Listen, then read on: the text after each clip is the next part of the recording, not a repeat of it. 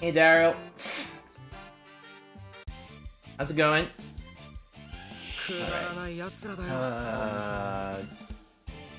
Forgot the... And that should be good. Yeah, there we go. Hey, what's up? How you doing, Daryl? Hope you good.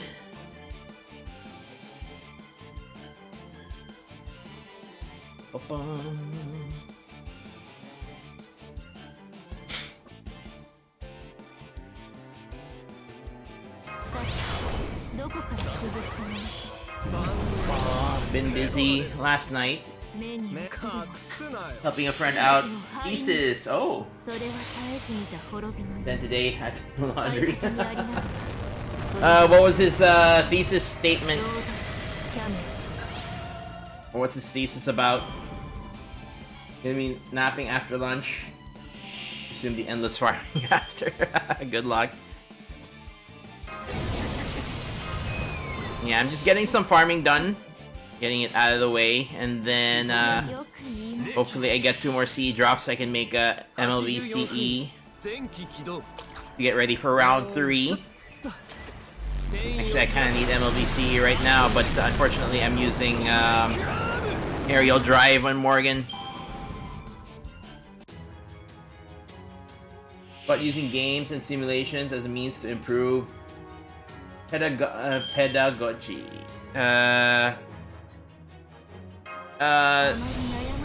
Does that mean like hand-eye coordination or something? I'm not familiar with that term.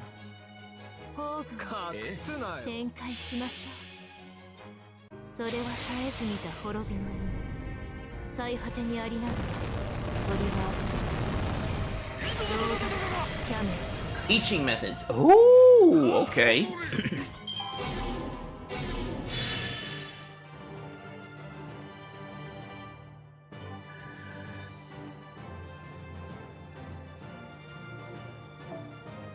It's something similar to what I did then.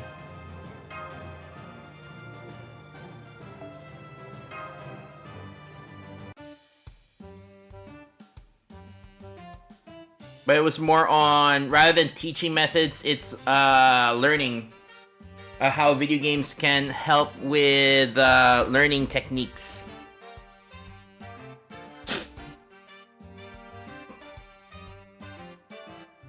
It's more of an art than a science. Yep. But man, it's been... How long has it been since I've worked on that thesis? Oh my god. 15 years by this point since I worked on it. But yeah, almost very similar thesis. Nice. Good luck.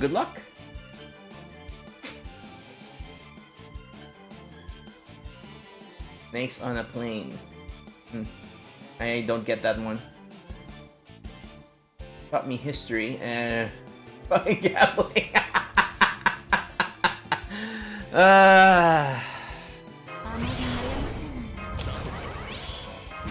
You know, I always think about that every time like I stream, because like I really like to play gacha games. It's like a guilty pleasure of mine. But like I there are times when I think like, is this a morally acceptable game or like genre to stream? Because I'm essentially like, when I see the ages of some of you guys in chat, I'm like thinking, boy, some of these viewers in chat are quite young. So I'm like, am I doing something bad?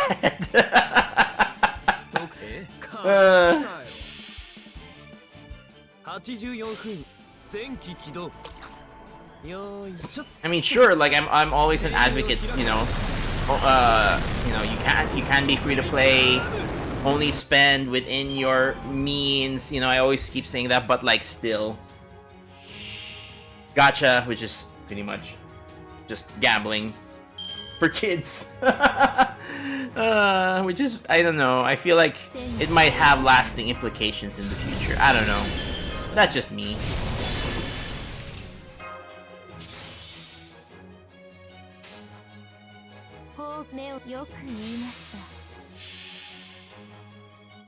それは絶えず見た滅びの意味。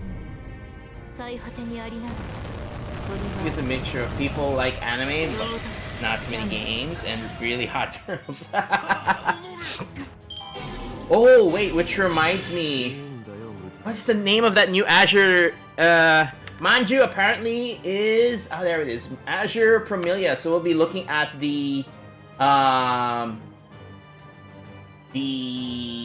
gameplay trailer later. So if you're familiar with Azure Lane, the developers, Manju, are making a new game.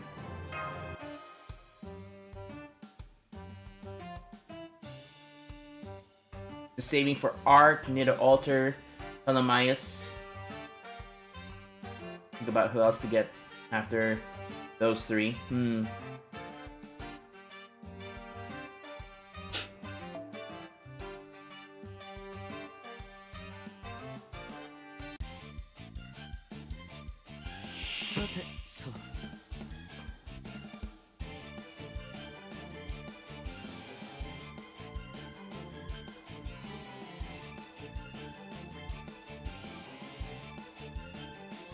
Second chat, I'm just fixing stuff.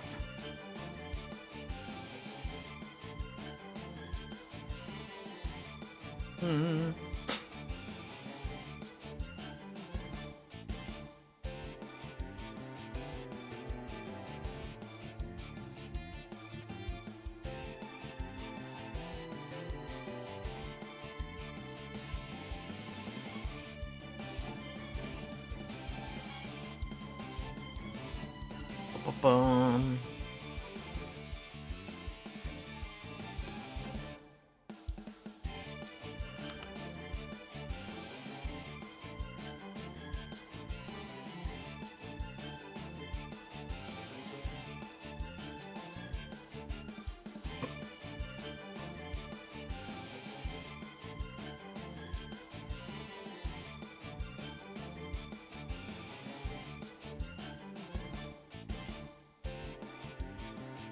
There it is.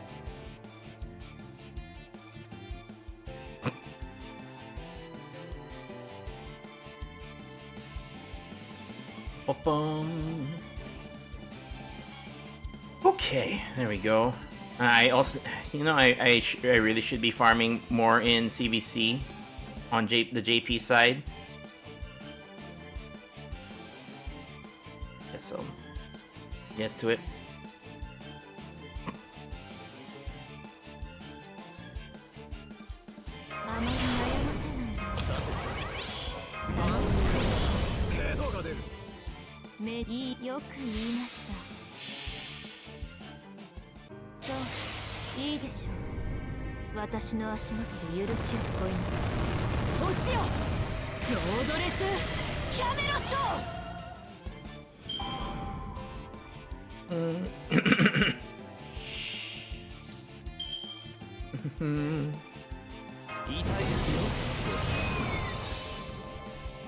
How's the sound levels, chat? Feel like the volume's a bit loud. I don't know how the game volume is on your guys' end. It's not too bad.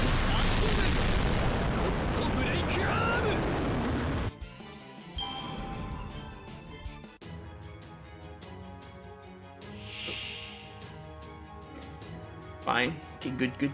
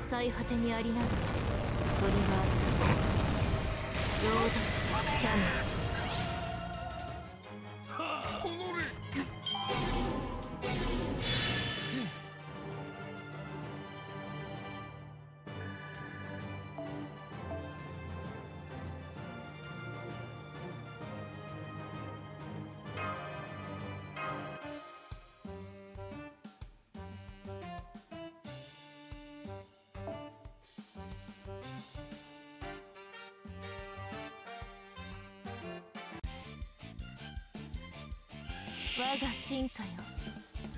玉座の支度はできていますか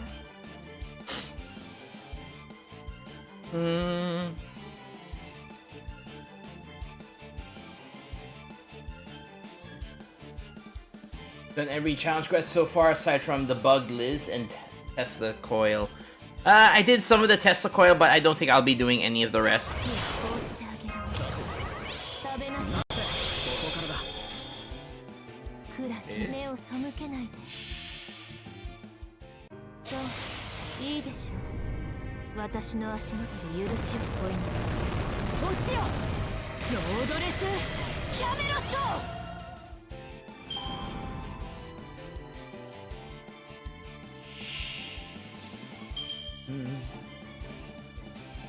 Have they addressed the Kiyohime bug? Kiyohime TQ bug? 84分前期起動やれやれともちろん足を光にそれそれ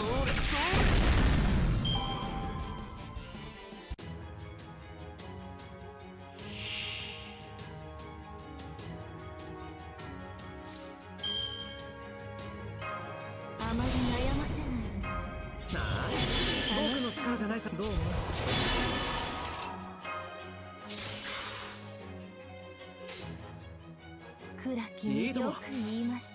I feel like they should just give the same quartz or not the same quartz, the summon ticket in the gift box.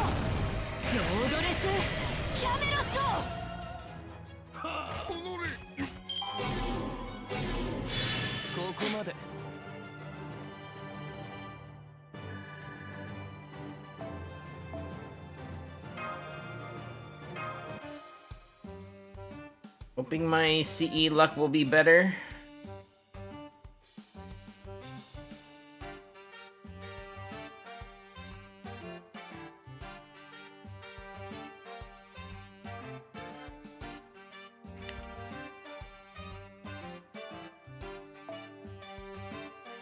CE drop.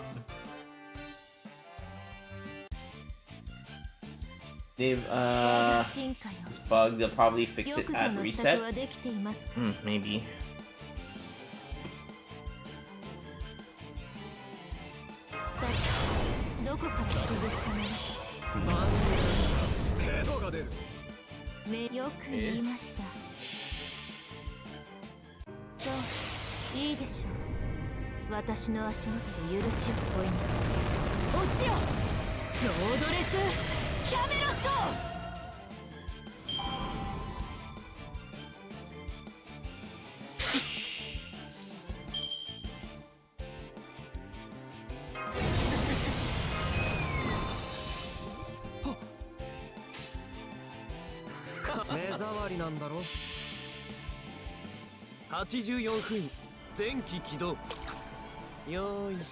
Take quartz too, but not picky when it comes to compensation.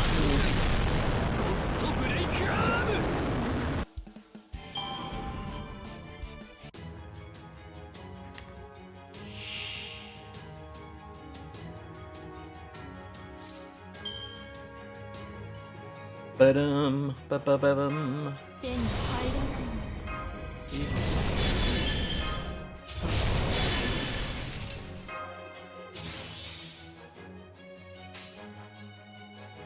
そう目障りなんだろそ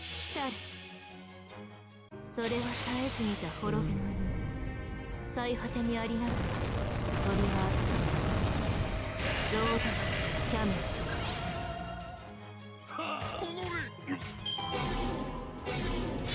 勝っても負けても死骸は増えるんだ虫どもが喜ぶだけじゃないか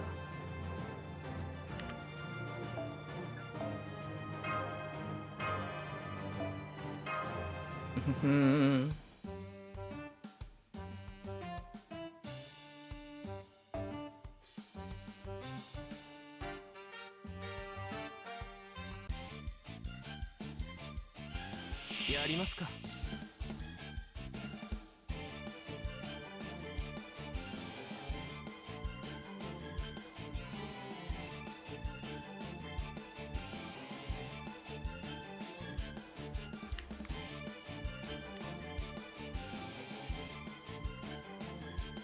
あまり悩ませないで。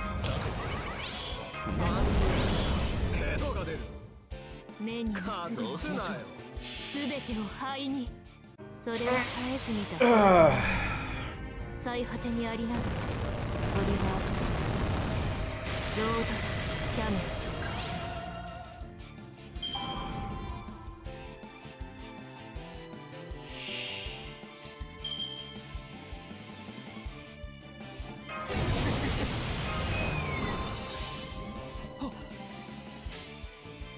思想よくそうしましょ言いました。う。84分前期起動。よーいしょっと。転移を開く。ゴッドブレイクアーム。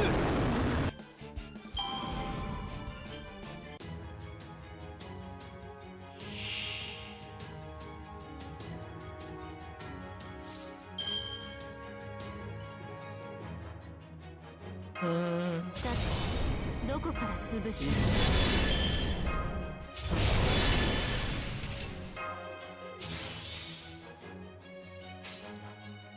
目に映るそうしましょう。すべてを灰に。それは絶えず見た滅びの意味。最果てにありながらトリガースロードツキャメル。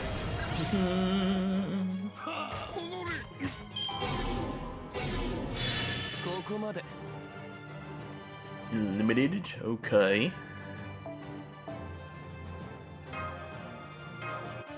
Pete?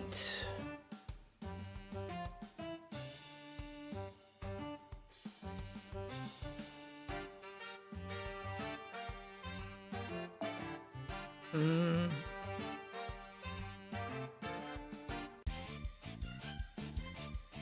ああ、本音から言うさ。今はそういう気分なんだ。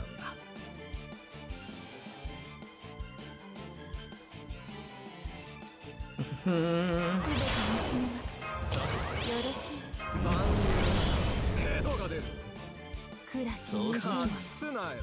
来たる。それは絶えず見た滅びの意味。最果てにありながらトリガースロードツキャメル。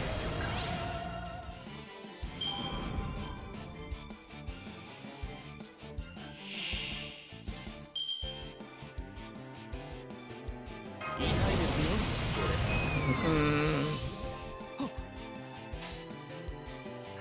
わかります。84分前期起動。やれやれっと。落ち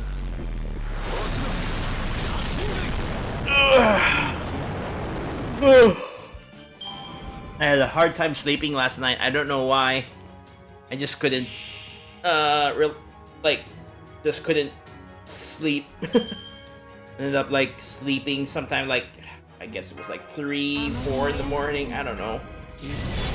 楽しくなるでしょ。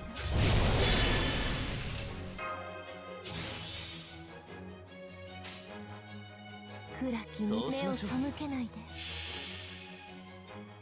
そういいでしょう。私の足元に許しを乞いなさい。落ちよロードレス Well, キャメロット。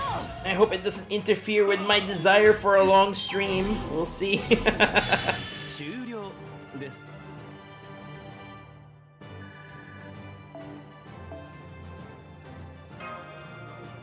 Just hoping I can get some CE drops. But if not, I guess I'll do Ordeal Call. 任せなさい。ふさわしい敵であれば容赦なく。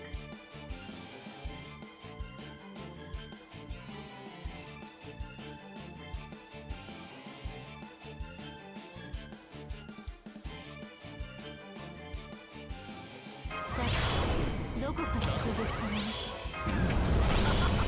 いいね。最高カード押すなよ。すべてを灰に。それは絶えず見た滅びの意味。最果てにありながらトリガースロードツキャメル。 Ugh.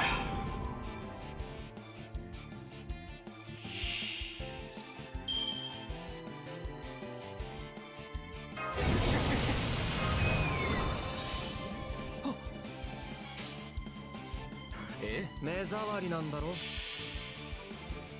84分前期起動。よーいしょっと。転移を開く。ゴッドブレイクアー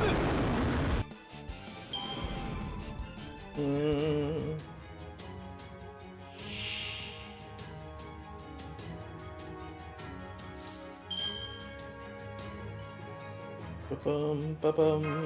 あまり悩ませないの。楽しくなるでし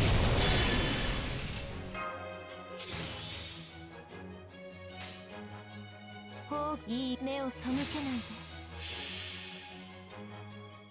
慈悲、神戸を垂れよ。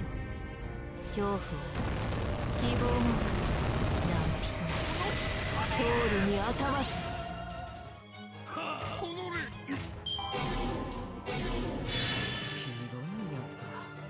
せっかくの羽に傷がつく。ま、偽物だけどね。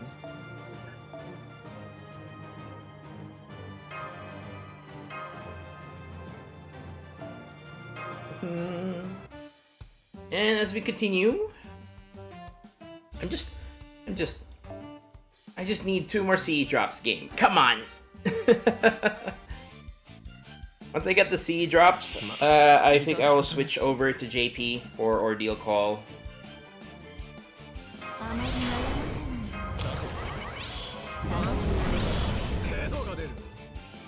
よく言いました。慈悲、神戸を垂れよ。 Idle X would be very useful for round 3. 希望も、何人も、ゴールにあたわず。 Keep that in mind.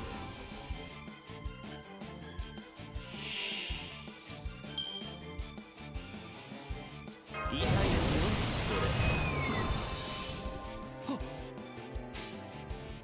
い判断です。84分前期起動。よーいしょっと。転移を開く。ゴッドブレイクアーム。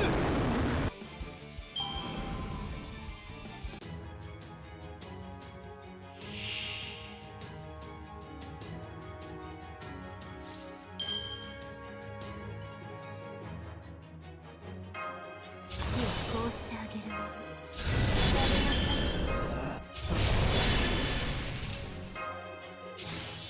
That 10%. Gotta use that little bit of 10%. Finish it off. 慈悲、神戸を垂れよ。恐怖を、希望も、何人も、ゴールにあたわず。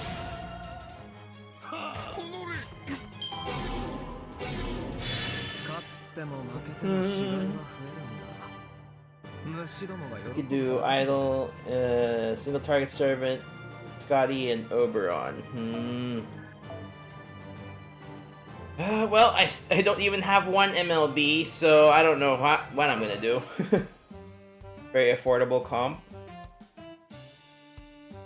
Yes.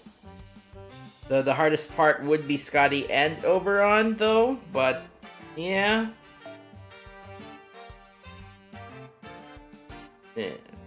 Assuming you were able to get Idol for free. Or you were able to get her from the event. If I were to put it in better words.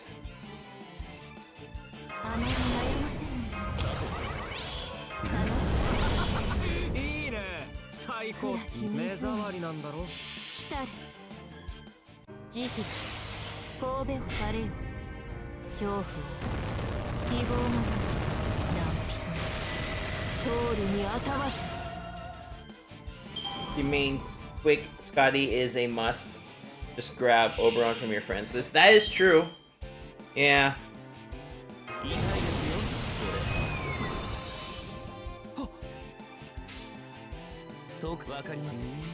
Like what I'm doing right now.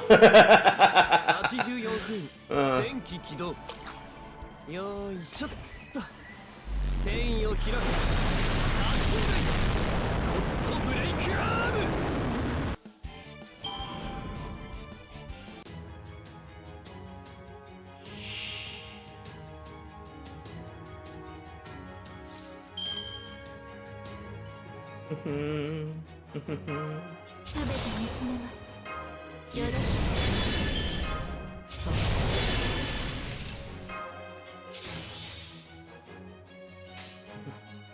こう目を背けない。そうしましょう。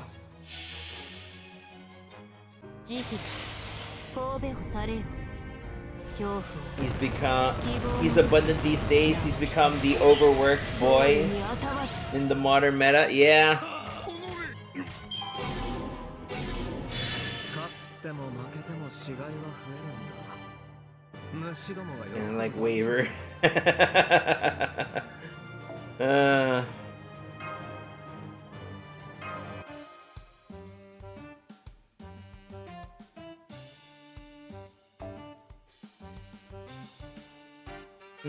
Waiver is old news. I mean, of course. 我が進化よ。玉座の支度はできてい That's ま why す。 they gave him for free. That is true. 簡単に終わらないよ。いいね。最高だ。そうよくしましょう。言いました。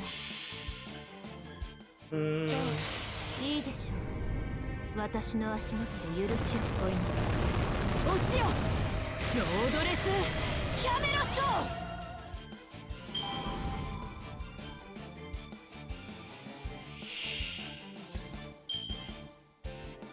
Almost lunch my time. Apparently we're having grilled chicken. いい判断隠すなよ。84分前期起動。よーいしょっと。転移を開く。ゴッドブレイクアーム。 Twice? Yes, that makes sense. Yeah.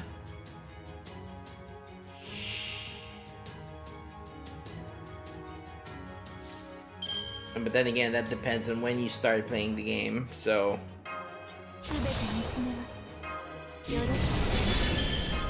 そう。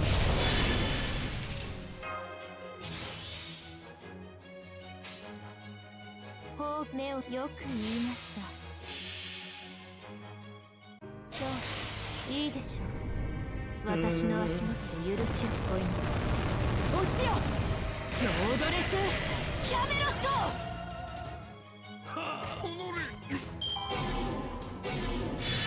終了です。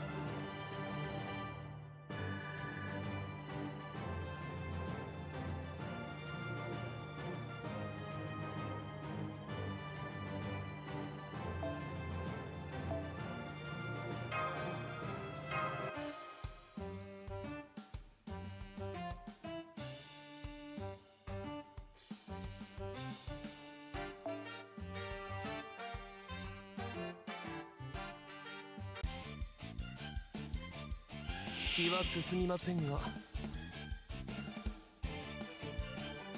手に入らない。いいね。最高。暗き湖来たれ。そういいでしょう。私の足元で許しを請いなさい。落ちよロードレスキャメロット。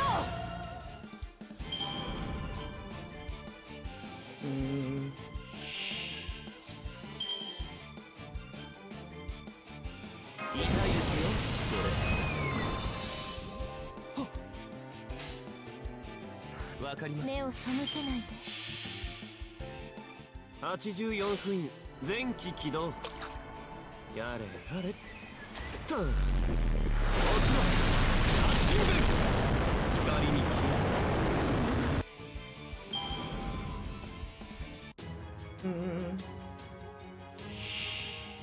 all right.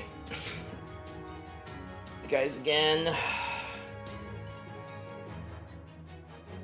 At least with this Steam comp, I don't have to worry about using a plug suit. It is still a lot of button presses though, I will say. 目に映るそうわかります。すべてを灰に。慈悲神戸を垂れよ。恐怖を希望もなく何人通るにあたわず。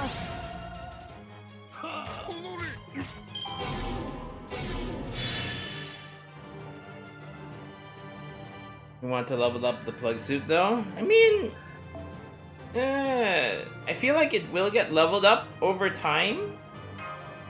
Especially with once the 90 plus nodes come out. You're gonna be needing that plug suit quite a bit.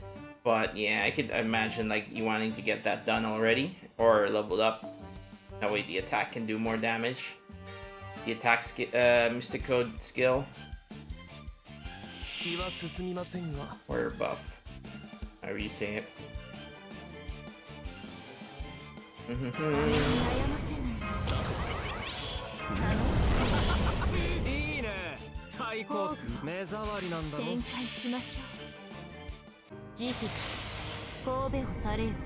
have no other MC to level. I see.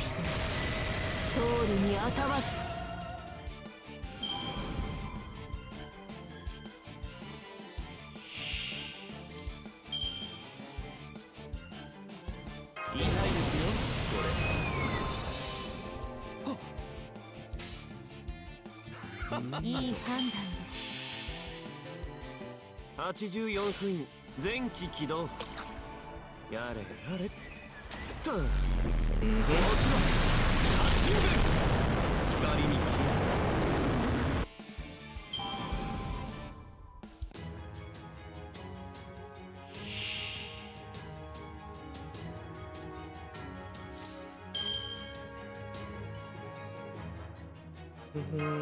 式をこうしてあげるわ。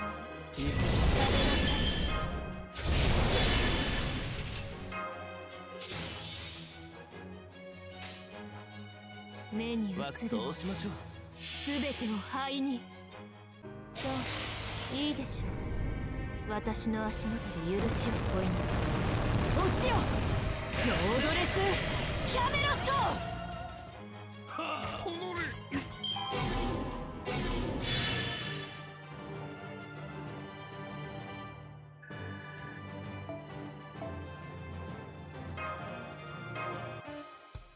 Oh boy. I wonder how many apples it's gonna take me before I even get a single CE drop. Or how many boxes. I need to check how many boxes I have farmed at. I don't remember. Or I'm not sure what amount I am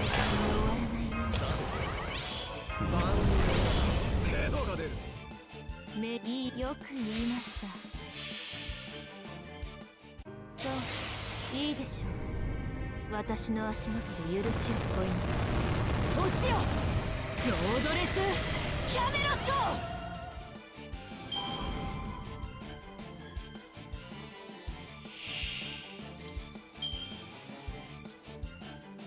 痛いで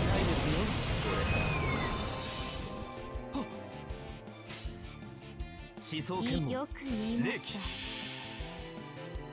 84分前期起動。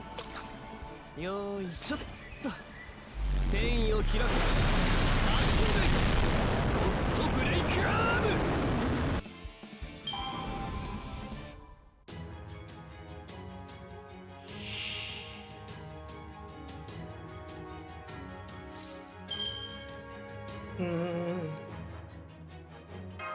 手に入らないの。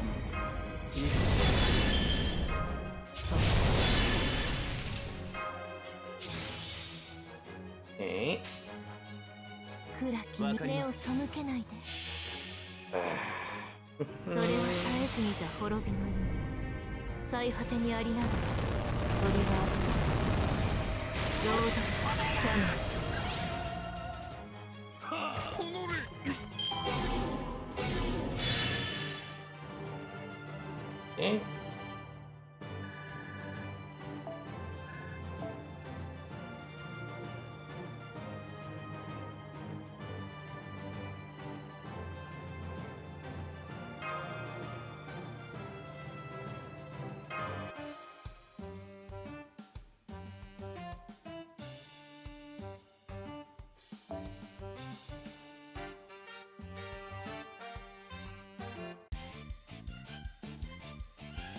出陣します。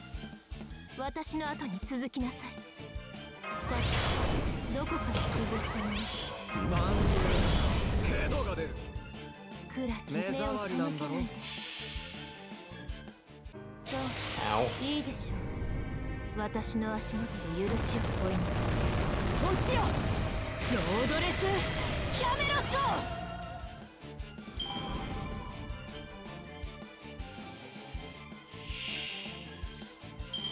I really should stop picking at this scab that in the back of my head. Never heals because I keep picking it. 特別ですよ。84封印前期起動。やれやれと。もちろん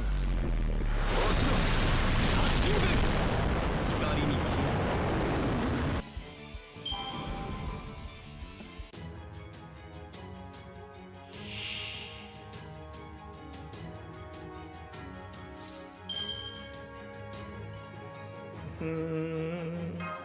手に入らない。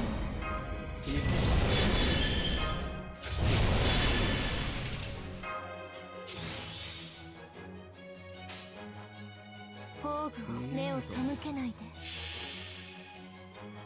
それは絶えず見た滅びの夢。最果てにありながらトリバースロードレスキャメロ。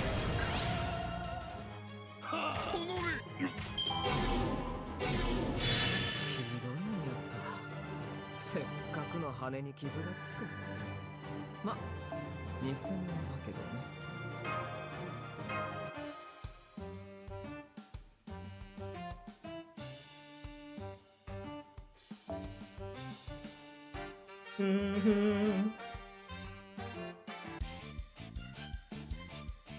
気は進みませんが。Ow. Hi. どこから崩したの？さて、ここからだ。 Yeah, I think this is the most I've used Taigong. I normally don't use him.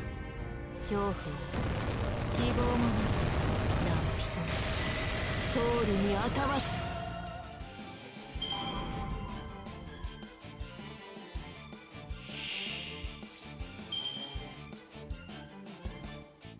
痛いですよ、これ。特別でわかります。84封印前期起動。やれやれと。もちろん発信部光に消え。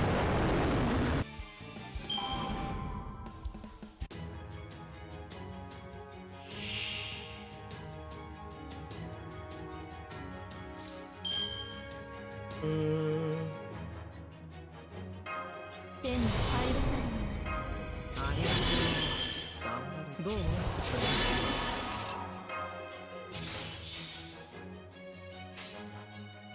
目に打つ。そうしよくましょう。言いました。そういいでしょう。私の足元で許しを請いなさい。落ちよ、ロードレスキャメロット。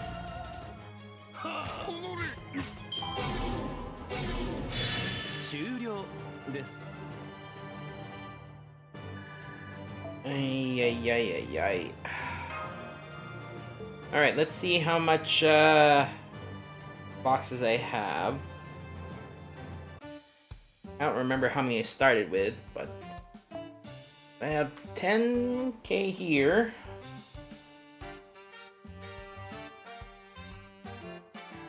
So I'm like 3 boxes away from 20, so it's like what, 17?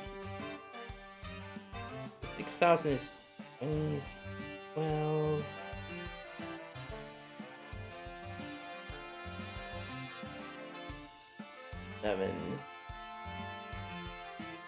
I'm like 17 boxes at least worth of cards right now, and then I've opened 5, so I'm at 22 boxes.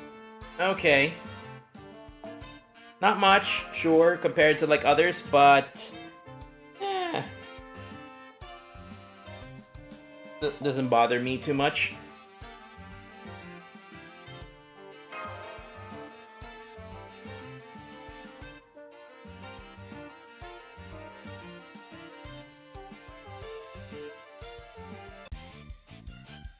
我が進化よ。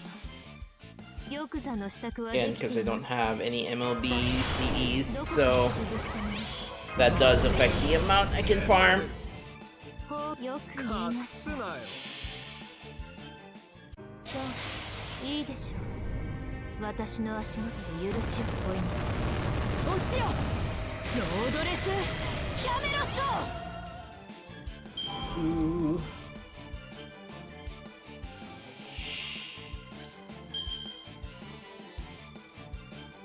いないですよ。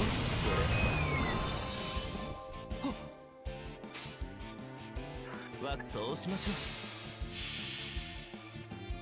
う。84分前期起動。よいしょっと。転移を開け。ゴッドブレイク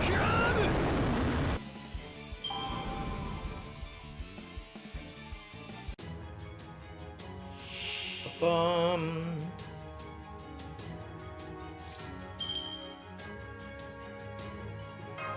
手に入らない。そう。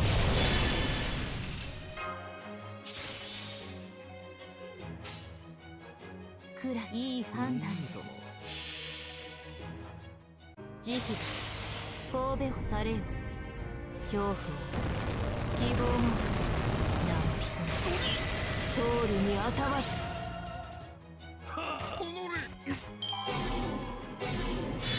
いいんだよ、難しい。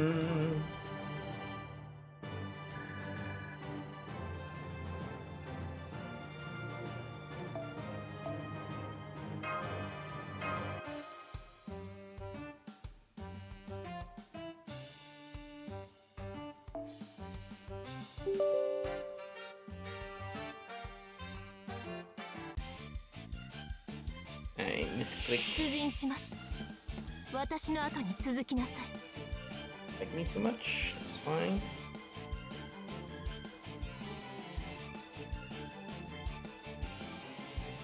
Mm. あまり悩ませな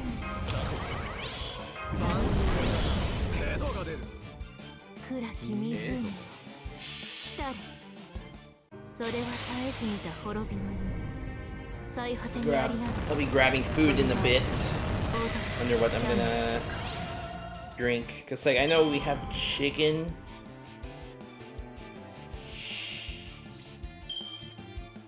Probably grab some Coca-Cola maybe. Always Coca-Cola. 特別良ですよ。きいい判断です。 Or maybe I guess I'll just get some juice. 84分前期起動。やれやれっと。もちろん。光に。 When I got ice molds recently, where it makes it into a sphere of ice. It's not perfect, but I mean it's still interesting. I feel like it takes longer to melt when it's a sphere of ice rather than cubes of ice for some reason.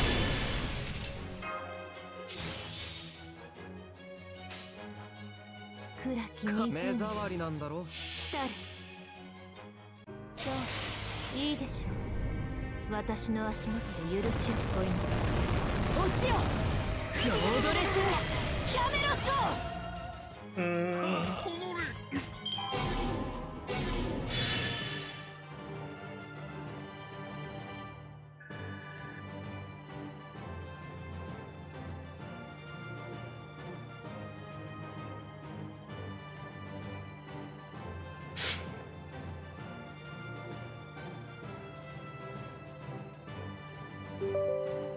I'm making a mistake.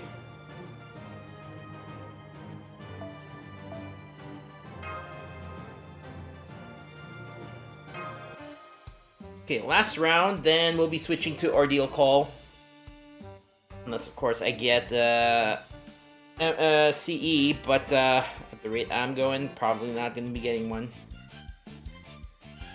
さてと。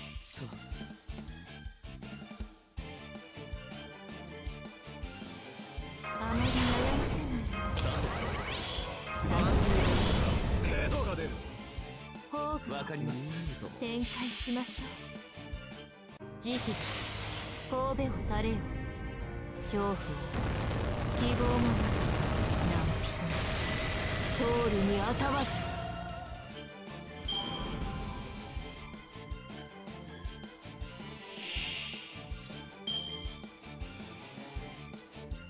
痛いですよこれ。遠くわかります。いい判断です。84分前期起動。よーいしょっと。転移を開く。ゴッドブレイクアーム。 And I need to farm way more stuff on JP.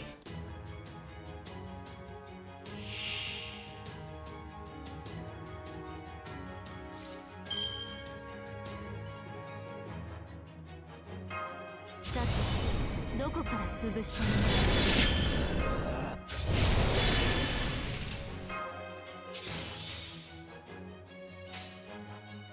目に映目る障りなんだろ。すべてを灰に。慈悲神戸を垂れよ。恐怖を希望もなく何人もにあたわず。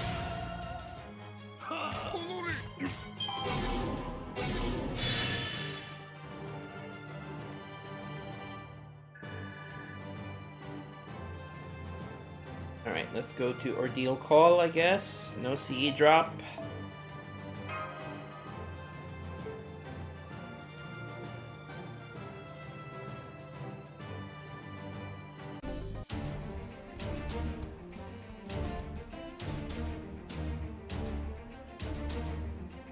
Green.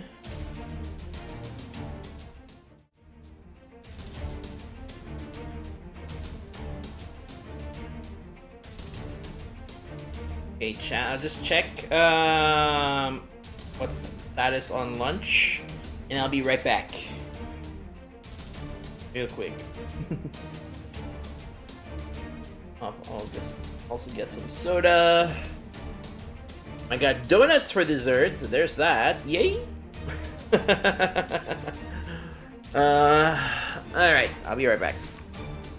I'll also keep this coffee cup. I'll be right back.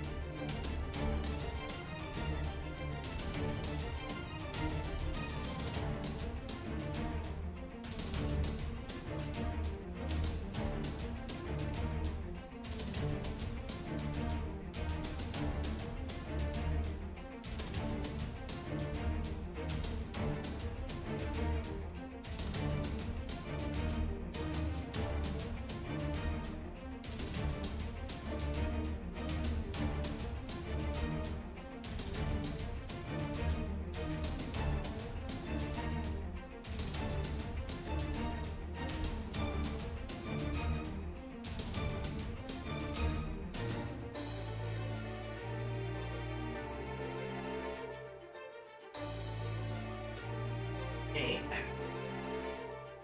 I'm back and I got my chicken.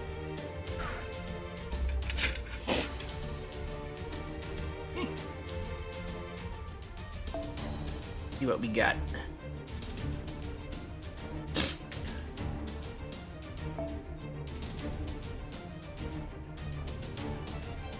I'll just continue using what I was using, which is just a bunch of Avengers. Wait, where did I put that? Nope. Okay. Where are they?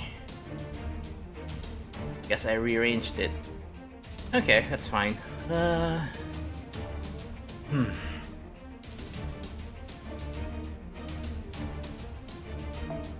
Oh, here, yeah.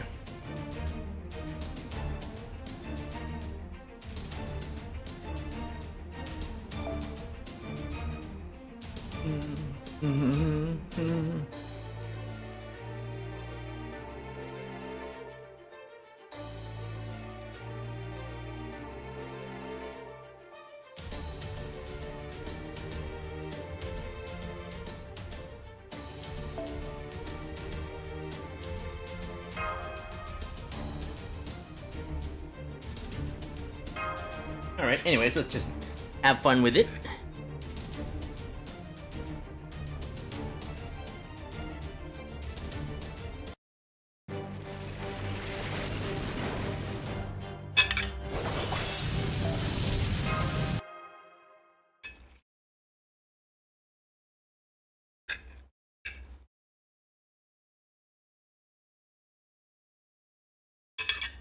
Mm-hmm. お客様、獲物はあちらでございますね。Oh. はい、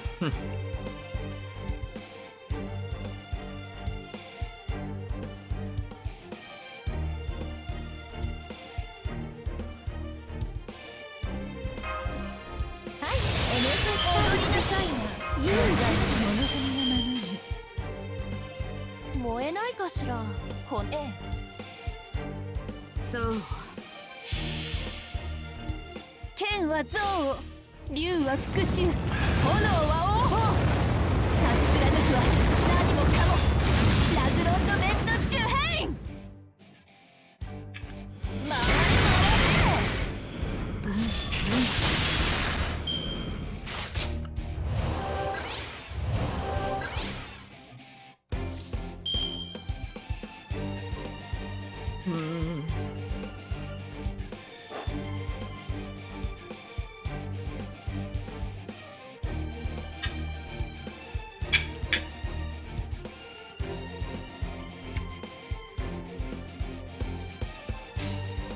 選択をただ了解了解。 Queen's guy can break it? Ah, dang it. I knew it was gonna happen.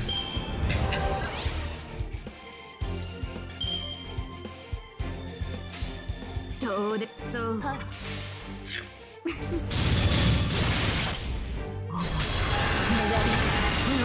楽しいかしら。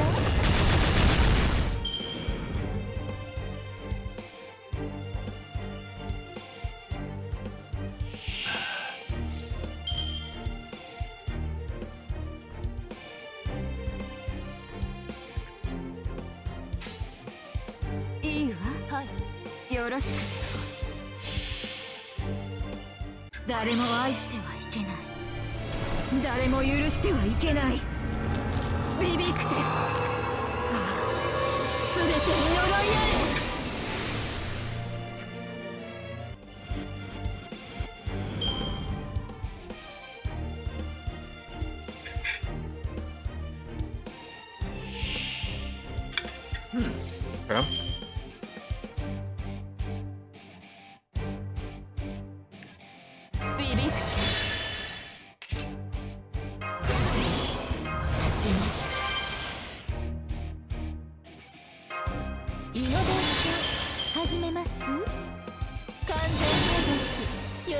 Okay.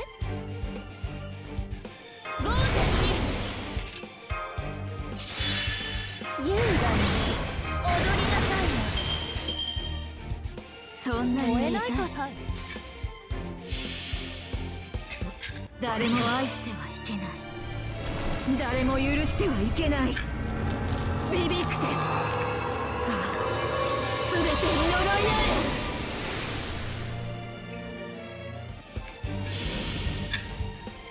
れ。すべて灰に、すべて塵に、我が憎悪で汝のすべてを狩り尽くす。ラグロンドメント・デュヘイン。不毛ね、まったく。喝采を、我らの憎悪に喝采を。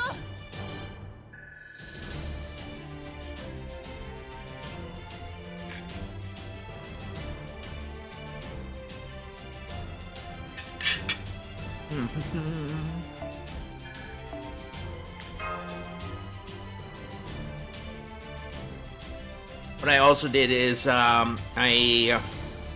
put a beer in the freezer.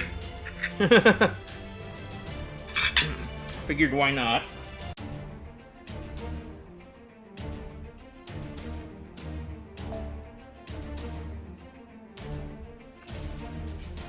Gotta wait about maybe like 30 minutes to an hour.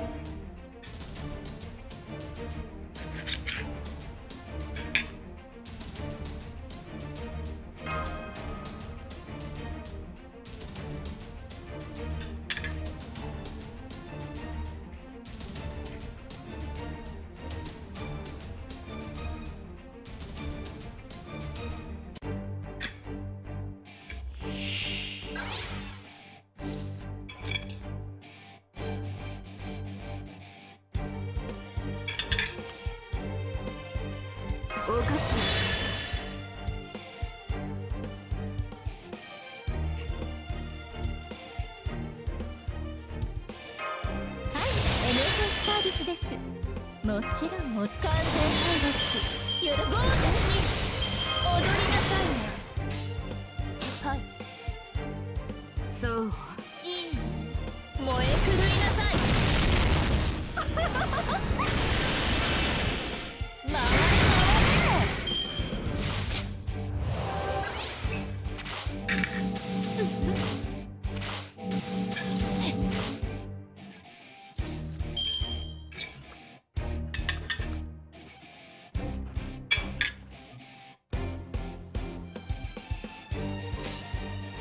たっぷり後悔なさい。了解了解。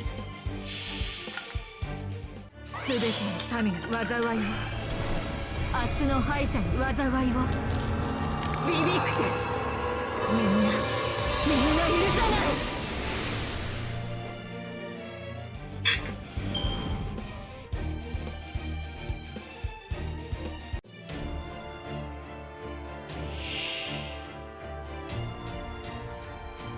Okay. Single target. That's fine.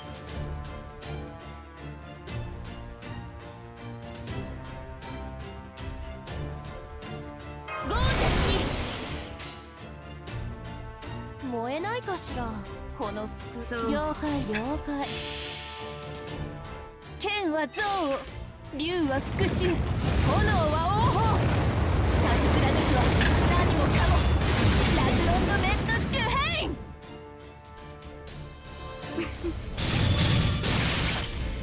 楽しいかしら。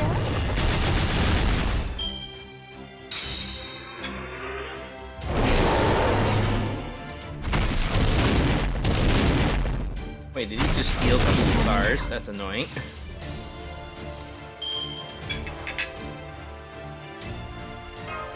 イノベーション始め踊りなさいね。優雅に。 Oh, either way. ものか。燃えないとし任せなさいな。我が復讐の炎、我が王鵬の炎。ただれた像をね串刺しにするわ。ラグロンドメント・デュヘイン。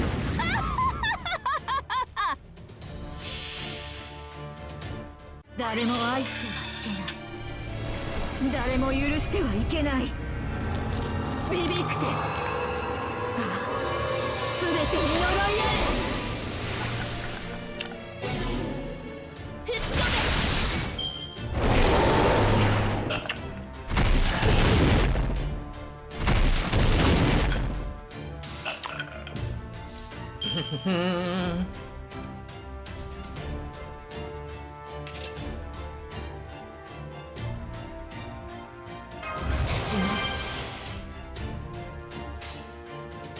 いかほどよろしくて。選択は正しいわ。目障りですね。Alright. 喝采を。我らの憎悪に喝采を。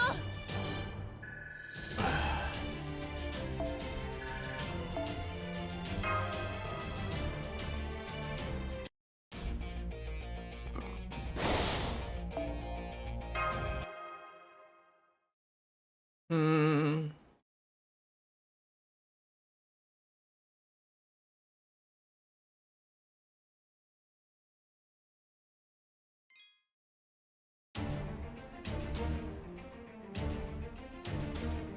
It's another How many chapters am I at?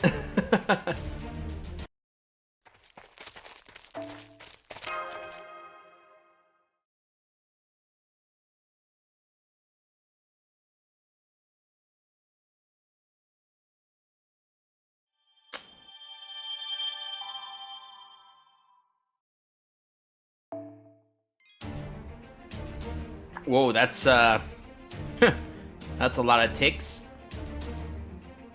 Oh, there's finally a wait, do I have enough lilies? Spider lilies.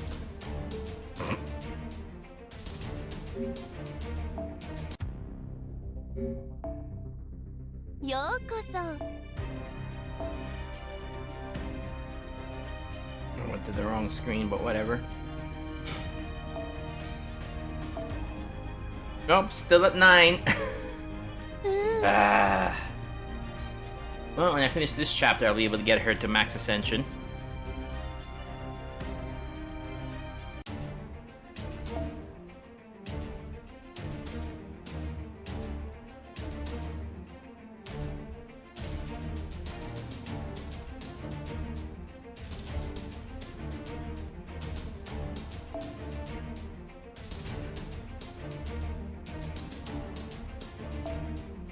And then maybe...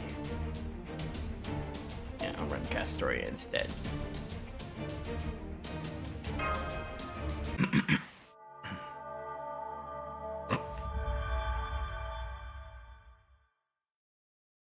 Ba-bum.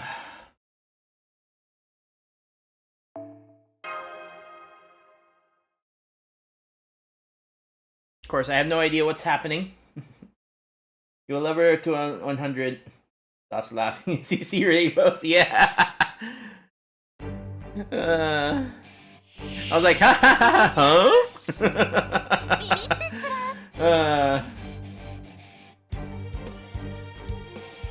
But yeah, I will definitely level her to 100.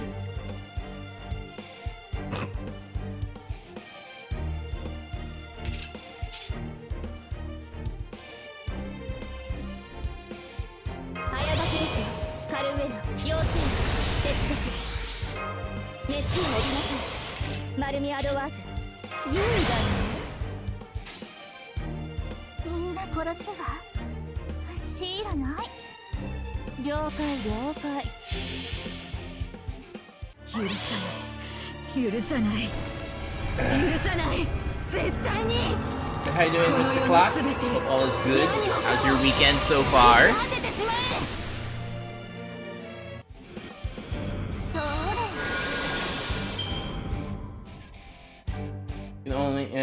She came only because she wants 100. She has to be put up on a pedestal. Wait, that didn't work too well for her last time.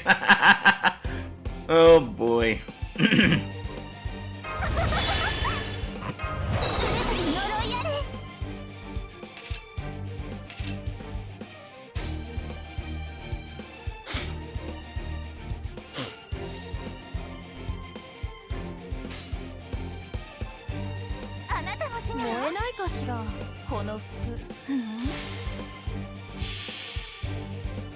Waiting for that damn Acheron banner. Yeah. 明日の敗者に When is it dropping? Like what exact date? Is it dropping immediately after the Sparkle banner ends, or is there a day gap or something?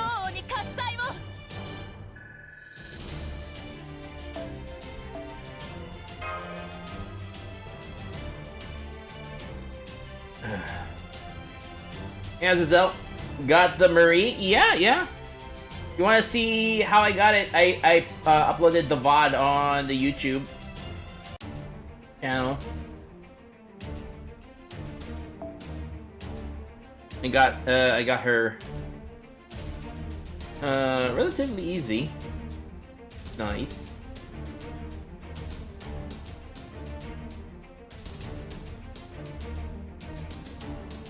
All right. Okay, if you want to see it, here it is.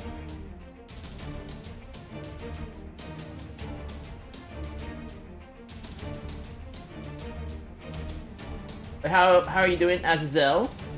Been a bit busy, couldn't join a few streams, I reckon. It's fine, don't worry about it.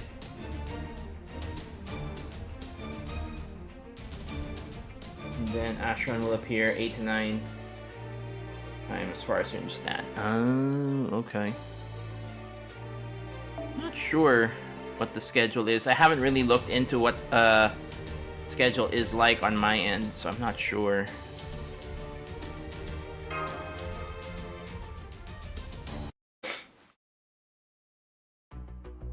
I'm not sure if like she's dropping what day? She's dropping on like Wednesday, Thursday.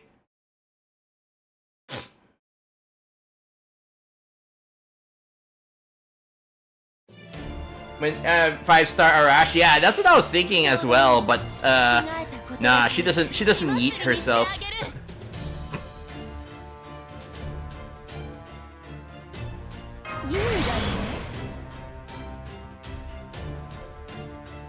I thought she did.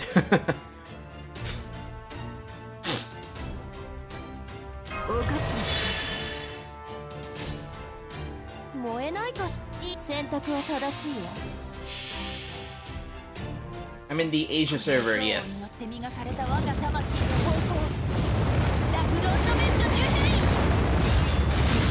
mean, I'll probably check later, I guess. Give the exact time. Okay, sure.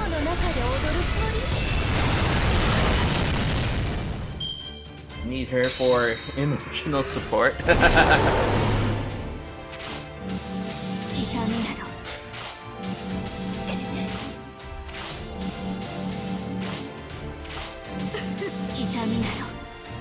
Oh, that's annoying. Another reduction in crit stars. What the heck?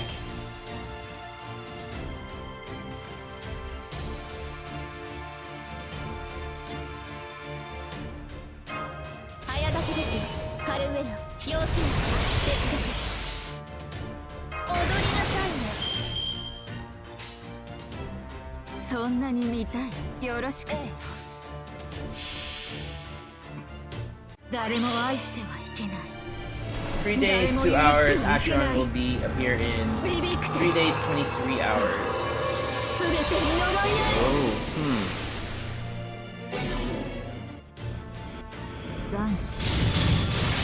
On Thursday. Okay. Thursday it is then.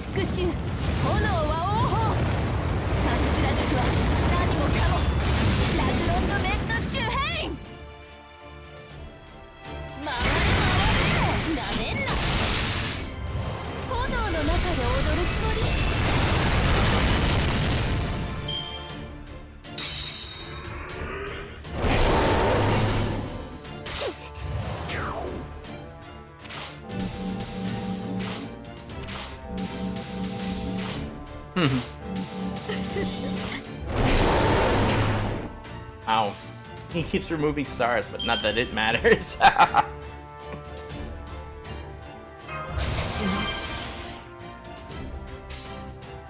いいわさあ了解了解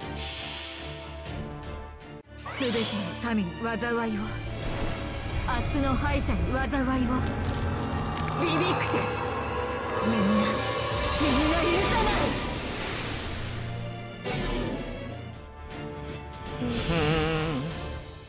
全て灰に全て塵に我が憎悪で汝の全てを狩り尽くすラグランドメントデュヘイ Hey Power, what's up?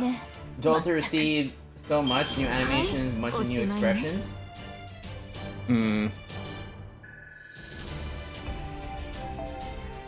let's see. I haven't seen the new expressions yet.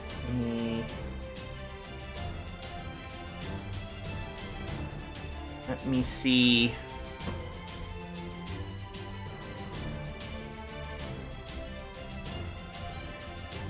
Assets.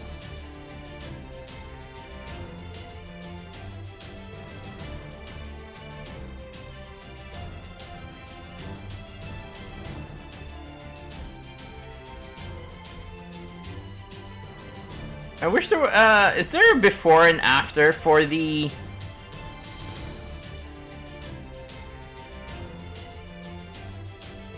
Before and after for the assets?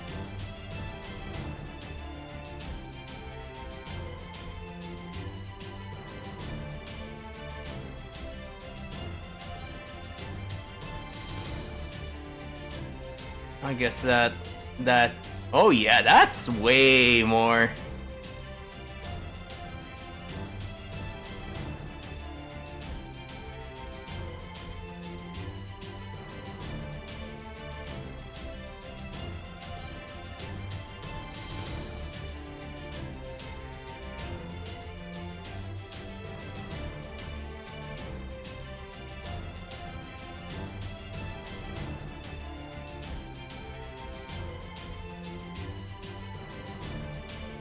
You just replaced everything, yeah. Wait, maybe fandom haven't updated theirs yet so I can have a better comparison. The one time I'm hoping that fandom didn't update fast enough.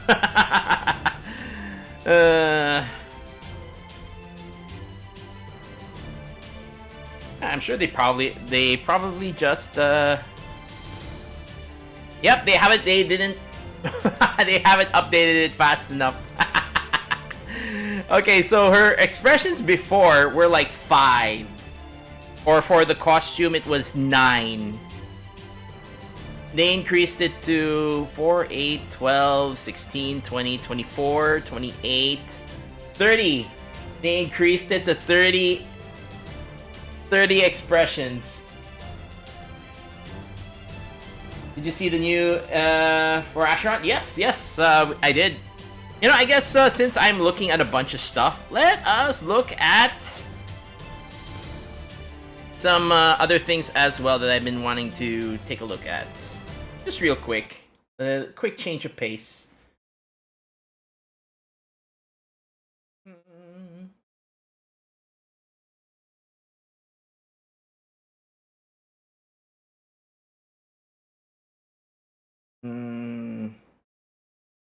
Okay. Well, there was the developer message, but there's also the Fate Hoyoverse interview with Famitsu.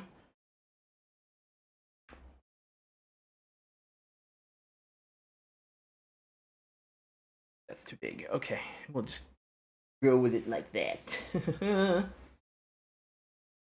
The feeling when fandom's slowness is now a trait. Yeah.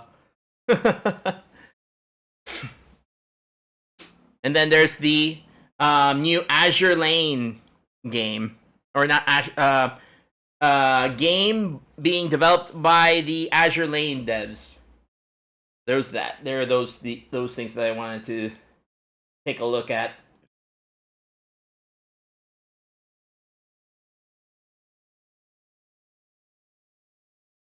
Okay, so developer message. So that's good. I'm like wondering what feedback they have taken from the second closed beta. So I played the beta for about 60 hours from my estimate. When I checked like how many hours of it I streamed it for about 52 hours. So I did give my feedback. I like on the very last day, I ended up filling up almost all of the surveys. Not all, but most of them. A lot of them felt like they were just repeating, but I tried to give my feedback where I felt it was applicable. So let's see what they have taken from it. So, dear Rovers, we would like to express our sincere gratitude. Thank you for participating in and paying attention to our closed beta test 2. We received a lot of feedback from all platforms, which we'll see. After careful consideration, we have finalized our plans for the future adjustments and optimizations, and we would like to share them with you.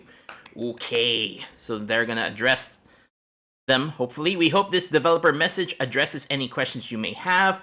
Your continued support means the world to us. All right, so combat. Let's start with that. Overall combat experience optimizations. We are addressing the issue of poor sound effects and hit feedback. I can kind of agree with that, because there are times I felt like there wasn't really any feedback, or like some of the sound effects for some of the characters didn't really pop off, or I don't know. I felt like there were times where the sound levels of some of the sound effects just weren't properly configured. I was thinking maybe that might have been because it was closed beta, but still, yeah. For them to address that, we will focus on revamping sound effects of weapon hit feedback, echo skills, resonance skills, and other battle aspects. Okay. In addition, we'll improve jumping by adjusting the animation speed, camera transitions, and landing feedback to make it feel more natural. Jumping. It will improve jumping by adjusting animation speed, camera transitions, and landing feedback. Ooh, okay. I don't know. I felt like the jumping was fine. A lot of the combat, I think, was fine. It was really more of a lot of the sounds in the game I just felt were off. But if they will improve on it, great. So, character-specific combat animations, optimizations. So, we will be making specific adjustments for characters frequently mentioned in the feedback we received. Our current plans include adjust Lingyan and Janjin's movesets for an elevated overall combat experience. Well, those are two characters I was not able to get, so I couldn't really feel what the combat experience was like. Although there was like a quick mission for both of those characters, but I feel like, you know, with how limited they were in their story missions, I wasn't really able to. I mean, I could have, but yeah, I feel like I wish I could have had got them to give them, the proper testing, but yeah, they didn't. Unlike from what I've heard, with the content creator server, that they got access to the characters. Anyways, adjust Verina's HP restoration mechanism so she can use her photosynthesis energy more efficiently. I never really got to use Verina. I felt like the first couple of 5 stars I got, they were both like, it was Encore and Verina, and I was like, why am I getting the kindergartners? Please give me other characters. So I didn't really, because I got annoyed that after Encore I got Verina, so I was like, nah, I'm not gonna play those characters anymore. I wanted somebody else. Anyways, so improve Calcharo's kit. I don't know how that name is pronounced. His extra intro skill necessary means will be available by default. Improve his kit. Okay. Maybe people were thinking he was underpowered or something. I was able to get him on like the last couple of days of the closed beta. I did try him. I couldn't seem to complete his character tutorial, whether that's a bug or if I was just doing it wrong. I don't know, but I just couldn't seem to complete his character tutorial for some reason. New combat practicing dungeons. We will introduce a new series of new combat practicing dungeons where you better familiarize yourself with each of the characters' unique combat mechanisms and practice how to combo, which is nice, because like I did bring that up quite a few times in the CBT. Like, there were some aspects that I knew about.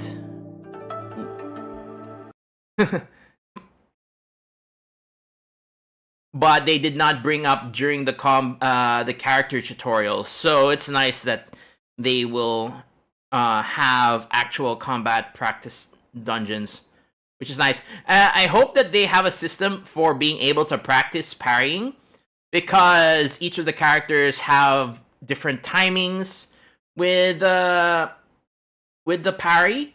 Like, one example would be Yinlin. I felt like her parry was slightly more delayed slightly by a fraction compared to, let's say, like the male or like the rover. Like the timing was like slightly different. So hopefully you could also practice parrying there. So aside from the points above, we have also started working on other frequently reported issues, such as bad camera experiences, frequent lock-on loss, enemies quitting combat. Yeah, that one. All of these, and counter-attack failures. Yeah, I've felt all of these. The one that I felt the most was the camera experiences, especially. Like, there are times where I felt like the camera was just facing up too high. So, like, I couldn't see, portions of the boss, I felt like. So, like, I couldn't react accordingly. Because, like, there were times where, like, the camera would be facing too high or too much to the left, too much to the right. And I couldn't see the full picture of the boss. And I couldn't tell what they were going to do next because of that. So, okay. Hopefully they'll fix the camera experience. Lock-on loss. I guess, yeah, there were times, but it's not as bad. Enemies frequently combat. Yeah, sometimes it feels like they just moved a little bit and it triggers their out of range, so they reset and then get back to full HP. Counterattack failures, that's the thing. I couldn't really be able to tell if when I was able to counterattack, if I counterattacked properly, or did I make a mistake with my timing. So, I wasn't aware that there were counterattack failures. I thought it was just skill issue on my part and that I missed. So, hopefully, I'm hoping it's the failures instead of me being having a skill issue. So, gameplay, the ecosystem. Oh, please address. Okay, let's see the ecosystem, because like I feel like the ecosystem is just too much RNG.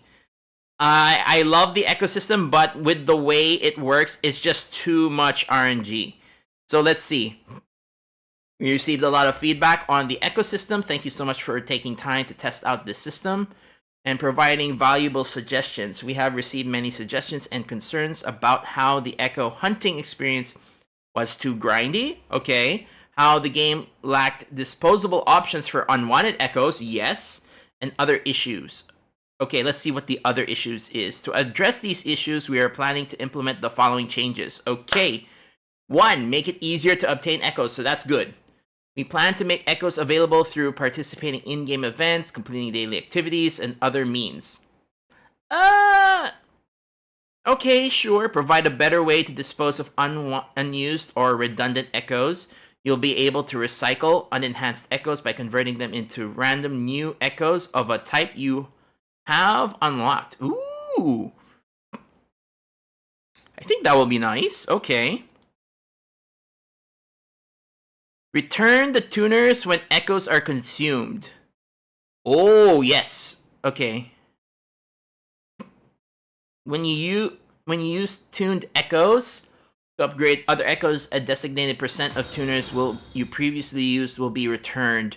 Honestly, I wish they would just remove the tuner unlocking requirement, but if you're able to get them back, sure. I'm assuming that they'll probably make it at an 80% rate or something like that. So if like for the highest rarity, the max number of tunes you can get is 5. I'm assuming that if you what will be refunded would be like 4, I guess. Okay, make it easier to get your desired substats. Yes, we will raise the minimum numbers you can get with substats rolling and narrow the range of possible rolling results. Yes. Because, like, when you saw the table, it's just insane. Oh, boy. And then optimize the auto-equip echoes mechanism. Additionally, we will improve Inferno Rider's skill to add a new transformation mode. When equipped, you can transform into the Inferno Rider. That would be nice. That would be like, yes, let us drive around with him. That's what I was hoping. That the echoes would become mounts. Nice. You will be developing even more new events and new gameplay center around the echoes and improve them based on your feedback to create unique experiences. Nice. That's what I was hoping, especially with like the Inferno Rider. It was like so obvious to do. Like he was pretty much like just transform into him and use him as a mount. That way you'd be able to go around the map a lot faster. So that's good. That's nice. That's nice. That was one of the things I mentioned in the others. Let's see. New content for Depths of Elusive Realm. So we will add a tutorial stage for Depths of Elusive Realm. So for those who don't know, which the Elusive Realm is basically the roguelike mode. Let's see. To help beginners better understand and enjoy this gameplay, more playable characters will be added. Additionally, you'll be able to use trial characters in this mode. Yes, that would be nice. Meanwhile, new high difficulty events and special boss mechanisms will be added for you to challenge. Also nice. Good. So there will still be the element of challenge, although I feel like the third difficulty was quite challenging. We're also working on other gameplay issues mentioned in your feedback.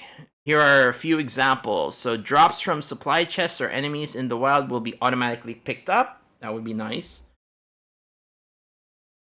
Drops and enemies. Oh, okay. I was kind of hoping you could just pick up plants automatically, because there's a lot of, for lack of a better term, mint picking. Or I don't know. I feel like mint picking is the right term, because there's a lot of it that you need to do in this game. Let's see.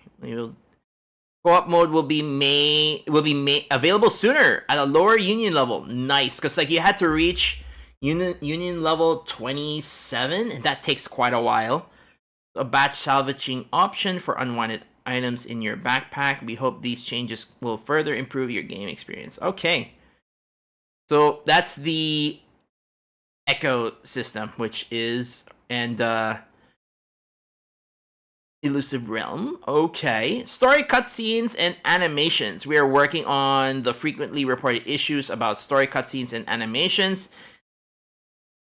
including strange camera positioning, characters showing up at the wrong time, poorly matched lip animations, a lack of detail in story sound effects. Yeah, I felt like there are times where the sound was just wrong. You could like tell things were missing or timing was off. there should be a sound here or there should be music playing, but nothing's happening. So there was a lot of that. Optimized the camera positioning and character animation in some parts of the story. Improved lip animation and eye blink animation. Okay. Adjusted and rearranged the story quest progression for a smoother flow, and changed the unlock prerequisites for some story quests. Okay. Reworked sound effects in cutscenes for a better performance. Improved the skip function to make it work better. I wonder how that works. I mean, if they added the skip for the entirety of story, because like the skip function was only on the what was it? It was only on like some side quests and such. So if they added it all over, although I won't really for the main story, I'll usually read through most of it. But there are times where I feel like, okay, they're just repeating themselves. So let's move ahead. And we hope this will help you and better enjoy the story quest. Yep. Other optimizations and adjustments. Aside from the changes above, we are addressing game issues like crashes, blank screens, frame drops, and device overheating.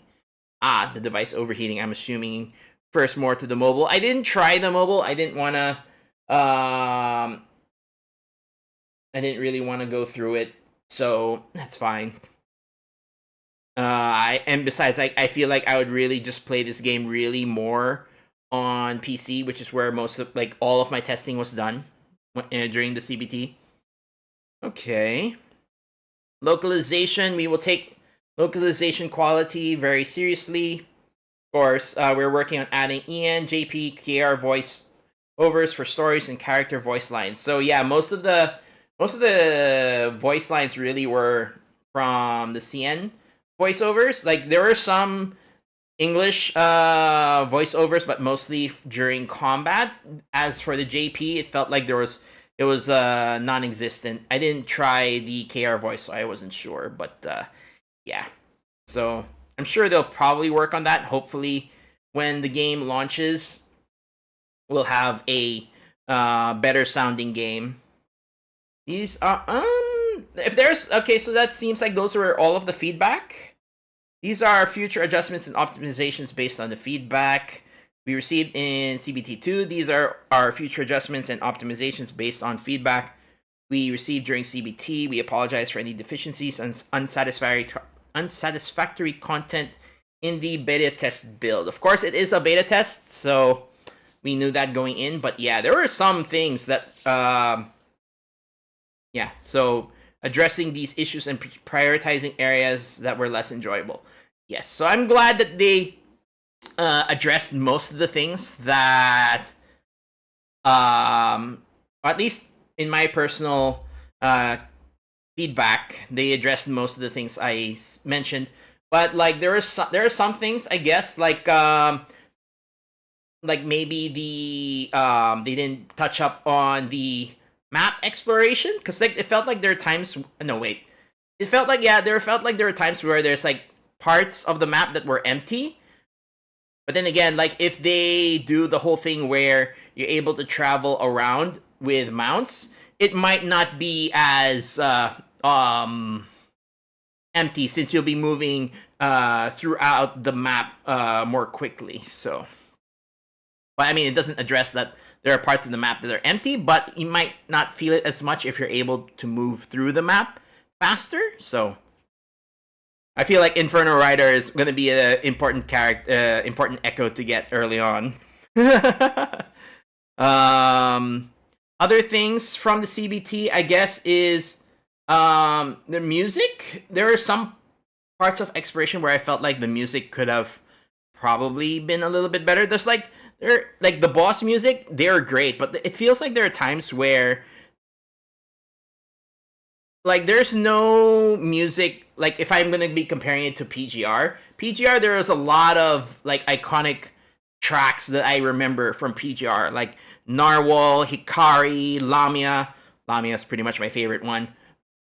here there doesn't seem to be one that has like been as impactful when it comes to the music. Like there's a lot of music I like in PGR. While the music in Wuthering Waves is good, I feel like there's no standout track that will have me remember it. You know, like the same way that I remember the tracks from PGR. But who knows? Maybe they will continue adding. Maybe the experience will be improved. We'll have to see. Now whether they will.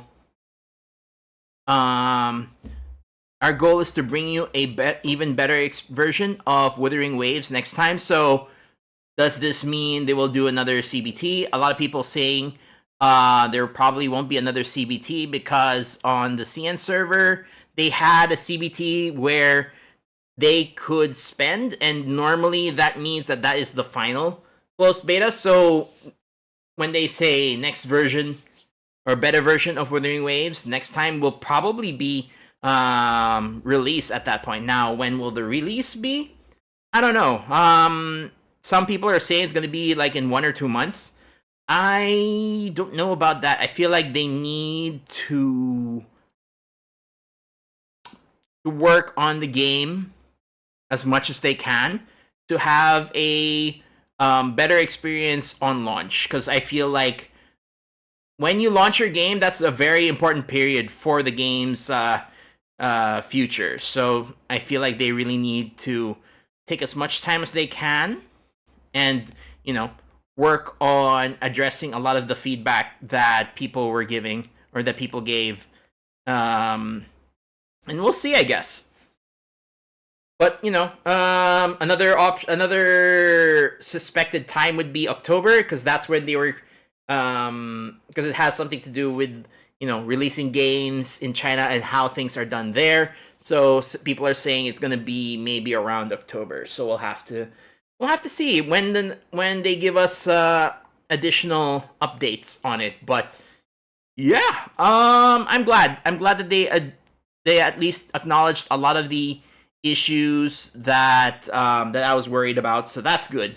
So yeah, I'm definitely looking forward to more info on Wuthering Waves. I'll try to keep up to date as much as possible and yeah, cover it here on the YouTube channel.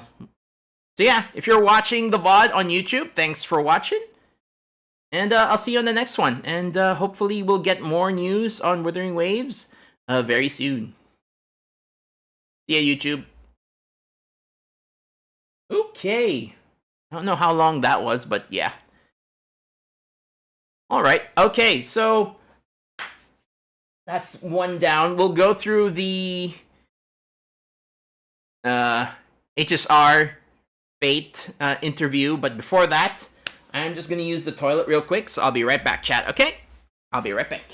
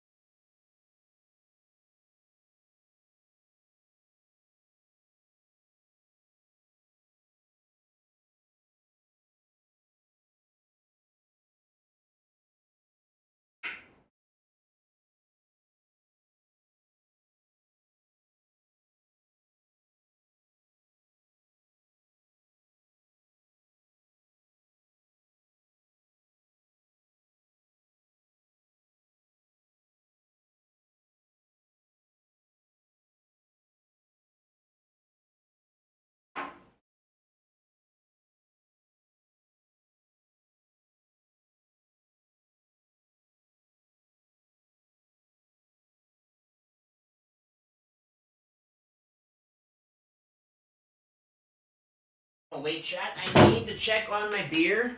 I forgot about my beer. I hope it's not frozen. I'll be right back.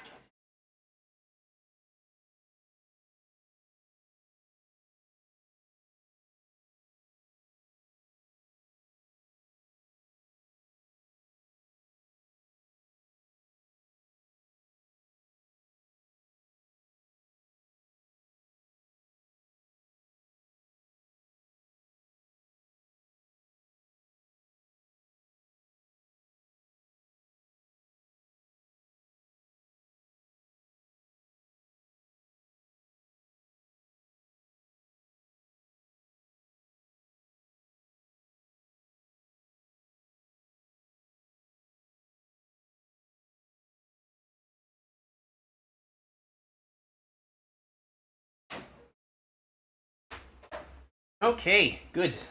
It's nice and cold, and did not get frozen.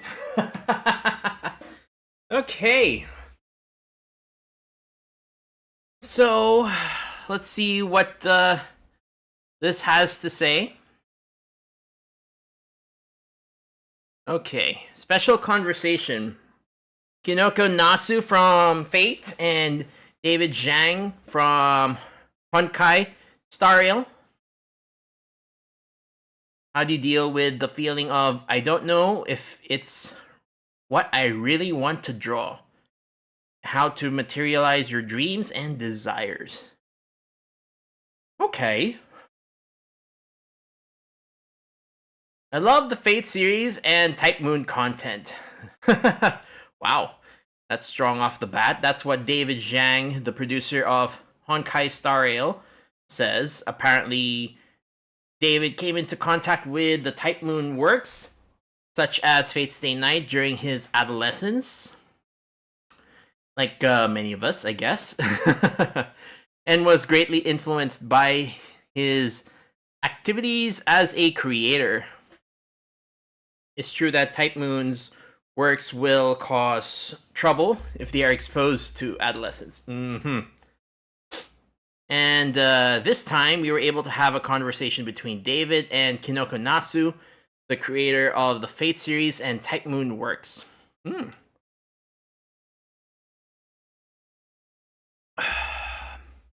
As a fan of both titles, I can't help but feel a sense of surprise. Really? This is a special conversation that truly transcends borders. Moreover, Nasu has actually been playing a lot of Hoyoverse titles, such as Genshin and Honkai Star Rail. Wait, did you play Honkai Star Rail? Seriously? When does Nasu-san play games? Nasu talks about the interestingness of Hoyoverse titles, which is a must-see. David's influence from Type Moon's works, how to create a story and character design techniques from Honkai Star Rail, and Type Moon's works, and the mental attitude of a creator in order to give form to what I want to draw. While this was truly a dream conversation, I also heard a lot of interesting stories.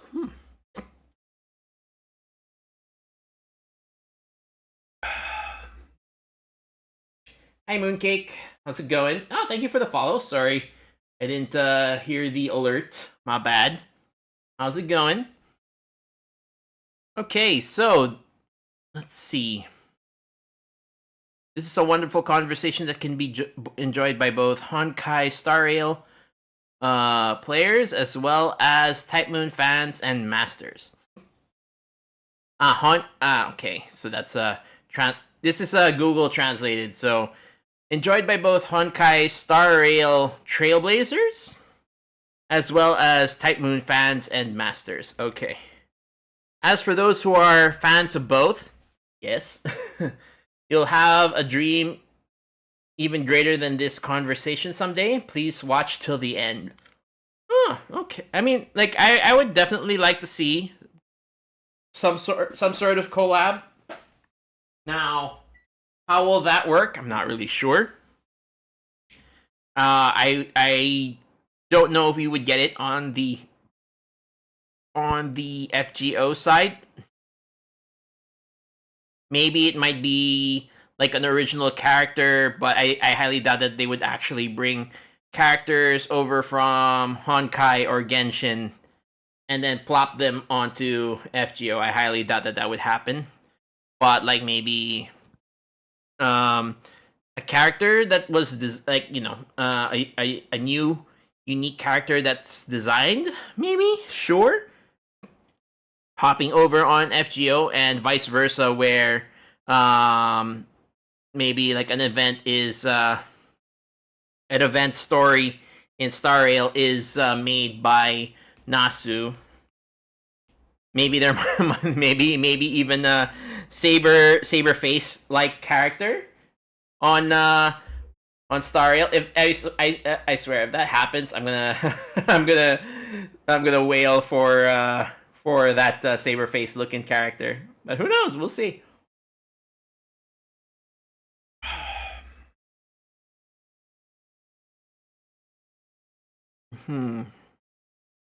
This is actually the first time Type Moon and Hoyoverse have met. Gets back to the original question: why did David decide to have a conversation with Kinoko Nasu this time? I was exposed to Nasu's works a lot when I was young, and I was inspired by Nasu's works in many ways when creating games. Okay. You can kind of see the inspirations in Honkai Star Rail in more ways than one. I actually had met him once before, but I thought it would be great if we have a deeper interaction, so I set up this conversation.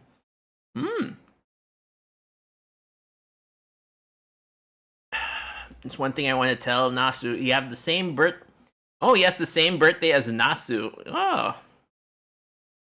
Wow. This happens? When I was in high school, I was searching for profiles of game creators, and I realized that I had the same birthday as Nasu. Interesting. Perhaps one of them has been reincarnated from another world. Okay, we just briefly mentioned this, but have you met Nasu-san and David once before? David says, actually previously visited Type Moon with Mr. Dawe. Dawe, president of our company. Yep. If you're a fan of Genshin, if you're a fan of Honkai Star Rail, and you watch the live streams that they do for every patch, you know who Dawe is. Oh boy. I swear, like, I remember before, like, when Genshin Impact started, Dawe, like, had, like, really dark hair, but now it looks like he's grown a lot of gray hairs in, like, how many years has it been? 4 years, I guess? Since Genshin released. Oh boy.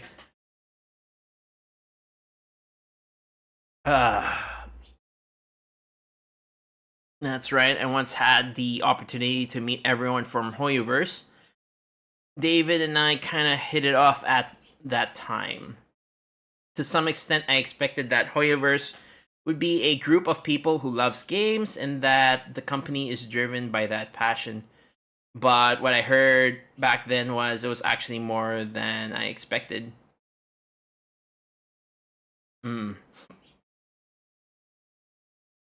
Creator's passion plus rational corporate philosophy. Yes, it's only natural that this becomes a big company. Well,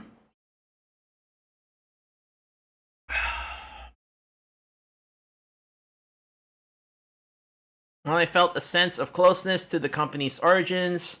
I also became a target of admiration, respect, thinking there are people who used love as a fuel to accomplish things that we couldn't do.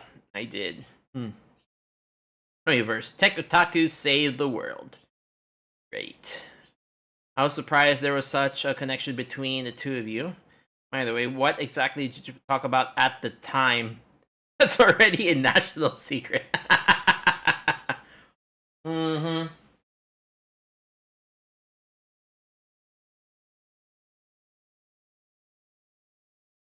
Can't get into specifics, but both companies were in a good way An existence that cannot be ignored by each other. If I had the opportunity to speak to you personally, I would love to do so. Also, I had a lot of things I wanted to say about Clay. Wait, what? I don't get that. Ah! Oh, is that Klee? Ah, from Klee. A friend of mine, maybe that's a machine translation kind of thing. A friend of mine is a big Klee fan. He has always always loved Klee and has been playing Genshin, but he lamented that Klee never gets stronger. So I said to myself, ask the Hoyoba people, Hoyoverse people, when Klee will become stronger. Yeah. Yeah, there is Klee, a character that appears in Genshin. Yep. Klee. Because like there's only been one time where they have buffed a character, and that is Zhongli. Especially when you consider FGO, where they buff character. Well, I mean, they buff characters all the time, sure, but I feel like kind of wish it was more frequent, and I kind of wish that Hoyoverse would also buff characters. And then David says, I'm not sure if we'll be able to meet your expectations, but I'll let the Genshin team know as well. Yeah. But yeah, they rarely buff characters. Or, yeah. Honkai, like, Hoyoverse doesn't really buff characters. And let's see, Kinoko Nasu talks about the fun of Honkai Star Rail. I heard before that Nasu has been playing a lot of Hoyoverse titles, but I guess he's been playing them quite a lot. That's right, I'm also holding off on Honkai Star Rail until the PS5 version comes out.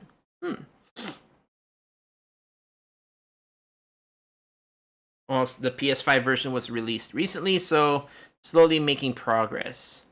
After all, it was a long-awaited command-based RPG. As a gamer myself, I was looking forward to it, wondering what will come after Genshin.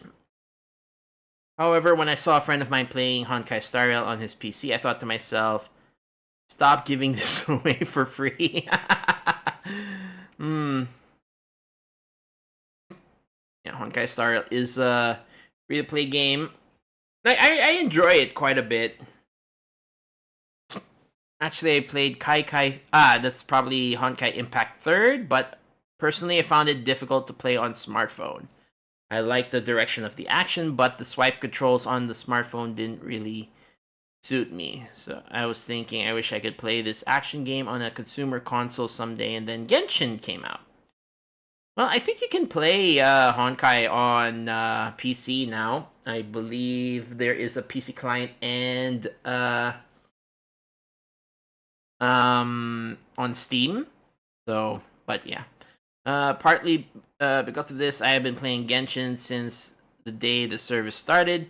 At first, I was arrogant and thought, what kind of content will I be able to show you that's based on Japan's otaku culture? Or rather, I started playing with a mountain perspective. What does that mean? Little by little, day by day, the passion and technology that was put into the game, and above all, the dream of I wanted to play this kind of world was packed into the game. What has long been a pipe dream in otaku culture is being made into reality. I looked up to the heavens at his strength of action and high level of perfection. So yeah, it does look like Nasu does enjoy Genshin quite a bit. At the time, I saw Hoyoverse's slogan, Tech Otaku Save the World. And I realized these people were serious about what they said. Yeah, that is an interesting slogan.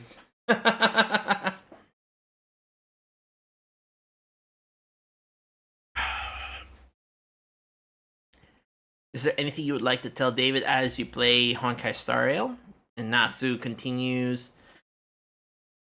Oh, okay, yeah. So Nasu's at Yorilo 6, so that is the first planet. The second area, but first planet. of course, you start at Herda Space Station and then you move on to Yarilo 6. But I feel like the Herda Space Station was just really more of an intro chapter, and Yarilo 6 is like your first actual storyline. So I can't really say much about it, but as expected, the basic concept of Honkai Star Rail is based on the premise of continuing for a long period of time. I think the worldview setting is very solid. Yeah. Okay, I was about to say, but it looks like he's addressing here. This was something we kept in mind with launching Fate Grand Order. Here and after referred to, of course, FGO. Be sure to prepare the settings. It's true that RPGs can express an infinitely expanding world, but there should be proper framework. Yep, so you kind of want to keep, like, you know, with it being a live service game, you kind of want to keep the story going, but you need to make sure that, you know, it's done in a way that will make people, you know, still want to, you know, be invested in the story while, you know, because, like, I feel like there are times where, like, with some story, well, not in just gacha, but any story in games, where there is the fear of the story will end when you just want to keep it going, and then the other one where the story just keeps going and you don't see an end in sight. There won't be a payoff. So you kind of have to have a proper I feel like proper timing, or, you know, be able to kind of stay in between those two aspects, because one is, if the game takes too long, people will probably not that's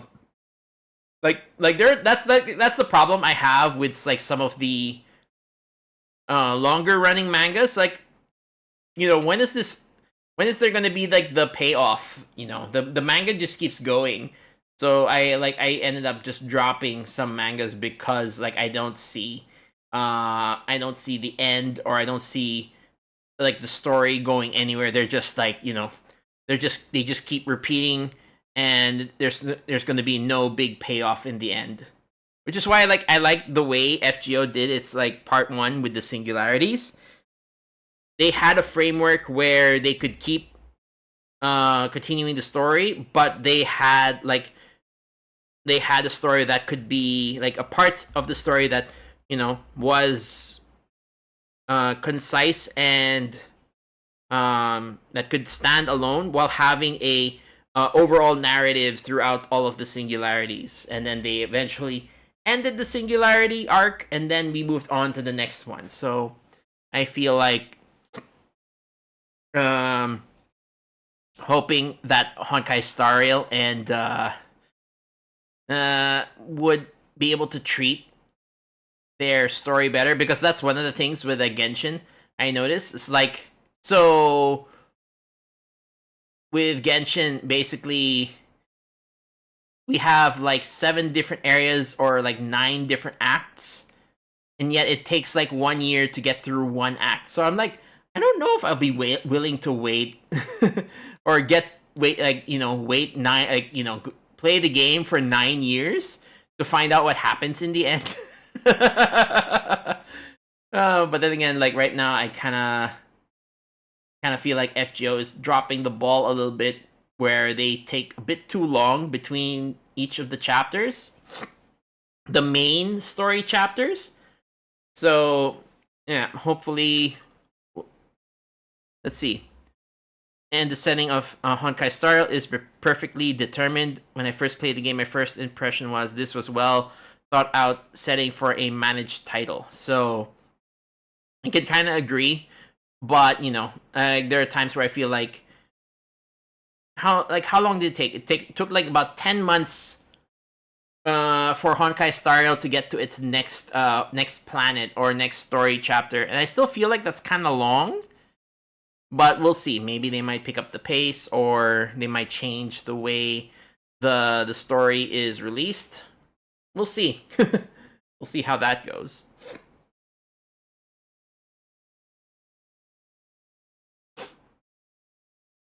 So, like, Mr. David then says, thank you. At the time of launch, Honkai Star Rail had a policy of continuing operation for a long period of time. I mean, there's nothing wrong with, like, it being a live service and going for a long period of time. It's just that I feel like if you take too long to give, like, the overall payoff to a player, like, they might not stick around long enough. So it really depends.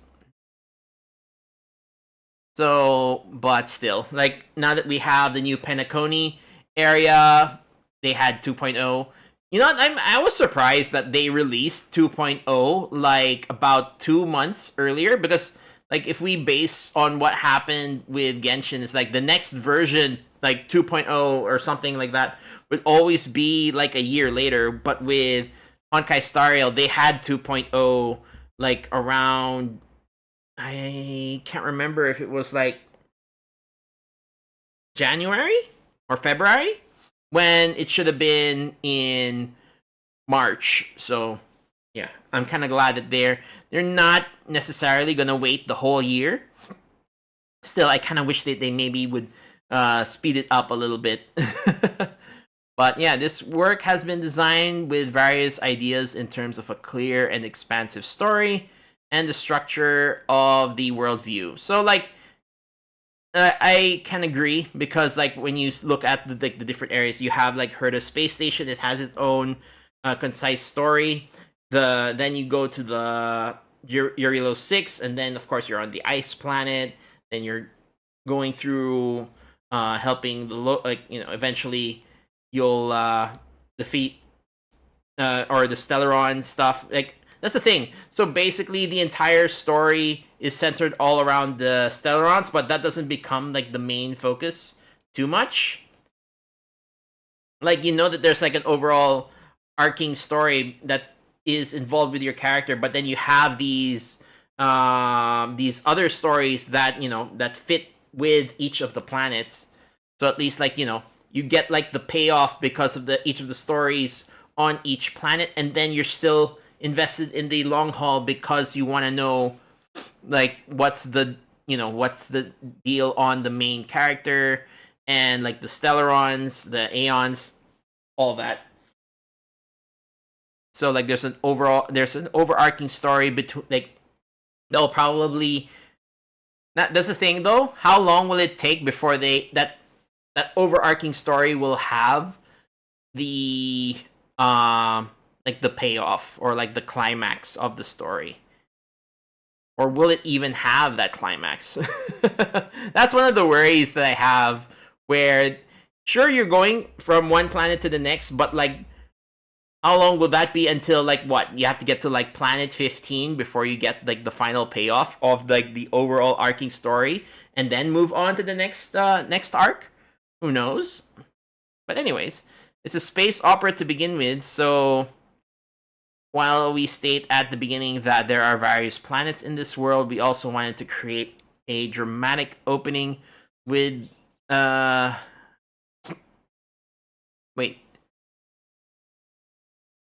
Wait, Nasu says that?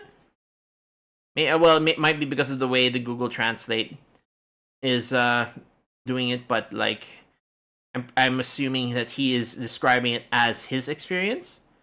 Herda, and still maintain a high level of game quality. Show off. Really show them that you can do this. I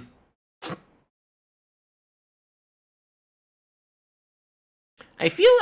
I don't know. I feel like this is supposed to be David speaking. Anyways. Or like it might be just him like recapping his experience. I think that this game has been created very neatly. Beautiful fusion of looking ahead as story or entertainment and looking ahead as a game system. That's why I felt that everything was thought out. If you make a mistake on the setting, the user will be left wondering where this game will go. However, Honkai Star Rail had none of that. I'm sure there are skills and experience gained from Hoyo versus past titles, but I feel like this title started with a solid lineup. Well, considering like the starting characters that you had and like the beginning story, yeah, definitely would definitely keep your attention, and because of the way it is done, it will keep your attention for months, if not years to come. I'll do this. If I weren't so busy, I'd be playing 4 hours a day instead of just 1 hour a day. Yeah. Like if I was like, if I did content creation as my full-time job, I would definitely be playing games more, but I got a regular job that I gotta get to, so. On the other hand, I would like to ask you, David, do you really like Fate series and Type Moon content? Ooh, so we're going on the other side now. So yeah, I guess that was Nasu talking about a lot of his experience with Hoyoverse games. Hey Quasi, hello. Thank you for the raid. Welcome everybody. We're just going through the Famitsu interview between Hoyoverse and Type Moon, or David and Nasu. Of course, I love it. I think I first learned about Type Moon's works through the internet around 2004. At first, I was just a casual fan who thought Saber is cute. But I was shocked by the characters and worldview depicted in Unlimited Blade Works, UBW. It had a significant impact on my outlook on life. Oh yeah. Hello everybody. Welcome Raiders. How's it going?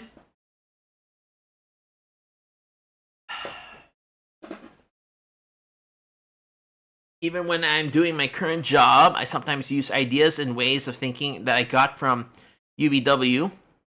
It may be strange to say it, but I intend to continue the theme of love and justice that I learned from that work in Honkai Star Rail. Just tired after CQs. Yeah, I did some yesterday and I got really tired of doing them. I still have another set to do, but I don't know if I will really go through it. And Nasu says that makes me happy. When we started planning for Honkai Star Rail, the topic of discussion, what kind of story should we create? We didn't have a concrete image in mind, but we did say hero was the only image in my head and I wanted to tell a story about. The hero images that came in mind at the time were the servants and characters that appear in the Fate series. There are parts that were influenced by characters, after all. Yep, there are a lot of characters that have similarities between Honkai Star Rail and FGO. Or not just FGO, but like in Fate in general. Like the most obvious one. Oh, well, we'll see. Let's see if they address that. Another influence is the idealistic attitude. Ooh. Idealistic attitude of the work as a whole. As a company grows in size, there comes a time when it becomes necessary to consider profit as the standard. However, even in times like these, I think it's important to reconsider what is my ideal.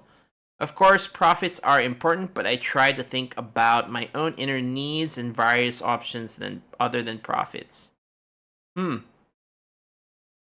So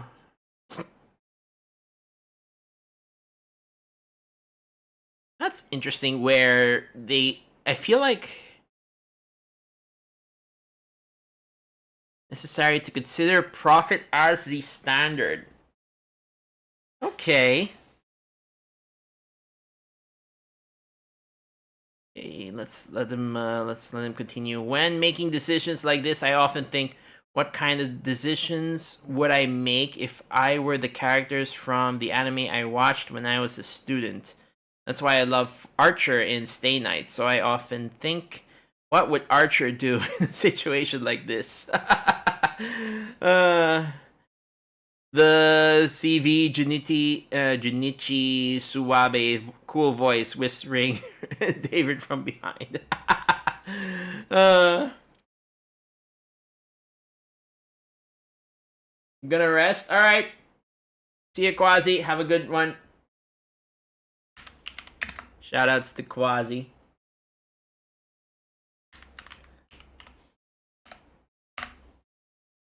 Be sure to give him a follow. Awesome streamer. I understand that struggle all too well.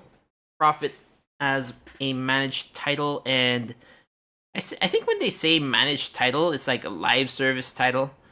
And uncompromising integrity as a creator are always issues in development. Yeah. Archer. Yep. Ufotable. Let's see. Unfortunately, fortunately, Hoyoverse's experience so far has proven to some extent that even if you choose idealism, it will bring long-term benefits. So I don't believe it was the wrong choice. And I think that many of our users have come into contact with such works, so I'm sure they will understand. Okay, and then Nasu says, this can also be said for us, but we are not selling the character's performance. Of course, there's nothing better than having a good performance, but I also want to place importance on the character's design and inner world, as well as the emotions the player gets from that character. I kind of like that. So basically, from what I understand is, for David and Hoyoverse, is that they design a character that is appealing to both. That is appealing in the sense of people will like the characters, but the thing is that they like the characters in the sense that they like them and then are willing to spend for them. It's like they consider profit, so like they have to consider what will make a character, what will make people want to buy, quote unquote, buy the characters. Which, unlike Nasu, from what I understand here, he wants to place importance on the character's design and inner world, as well as the emotion the player gets from a character. So I like it that in a sense that the character is first in mind, and then if the character sells well, then great. But if not, at least it's a character that this character that that you're happy with their design, I guess. First thing to do is to decide whether or not it will help you, the user, in your life. Personally, I always thought that that's what we and Hoyoverse have in common. When I actually heard what was said, I thought that's true after all. Then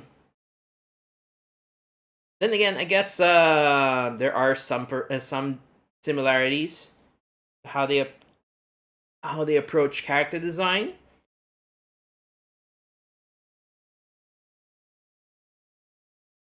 Character first over cashing in on the character. Yeah, that's a better way to put it. So I kind of like how Nasu put that in.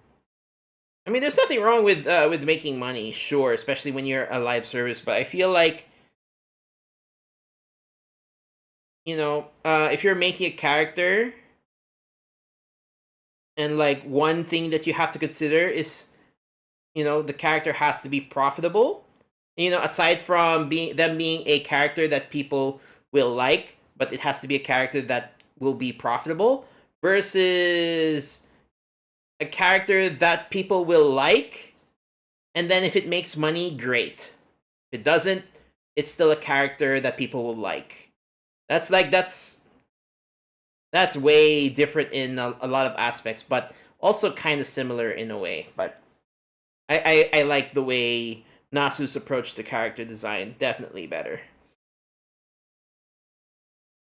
So now they're being asked, I was curious, what exactly is the love and justice learned from Fate? That's the story about Archer. To be honest, when I first saw Stay Night, I thought of it as a cool guy, but then when he came across Unlimited Blade Works, yeah, that's very contrasting views on Archer. Like when you look at the deep, like I'm assuming that he's talking about like I don't know if he's talking about like the visual novel, or if he's talking about like, you know, Dean Stay Night and then Unlimited Blade Works anime. So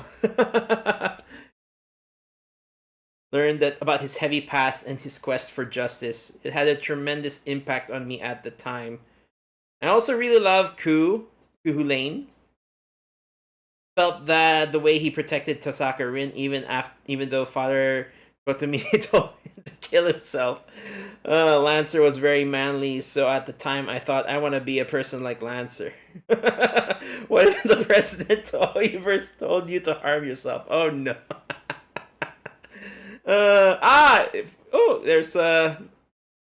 There's Clara. I was about to say there's Ilya. Oh my god.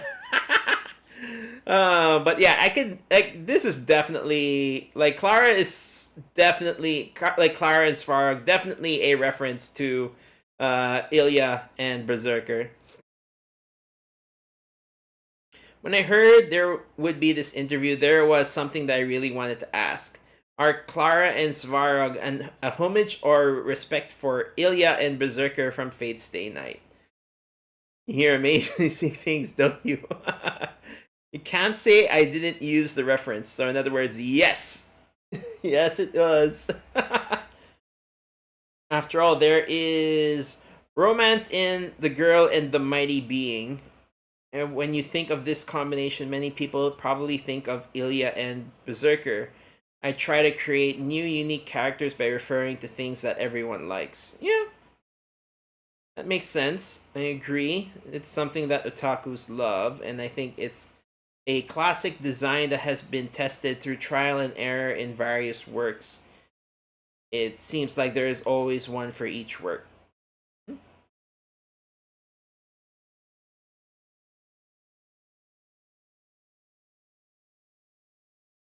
Let's see, how to face the problem of... Oh wait, no, that's not it.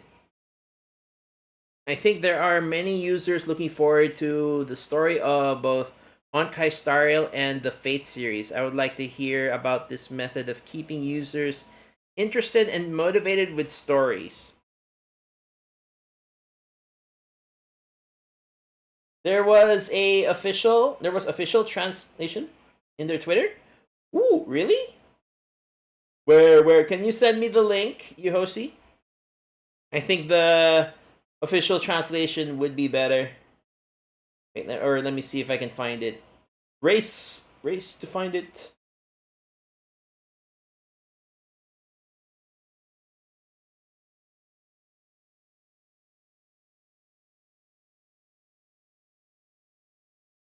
I think this is it.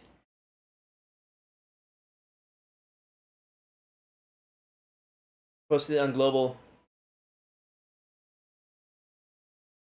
Oh, Crunchyroll, huh?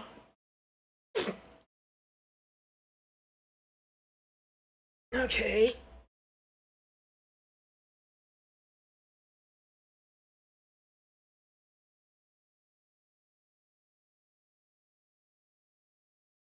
Trailblazers, yeah, okay. Okay, so where were we? As much as I would like to read it all over again, I think this would... I'll just continue from where I finished or left off on the machine translated.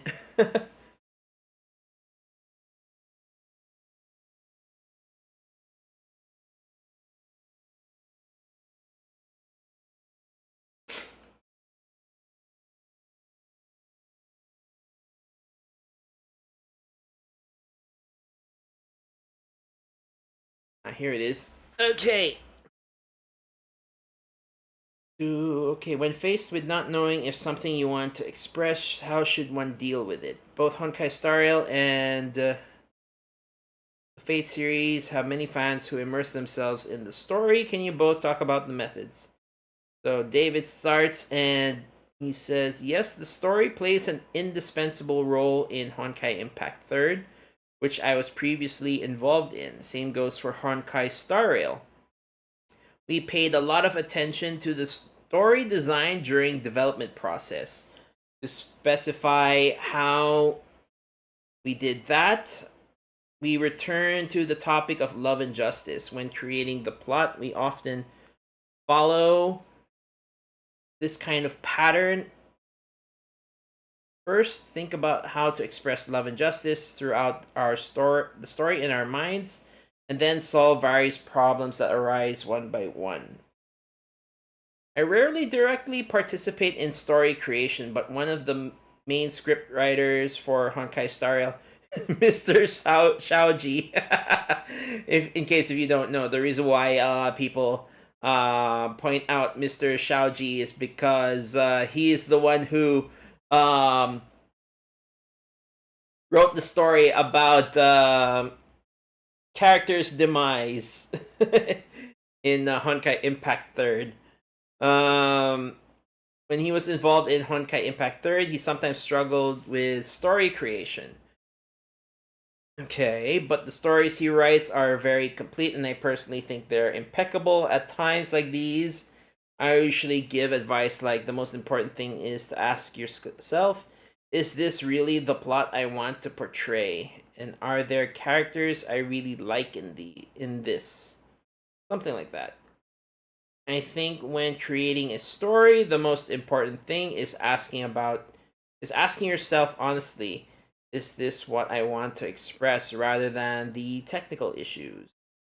Of course, I'm not an expert at coming up with storylines, and in the entire development team, my script writing skills are probably below average.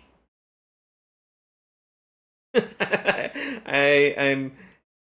That's interesting that they put Himiko there. Okay, when I first started as a producer, I would carefully review all of the story's details and try to control the whole picture, but as I started working with more colleagues, I realized I should trust others' abilities more. If it's just me thinking this needs to be changed, it's likely just a matter of personal preference. If we want to create a work that aligns with the current trends, content created by young writers is more capable of evoking emotions and connecting with them than an old fogey like me. So what does Nasu think about this?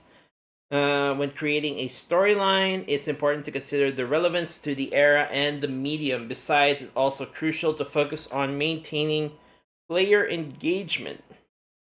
Specifically, this means setting up mysteries regardless of genre. There are various types such as world mysteries, character mysteries, and theme mysteries. Even if the story is interesting, if there's no danger or uneasiness in the fictional world, then no one would be interested in experiencing it. Mm-hmm. Furthermore, there needs to be a certain question that captures people's attention. Yeah, but the thing is, if you take too long to answer the question, that might be a problem. Okay, for players, that kind of desire to uncover the truth, this desire to discover the truth of unclear content and feel satisfied.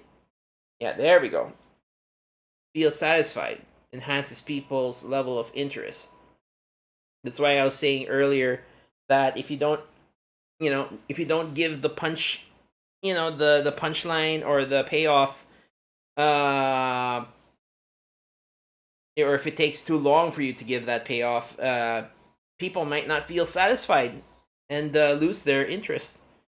Anyways, engaging in world building features and characters are essential. If that's all there is, once players fully understand the world and characters, the story ends there. As Mr. David mentioned earlier, if there are no mysteries or questions to be answered in the plot, and if the characters themselves don't captivate the players, then there won't be a next step. Moreover, to spark people's curiosity and their desire to know what happens next, it is necessary to give each character a personal storyline. This naturally piques people. Oh my god! This naturally piques people's interest. This technique stems largely from my love for works in the mystery genre, but since others in the industry also do it, there's nothing unique about what I do. It seems you've been greatly influenced by works in the mystery genre. Personally, I aim to create beautiful things. I've been like that ever since I was an unknown creator. However, initially I was simply infatuated with the phrase creating beautiful things. It took me a long time to understand that beautiful things mean to me, what beautiful things mean to me specifically. Okay, so around 2010, I finally grasped what it meant to me, and I kept reminding myself to keep that idea in mind. So, what do you consider beautiful things, Nasu Sensei?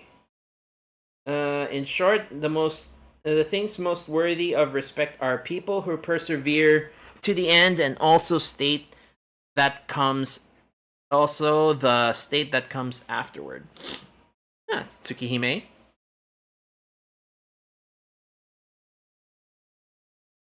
Mr. David mentioned asking oneself, is this the story I wanted to tell? Have you ever been troubled by this question? In my case, I probably squeezed out too many of my ideas when I created Garden of Sinners. Oh, Kara no Kyokai. Okay. After that, I kind of plateaued and started thinking things like, my talent will only go this far. I can only rely on this to make a living from now on. I said I wanted to create beautiful things on the surface, but it was merely longing for the act itself. Okay. As I got older, I gradually accepted various realities, but didn't lose my mindset to struggle in that awkward state. I realized one thing: making others happy is the most important to me. Undoubtedly, there are people in society who value pleasing others the most, and most creators can be put into that category. Yes.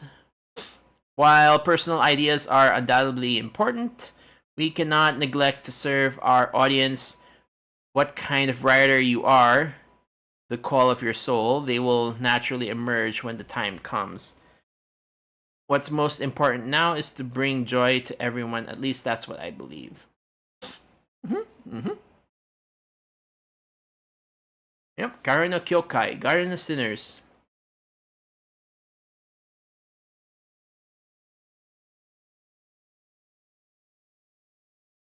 Copium collab? You never know. We'll see. It probably won't be the kind of collab that we're expecting, but it'll be one nonetheless. I've had similar experiences to what Nasu Sensei described. It only takes one person to write a novel. During the creation process, the author only needs to answer to themselves from beginning to end. But game development is different. It's a creative activity that requires a large team to work together rather than just an individual. Well, I guess it depends on the game, but sure. This requires communication, and the methods used to execute what you want to achieve may change. Okay.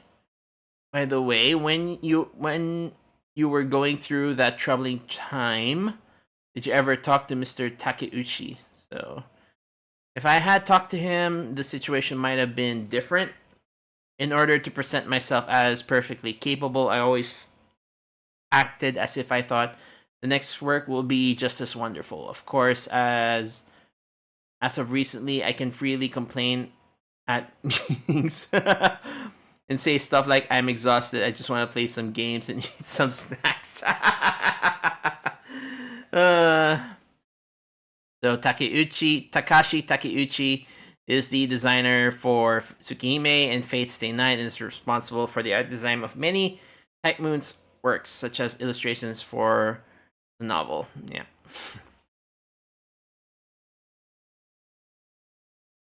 I didn't know that. So, in the story between Mr. David and the story writer, it feels like a relationship between a writer and an editor. As creators, do you expand your inspiration when you encounter a creative block? And Nasu says, in times like those, the only thing that can expand your creative inspiration is your rival's works. Even if you're feeling down and you want to give up, once you see the excellent works others have created, your competitive mindset will immediately ignite, and you'll think, darn it, is that so good? I can't lose to them. The concept of a rival. If you only use yourself as fuel, you'll eventually burn out. In order to make your passion last longer and burn brighter, you have to use your rival as fuel. As creators, having an imaginary rival is crucial. The mindset of not wanting to lose can stimulate your creative ability. If you shut yourself away for a long time, you may end up not knowing what kind of work you want to create. When that happens, you should look at excellent competitive works in the industry and decide to create something that isn't inferior to theirs. Yeah, Topaz and Gwenaifen.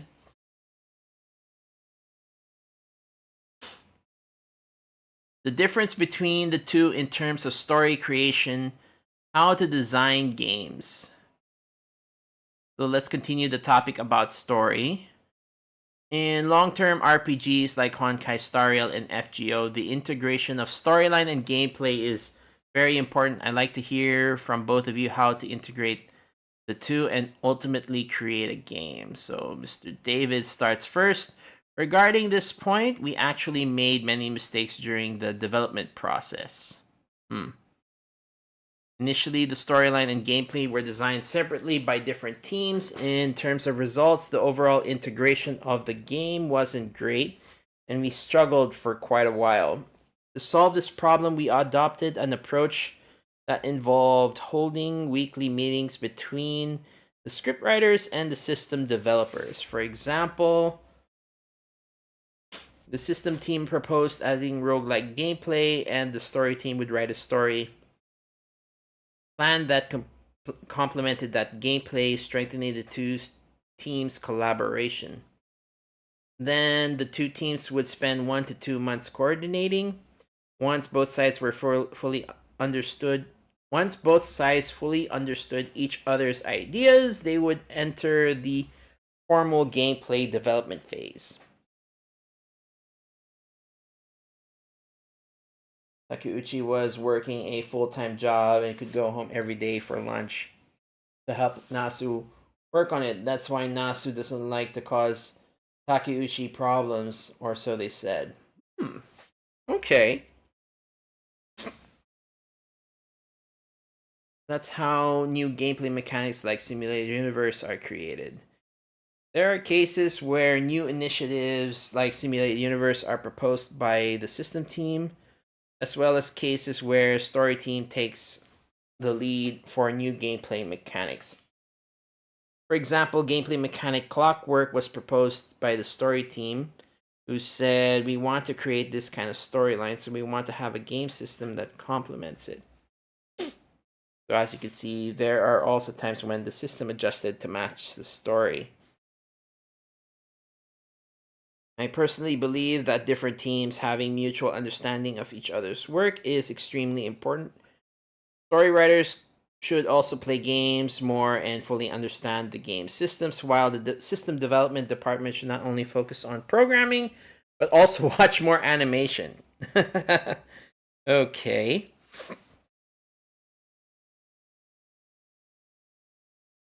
So Nasu, FGO doesn't have such a complex game system, so to some extent we can achieve in the development process. What we can achieve in the development process is limited. Because of this, how to present the game content in different forms within the scope permitted by the FGO system has been a headache for the development team every year. Okay. This topic may be a bit outdated, but at the beginning of the FGO project, someone asked me to explain what kind of game FGO is to the development team. But if we only talk about trivial features, it would be a bit boring. So I adopted this explanation. First of all, the game has 7 chapters. We need to tell the players that the purpose of the game is to clear these chapters. With this as a premise, we can then produce a variety of content. This allows people to understand the ultimate goal of the game from the beginning, but this huge treasure chest called main story is still empty right now. What we need to do next is decide which seasonal events and special characters to put inside it, then improve other unclear parts to finally create a large storyline framework. This is the overall development method of FGO. This part of the work is very similar to the Stay Night project. The most important reason why Stay Night is so popular is probably because it told everyone from the beginning that there were 7 classes. What does that mean? Like FGO, which clearly states that there were 7 singularities in the game from the beginning, Stay Night also tells people from the beginning that there are only 7 classes in the game. The reason for doing this is somewhat based on my hope that my product will be different from the entertainment products of the 90s in Japan. The entertainment products of the 90s mostly adopted continuous emergence of stronger enemy models. So power creeping, which will continue as long as this format remains popular. Although this model isn't bad from a player's perspective, it can feel endless. So I clearly set the overall framework of 7 classes and 7 singularities from the beginning so that players can feel relaxed about the game world. On this basis, we can fill a world that's full of gaps with game content that fits the current season to enhance its attractiveness to players. In a sense, this is what's similar about Stay Night and FGO. The Chinese game industry, so Mr. David chimes in. Chinese game industry also has a similar idea, which we can call gameplay stratification. If you don't determine the game content that users must play daily and weekly at the beginning, you can't create a successful long-term game.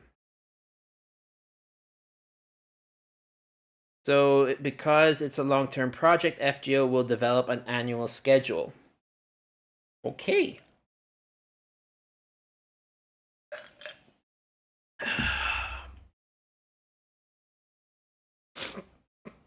Once we've determined the approximate operating schedule for the next 3 years, wow, that's a long time, we can then decide on the names of events to be added within that time frame. For example, after finalizing the Valentine's Day event in February, we can then clarify which content to implement next. However, this is all about content up to 3 years from present, and honestly, we can't say for sure exactly what we'll be doing at that time. So we'll seek out illustrators who seem like they'll be around in a year and hire them to draw characters that fit our needs. Which is, I think, nice that they get different illustrators. That's why we have like the varied character designs in FGO. Once the characters are finalized, we then communicate the story with this. And here, this is another thing where they focus on the characters first instead of the money aspect first, which is what I like.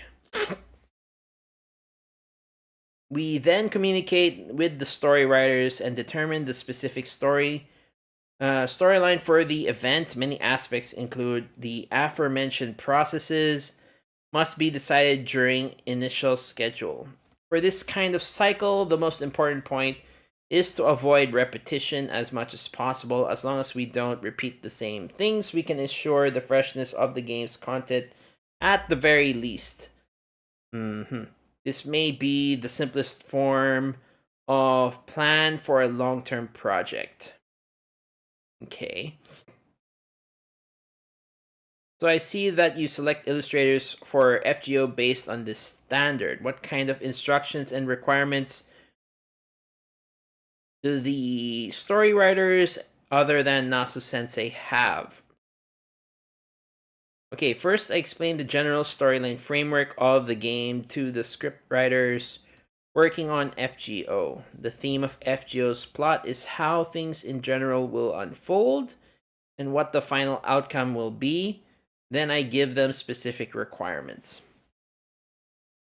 Yeah, Nasu seems to still have a lot of hands-on with regards to the story, but it seems like there are other script writers that help with it. As long as they adhere to the overall story framework, the script writers have the freedom to develop the content for the chapters of the main storyline. However, for event mission stories, in addition to aligning with gameplay, they also need to provide the specific content that players want. They must ensure that they write meaningful content that aligns with the specific form of each storyline. Of course, each writer has their own creative style, so it's impossible to achieve complete uniformity, of course. Occasionally, situations may arise where the setting is correct, but the content is too rigid, or the content is creatively appealing but does not adhere to the setting. However, these situations also reflect the individual writing styles that I pursue.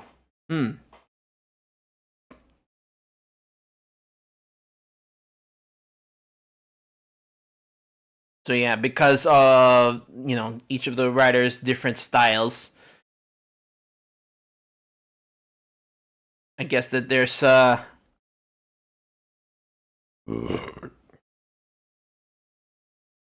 yeah.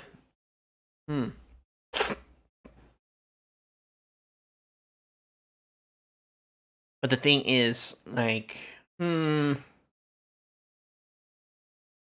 he pretty much gives the guidelines, and then script writers have to try to stay within those guidelines. Okay, that makes sense. And then depending on their experience, I guess, or on their own, on their own styles, yeah, sometimes it won't align with his parameters, but still. In times like these, I have to play the role of an integrator, making detailed adjustments to drafts that have various issues.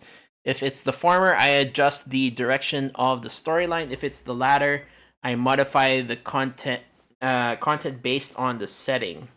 Through these adjustments, I can ensure the overall tone of FGO.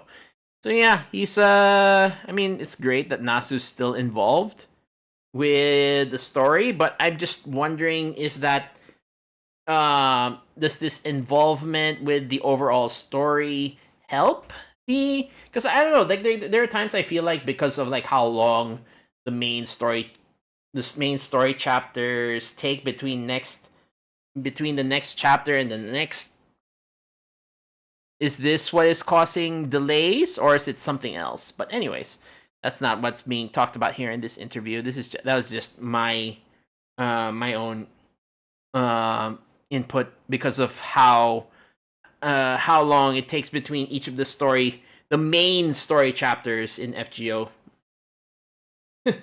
Sometimes it takes more than a year. Come on, like I was like I'm like hoping that they would like have like 2 story chapters in a year, but from the way it is now, it's like we get 1 main story per year. Anyways, so let's see. Actually, let's see. That's a producer. This is basically what the job entails. Then Mr. David. Actually, when I joined the team working on Honkai Impact 3rd, I've done this kind of work as well when developing Honkai Star Rail. Since we recruited a team of talented writers, my workload has been significantly reduced.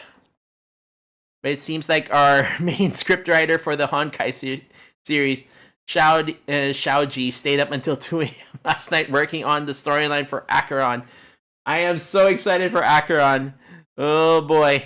I'm really looking forward to seeing how her story is gonna play out. Well, I think which will start next week. Looking forward to it, definitely. Please pass on this. Let's see. Please, Nanasu chimes in. Please pass on a message to the story writers of Honkai Star Rail for me. Once you start, there's no time for your soul to rest. When I was creating fanworks, my mindset was that of 10 people. If 10 people enjoyed my work, then that was enough. But on the other hand, if 10 people criticized my work, I would just brush it off without any concern. However, as the scale of the works continued to grow, my creations are being seen by more and more people. When the number of people increases to 300,000, 600,000, or a million, it means that the feedback and opinions of nearly millions of people are concentrated on just one person, me. Who can handle that sort of pressure? Good luck. And now development team of Honkai Star Rail must be going through this torture as well. To all the developers, keep up the good work. I hope your efforts will be rewarded.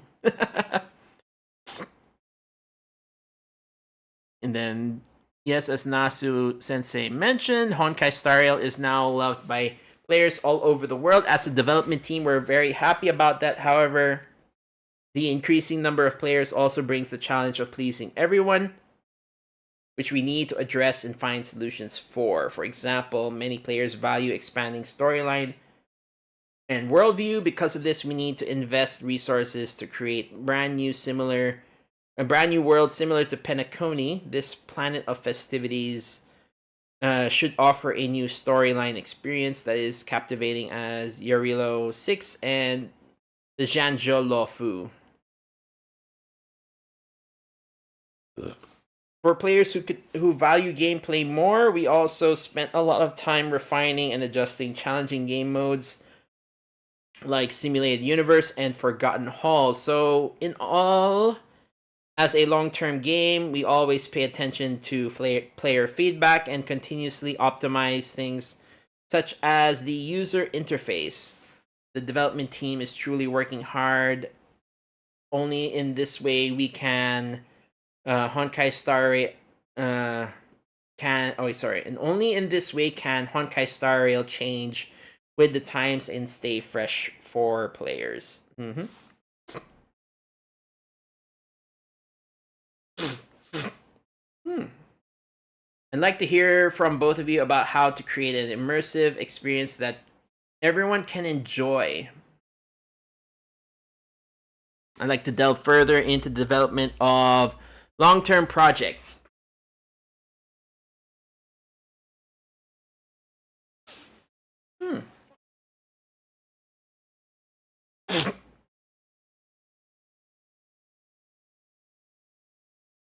Okay. Both of your works place significant emphasis on real-time storyline updates to create more immersive experience. How do you create this alignment with players? So Nasu says, it's crucial to find most interesting time points for FGO. I'm not referring to incorporating what's currently trending in FGO, but rather identifying what kind of content that, when executed in FGO, will definitely captivate players. So we usually consider the type of game content that addresses point of contention of hardcore FGO users. For example, we don't want to state there won't be new classes and then suddenly introduce one.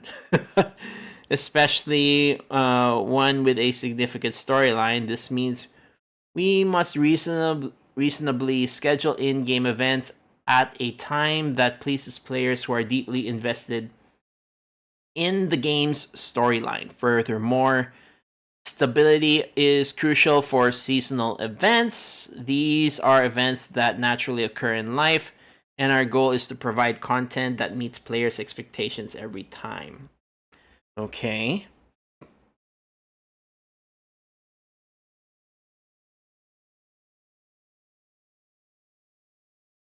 Oh, Mr. David says the situation with our products is somewhat similar yet different from what Nasu Sensei mentioned. Okay, including Honkai Star Rail, most of the Hoyoverse products operate under a synchronized global operation model. That's why there aren't that many seasonal events. Oh yeah, I can. Yes, that kind of makes sense since Genshin, Honkai Star Rail, they don't like have like necessarily Christmas events. Halloween. So because like not all places celebrate those events. After all, holidays vary in different parts of the world. It's challenging to perfectly align various seasonal events under the premise of a synchronized global operation. As an alternative, we mainly focus on creating original in-game festivals like Lantern Rite. Yep. That's pretty much, kind of like New Year's in a sense.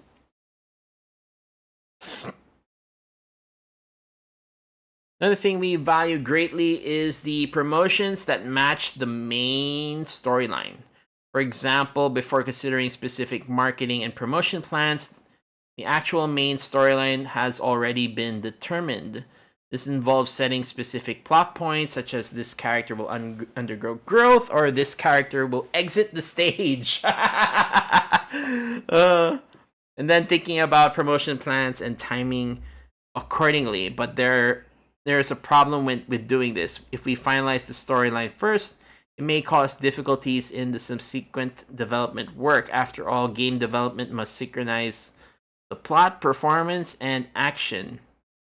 If we determine the storyline too early, it may lead conflicts between teams. However, in the end, we managed to overcome this challenge. Okay, so the example is 1.5 version. Was planned to be launched in November 2023, close to Halloween. So we defined the tone of this version as spooky and eerie, yet absurdly fun. Based on this concept, we created the crepuscule zone. Anyways, that's the How patch. Main storyline revolves around facing supernatural threat brought by the Heliobus, of course. WuWa. There we go, WuWa. 10 Lords Commission WuWa. Then Hanyan, Nemesis of Evil Forces, and Zhui, Judge of Life and Death. While listening to you talk about events, I thought of something. Unlike the Hoyoverse's products that are keen on creating original festivals and events, FGO often uses real-world events like Halloween and Christmas. As Mr. David just mentioned, the only weakness of the Hoyoverse lies in it being a globally synchronized game, so it's difficult to host events that are universally shared worldwide. The event schedule in FGO is basically coordinated with Japan, which makes sense, and has intense interactions with domestic users there. And then Mr. David chimes in, we tried to implement in-game events in real time, but considering the need to coordinate with time zones of various countries around the world, we eventually gave up. Even for events like Christmas, the customs, visuals, experiences related to Christmas vary greatly for users in different countries. In the end, we could only follow the rhythm of one particular country. However, this inevitably gave players from other countries a sense of unfamiliarity, so it was really challenging to execute. That's why as the goal was to promote a game on a global scale, I think the smart decision for Hoyoverse to create our own festivals that match the game's worldview, but I won't forget about that delivery event. What delivery event?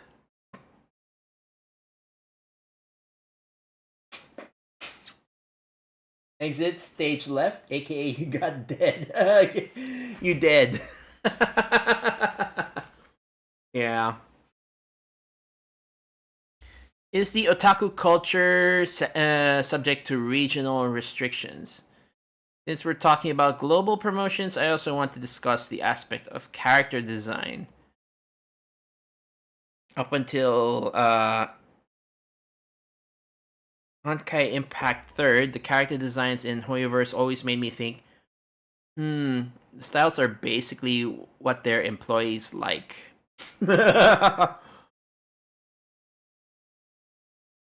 But in Genshin Impact, the character designs no longer adhere to what employees like based on Chinese style characters. Elements from other countries like France and Germany were added, while maintaining the characteristics of otaku culture without being over the top. Character designs were significantly improved.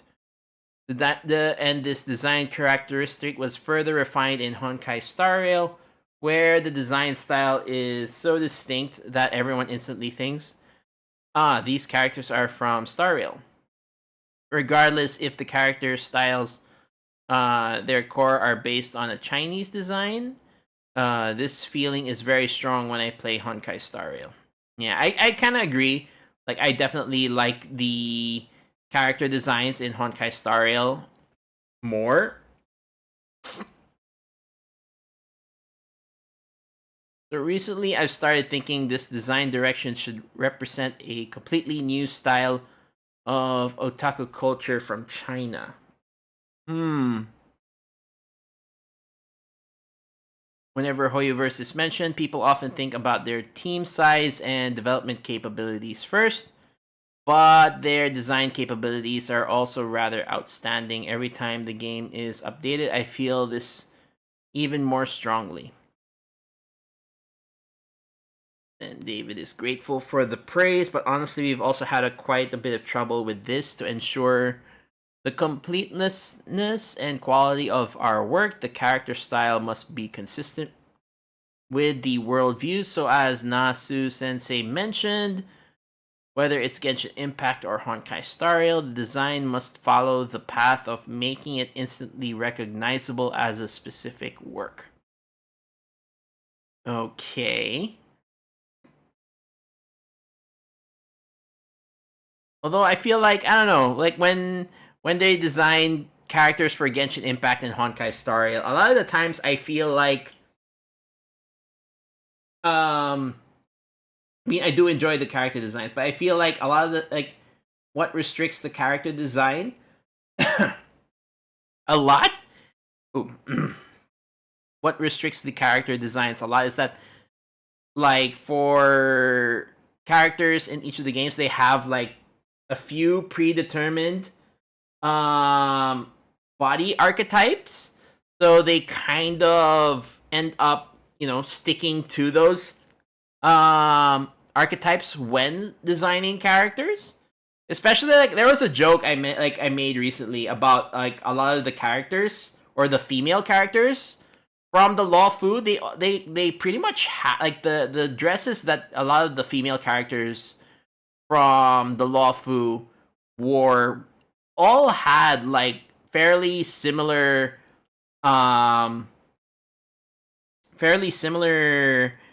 designs, wherein wait, is there a Lawfu character here that well, Ranmei is not a Lawfu character, but I feel like her design is similar to a lot of the Lawfu characters. So usually they have like the main piece in the center. It emphasizes the bust, the chest area, and then it also shows a lot of the legs on the female characters, and then they always have these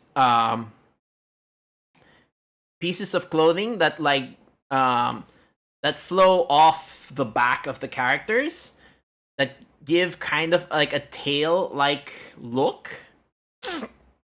Trying to see, like, here, Gwenifin. It's not. Well, wait. Is there a way for me to show characters real quick? Just real quick. Let me see. I mean, I could turn on the game, but I feel like it might take too long.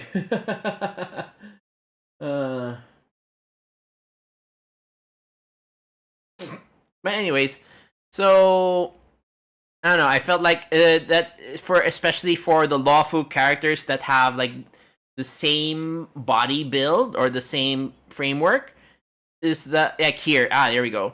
So again, they have the main torso area. It the upper chest area.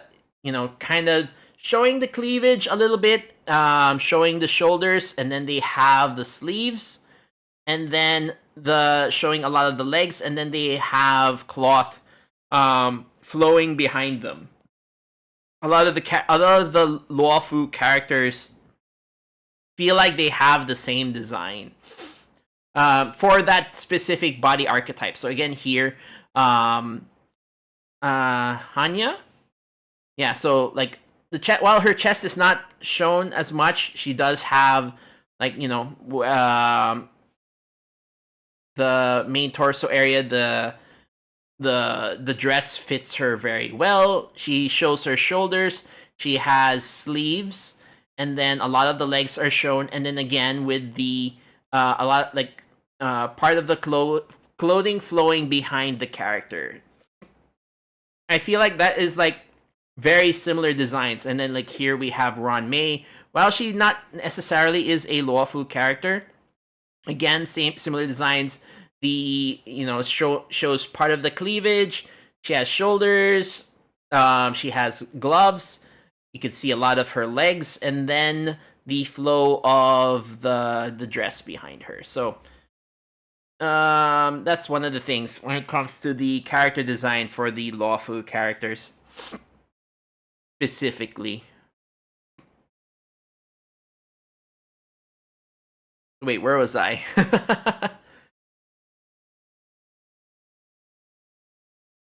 Okay, but at the same time, we need to consider the question: if we maintain this approach, will the freshness of new characters diminish for the fans? In other words, will people become too accustomed to this type of design to create a long-term game? I think it's necessary to gradually modifying this approach. That's why I really like the design of Acheron. It's not like the other characters. I mean, the closest character that she has a like similar design on would probably be Zila. But I think Acheron definitely looks better.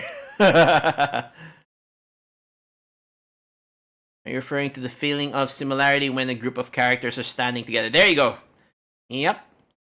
If the patterns are too similar, they definitely diminish players' sense of novelty. You're right about that. Yes, in this sense, Japan's otaku culture is a product of the Galapagos phenomenon. What does that mean? This culture is like a fluid slime. That leads to things that were popular 10 years ago while being completely different from what is popular now. From a cultural perspective, this phenomenon is quite strange. Why can't things that represent our desired actions be standardized? Products follow a cycle. When comparing the otaku cultures of Japan and China, although there are significant differences between two for various reasons, personally, I feel like what's currently popular in China often resembles what was popular in Japan slightly earlier. Meanwhile, constantly coming up with new ideas and solidifying trends repeat themselves and sometimes The timelines and trends of the two countries perfectly align, while other times they don't. Nasu says it feels like a topic we're discussing ultimately comes down to how to protect traditional culture. Of course, it can still be protected, but allow me to offer a radical view. Otaku are more willing to dedicate their souls to entertainment products compared to traditional culture. If someone invents something good, it should be improved upon. So at least for otaku culture, it's more inclined to continuously repeat the good things within itself rather than preserving its own country's culture. The same goes for Chinese-made games. There are those that adhere to the classic wuxia, one of the entertainment genres in China. It primarily tells the story of a skilled, righteous martial heroes who are dedicated to justice. It exists in various forms in novels, yeah. And companies like Hoyoverse that take the route of fusion and improvement. The former belongs to the category of traditional culture, while the latter, like Hoyoverse, wants to push boundaries and create what they personally love. This is probably an accumulation of otaku culture. Mr. David mentioned earlier that what's currently popular in China often resembles what's popular in Japan slightly earlier. But I actually think that China's otaku culture is at the forefront of popularity now. It's quite evident as long as you think, this is exactly what today's otaku fans love. It's not difficult to understand. Right. Speaking from a more personal perspective, I feel like there isn't much difference between otaku cultures in Japan and China nowadays, as we all enjoy same products, derive joy from them. Hasn't this cultural gap significantly decreased in the recent years? Personally, I believe we should distinguish between mass market products and otaku oriented products. If we're talking about the former, then the differences between countries have greatly diminished. However, when it comes to the latter, which represents niche preferences and emerging trends, China may be slower than Japan. For example, Japan has a fashion culture called minefield style, but currently it's still a niche strain in China, and not widely popular. What the heck is minefield style? What the heck is that?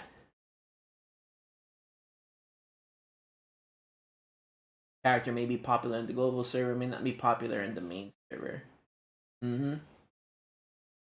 It really hits with the fact that FGO is getting hit with Chinese censorship like Ruler 232 or whatever number Shin was. Yeah.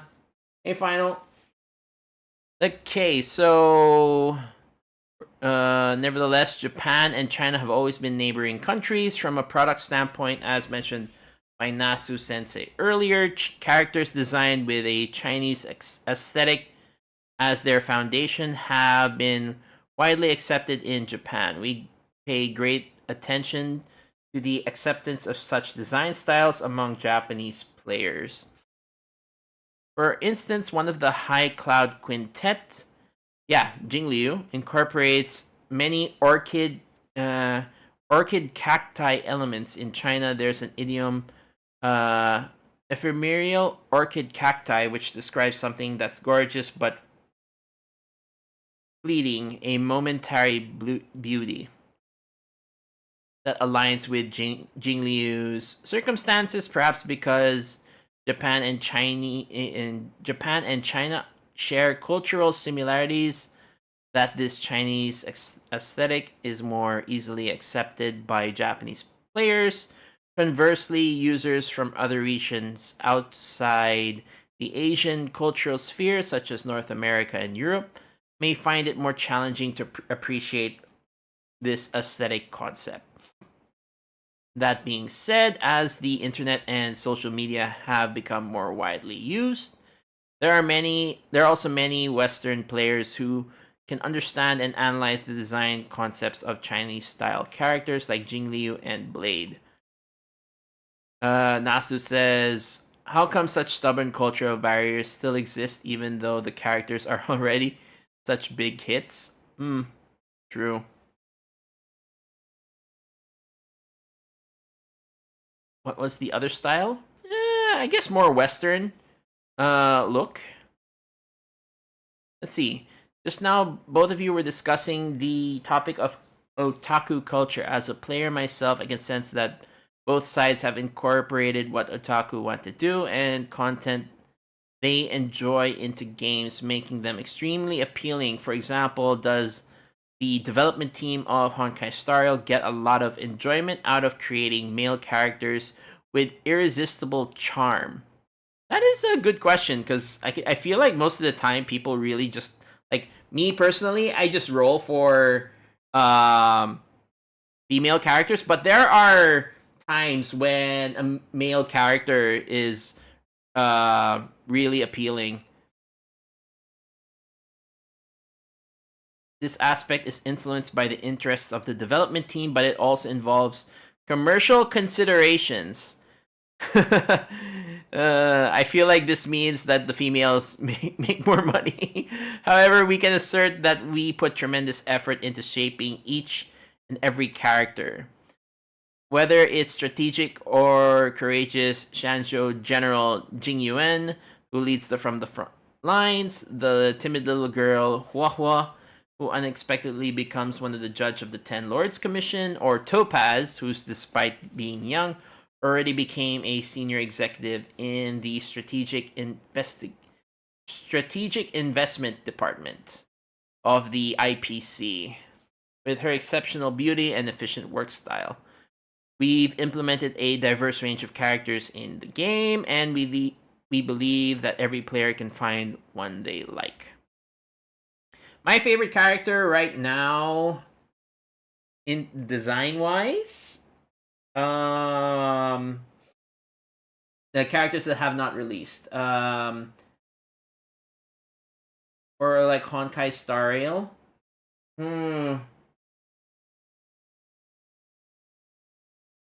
Oh yeah, the landmine style. What does that mean? I guess like, eh, like designs just put anywhere, like random patterns in clothing.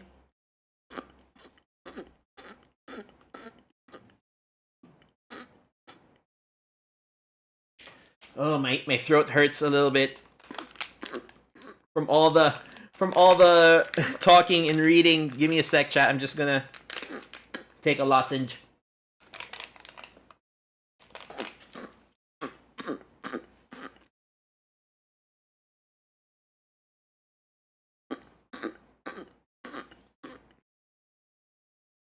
The market research capabilities of large companies are truly extraordinary. After all, a product of such scale cannot afford to fail.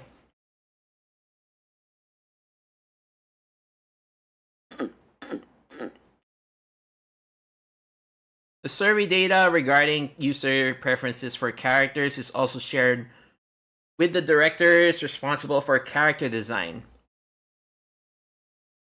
After all, they are only humans, and once they know that users like characters they've created, they feel a sense of accomplishment in their work.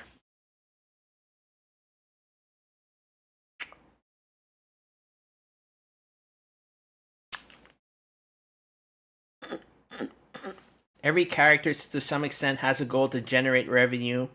Because of this, the basic designs of characters may vary. Balancing revenue and design has always been a topic that must be complete and continuously be explored.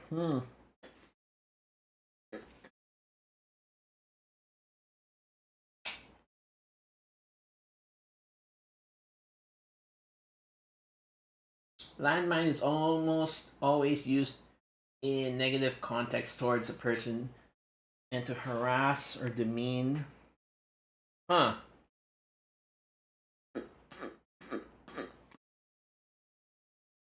Red flags. Okay.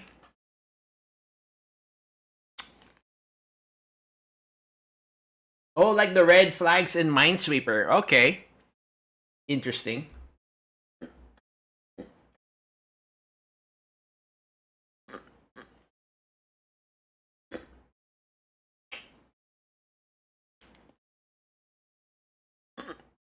The naming sense makes more sense.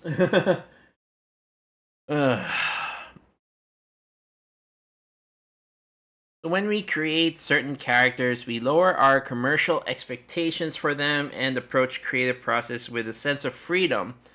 Sometimes we even challenge certain unique character traits that attract new user groups. For example, characters like QQ, who slacks off of work all day, Gwenifin, whose only concern is increasing her fan base, and Sampo Koski, whose words and behavior are always highly suspicious, so on. Reminds me of an interview I read about Street Fighter 2, when the interviewer asked why did the game include a character like Zangief. And the response from the interviewee was, once you have a character like Zangief for comparison, characters like Ryu with an average physique become even more eye-catching. In other words, a creative work cannot only have popular characters. If we make a fetish black hole, the diversity of the world suffers. In terms of results, even the protagonists like characters that are somewhat lacking in personality can have their own unique features. But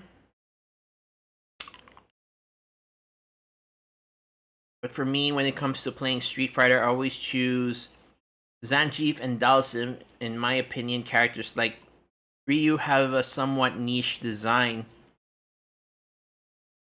And that's what I was saying, like earlier. Genshin and Hoyoverse and Honkai Star Rail are basically the Hoyoverse games. Like once they have like the framework or like the character rig, like you only have, like, for example, in Genshin you have the girls, the like there are 3 body frame types for females in Genshin. For the males, there are 2 body frame types, right? And a lot of the character designs are restricted to conform to those character body types. But then when you look at Zenless Zone Zero, you're starting to have more creative freedom with how characters are designed there. Sure, they still have like the usual. They still have the usual character archetype or body archetypes, but like they've been more exploratory with character designs. Like, for example, what's the name of the bear in Zenless Zone Zero? Ben Bigger, I think, or so. And then when you look at like FGO, since they always have different illustrators designing characters, and they're not completely restricted by the character frame, they're able to have more freedom with the character designs in FGO. So that's one of the reasons why I like how FGO approaches its character creation. Hoyo has more in-house character designs. They run through all their stuff solely in-house, but FGO gets every artist they can to work on it because it gives more diverse designs. Yeah, pretty much.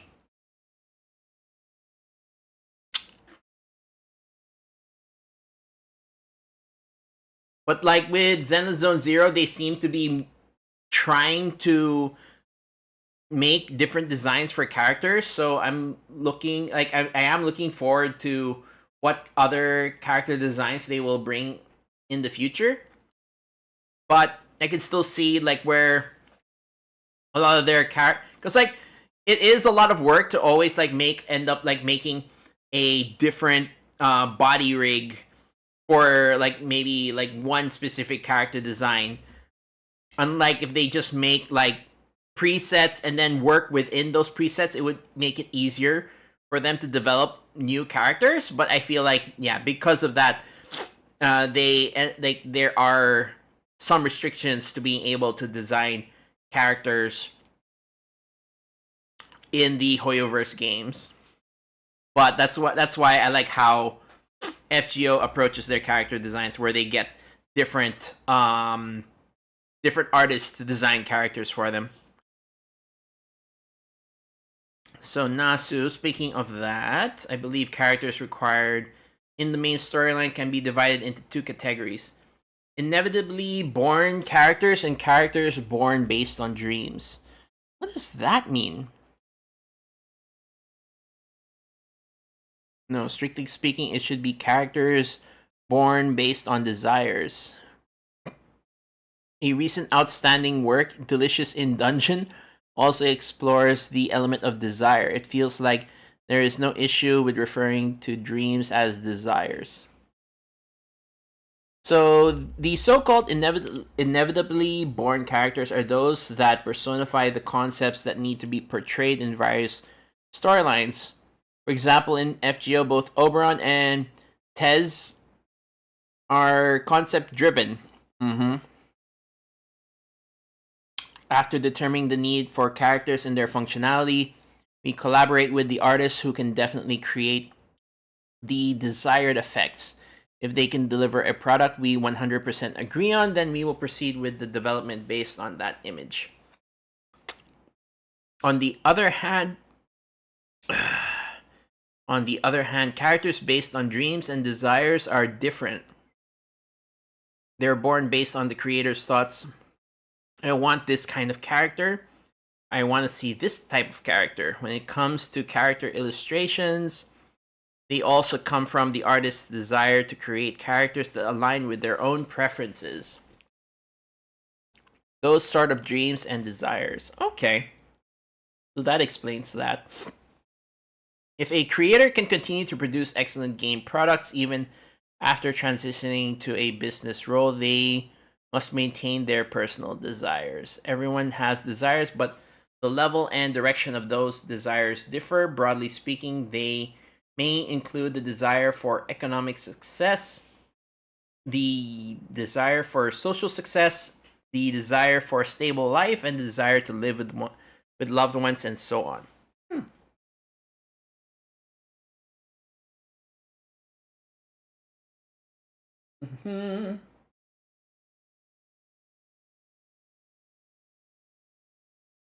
There have been many have characters like Artoria, but then you have other characters like Raiko and characters like Julius Caesar or Super Orion. Yeah.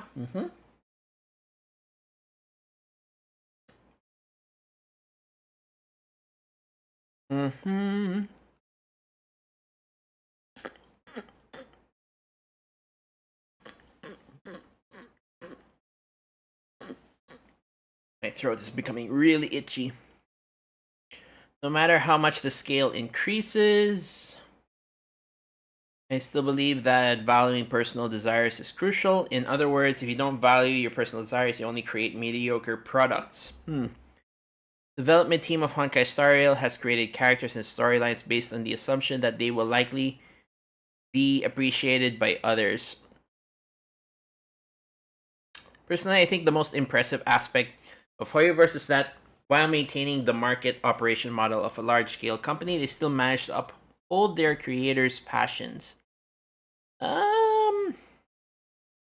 Okay, sure. Well, we mentioned the topic of sharing user feedback with creators earlier, but for them, this feedback is only a reference and a tool to help them examine and adjust their thinking. Even if they accept some feedback from fans, they won't make a complete U-turn in their characters' directions. Overall, we fully trust the creator's own sensibilities. Okay. That's what they call adjusting based on their unique tastes. In fact, even within Type Moon, it's not completely free creative mode. In the end, there's Takeuchi acting as a safety valve, providing suggestions like this might not work out. For the past 3 years, I've been pestering him, saying, Passion Lip would wear a swimsuit. My lip is the strongest, but Takeuchi always says, absolutely not.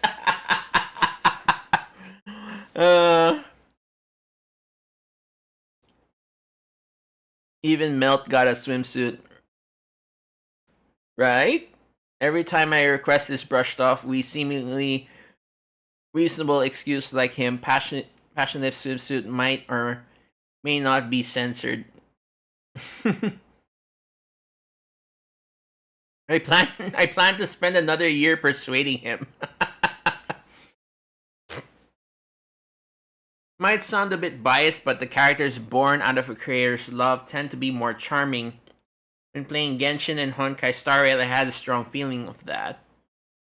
Wow, they've been so meticulous, which made me even admire the development team's passion. The dynamics of the characters, beautifully animated story events, every time I see them, I'm struck by the feeling no matter how large the scale of Hoyoverse is, the staff are still so full of passion and never slack off.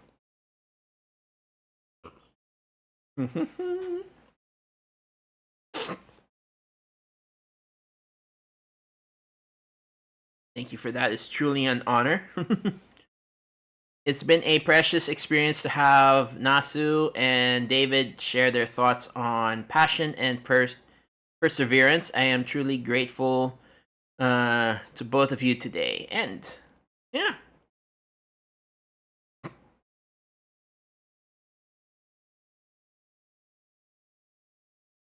this still part of it, or is this him, the interviewer specifically? No, that's already his notes. Okay, that's definitely a lot to digest, especially with the way how the two companies like are similar in the way they approach character design, but like also how different they approach character design.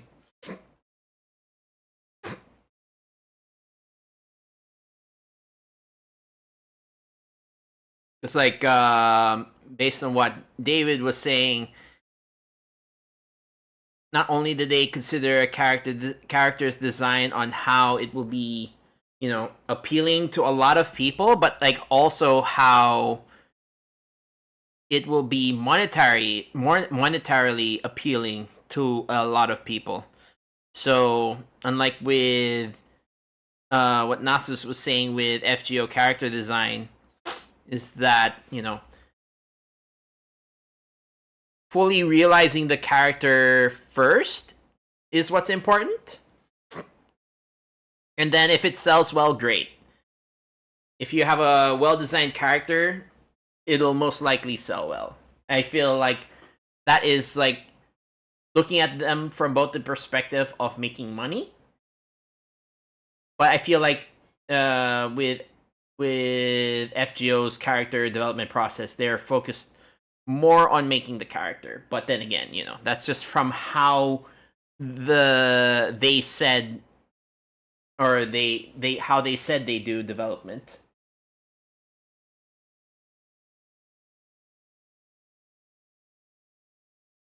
If these fucks decided to collab with FGO with you're dropping the game, I think how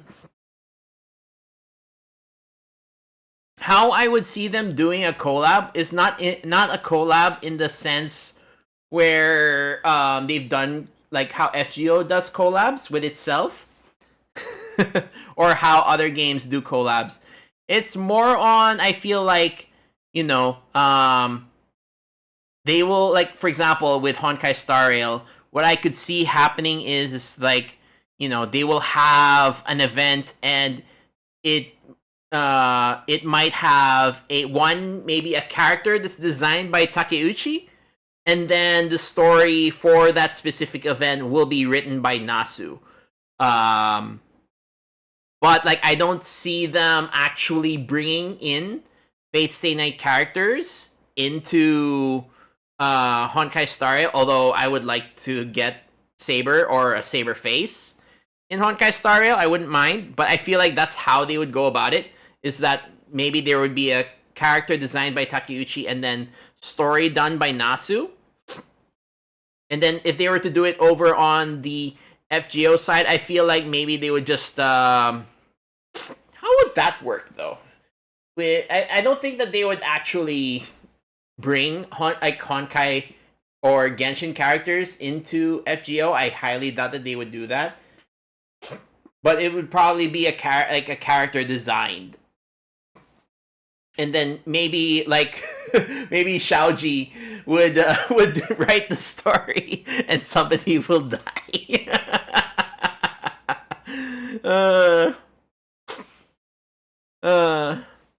But yeah, regardless, still, like I am definitely looking forward to some kind of collaboration between the two teams. But I don't think it will be a collaboration in the sense that we've seen with games like with Nikkei, where they've been collabing with like with Near Automata. I think right now it's ReZero that they're going to be collabing with soon. So I don't think it will be in those in that kind of context of collabs. It will be more of, you know, each team will contribute something to the other game. More of that. But yeah, I don't know if I will put this on the YouTube. It might be long. It might have been long, and I was, having a drink in it. I mean, I'll try to edit it out, but I don't know if I will actually put this this on the YouTube channel. But in case I do, if you're watching the VOD, thanks for watching. And yeah, I'll see you on the next YouTube video. See ya, YouTube.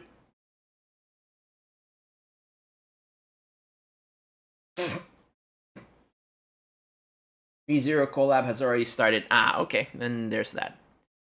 Okay, the final thing for today, but before that, I'm just gonna use the toilet, and I'm also gonna clean up my desk, and I need my throat. I don't know if you guys noticed it at the end, but like, man, I was my throat was like killing me towards the end. Anyways, I'll be right back. I'm just gonna take a quick break, and then we're gonna see another trailer. I'm also gonna get some water. I am not gonna get another beer.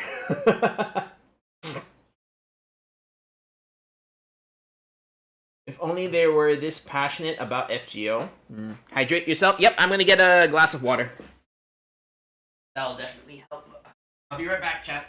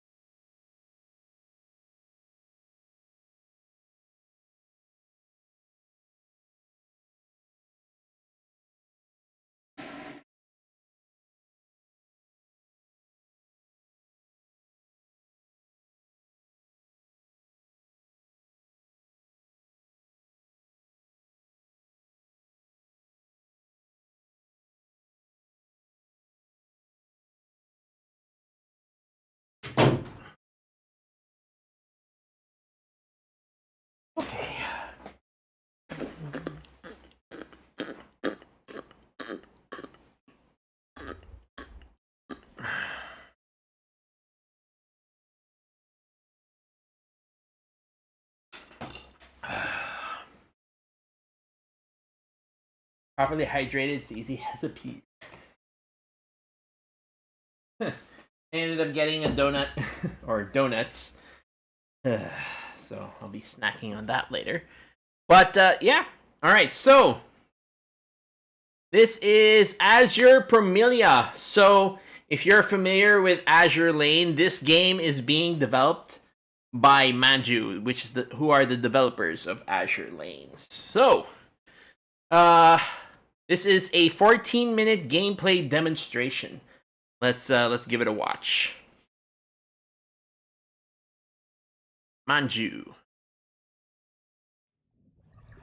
最初是海洋，时间让这片蓝色中的一切互相靠近，得以升华。漫长的时间里，我们互相靠近， Jellyfish, okay. 交融，进化。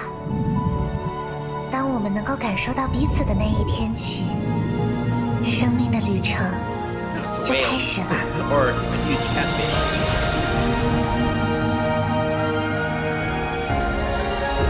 Okay, so open world game.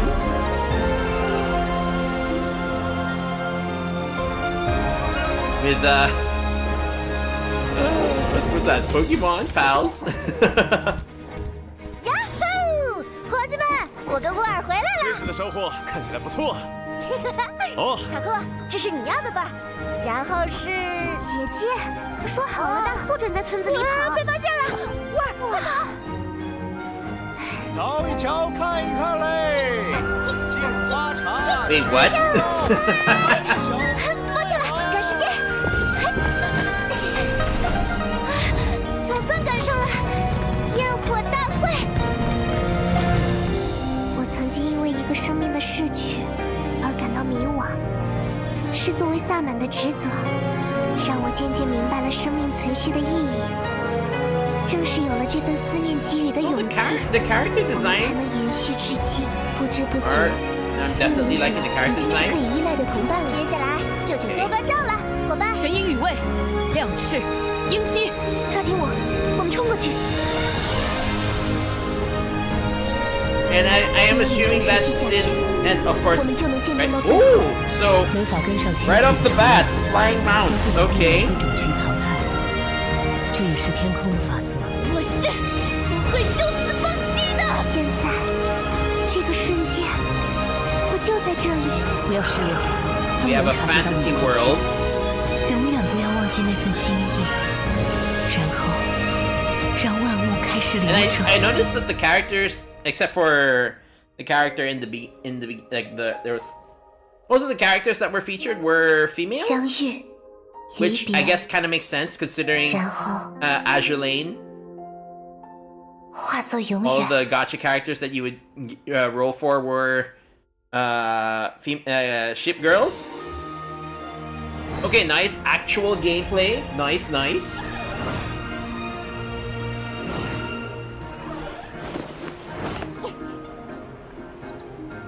Thought it was gonna be World of Warships with cute girls.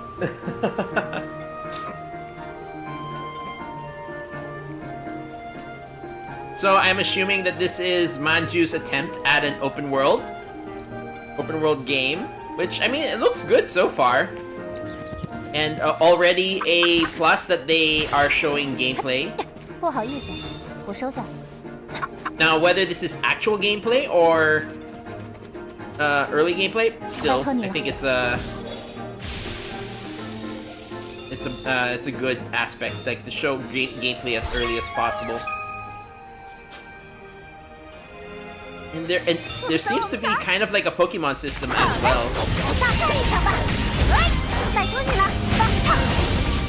剑芒人， Combat looks good. So we have on the right or above me, 3 characters. 到我了，看来要拿出干劲了。 So there seems to be a swap in mechanic as 热 well. 身结束，优势在我。情况了解，预备，交给我。 The controls look 风雨雷光， so we have like the ultimate, and then the character has this one skill, 顺利解决了。 and then yeah, apparently you bring pets. 剑术的修炼是没有止境的。收下。 So it kind of seems to 想听听我的经历，那可能要花点时间 seems to 哦。 have a pet system. 是想了解我，还是哈库殷家呢？ Now, can you? 别担心，我都会如实以告的。已经打起精神来了。 Of course, we have a chibi character type. Yeah. 找我吗？我知道了。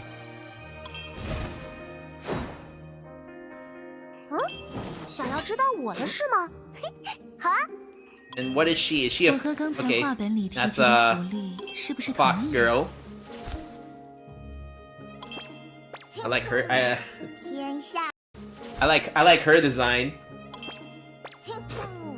天下武功，唯快不破。 Yeah, and then there seems to be the typical chibi race. Sure. 我的事情吗？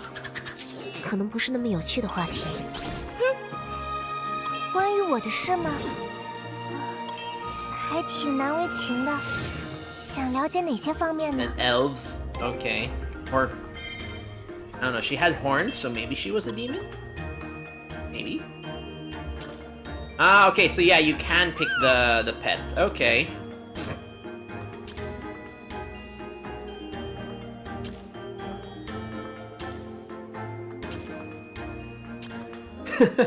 Man, like I feel like with all of the like with Wuthering Waves with its ecosystem, and then this with its creature characters, and then Pal World, I think 请交给我吧。 people are starting to really want a Pokemon game, so other companies are just like gonna make better versions of it. But this time you're not just having the pet do the work. They're actually gonna be with you, which is nice. Oh, and they will also be involved in puzzle 有什么能 solving. 派上用场的东西吗？ Okay.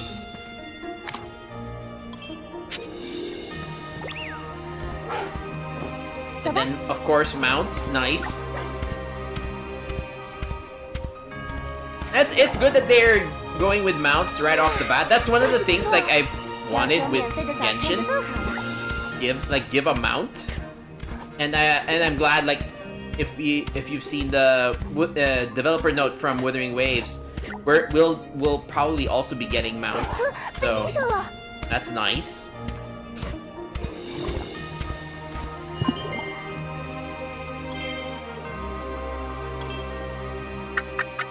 But man, like I can imagine like people will be 走。 that character is 哦。 那就开始。 the typical stone-faced character with a personality, but doesn't show it on her 别分 expression. 神，继续。 哦。 Of course, she carries the hammer. 丢到我了。成功了。 I'm liking the combat. 趴下了，他乖。行。别分神。 I feel like people. I can imagine people comparing this to Genshin. 交给我吧。贯穿吧。 Nothing wrong with that. 大家都没怎么受伤，太好了。 Now the thing I'm wondering is what is going to make it stick out? Because like Wuthering Waves, like I feel like it sticks out because it has a more post-apocalyptic effect or theme, and that it sticks out because it is going to be known as a more challenging type of content. Now this, what is this gonna offer that's different from all of the other open world gacha games? 准备出发吧。好嘞，交给我吧。我们走，我们走。搞定。 Okay, so you built that. What does that do? Oh, okay. You can assign the critters to do stuff. And I'm assuming they're gonna collect resources. Okay. 发现好东西了，应该可以全带过去吧？ So 拜托你了，伙伴。 it's a similar system, I guess, with what was done with Arknight's Enfield. It's just that not as robust as Enfield, which may be a good or bad thing depending on what people are looking for.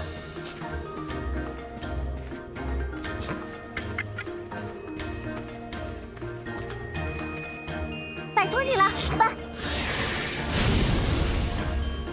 发现好东西了，应该可以全带过去吧？嘿。 But yeah, and the pets will definitely have an aspect. It's nice that the pets can be used for puzzle solving.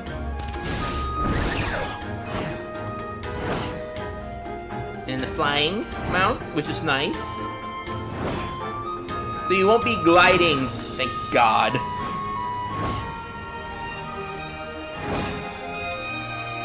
To be honest, I kind of want this in Wuthering Waves, honestly.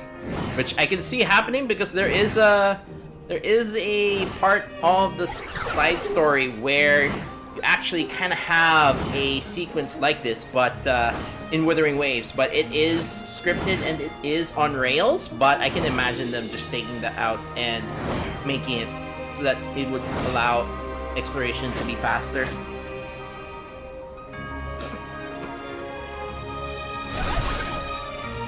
有什么能派上用场的东西吗？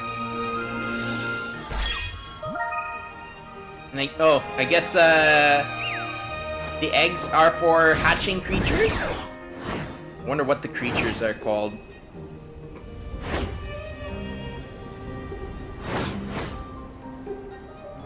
Oop, a slight pop in there, but that's fine. I'm assuming that this is like very early access, so there's gonna be... Wow! More and more I am impressed by the environment and the visuals. Snowy environment. What's next? The fire? Okay. Cutscene? Okay.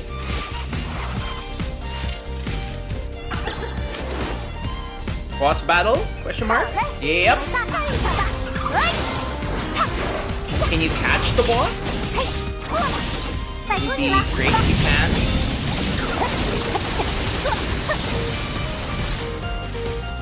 实际是，预备，我会违约你先成，请求，去，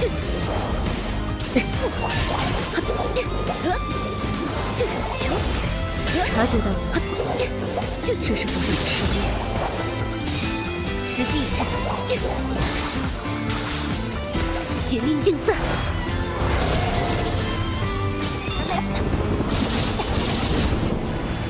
终是潘提华尔斯，惊人的历史，只为变革而找大开。倒下吧！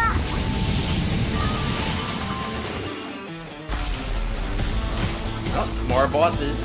Okay. But they didn't show whether you can catch them or not.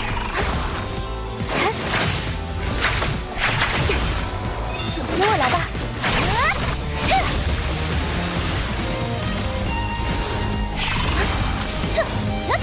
在这晴空之下，成功了！趁这个机会，风场正义一次，黑翼空舞，白羽星落，来吧！前锋所至。 Oh. And you have player housing. Or farm.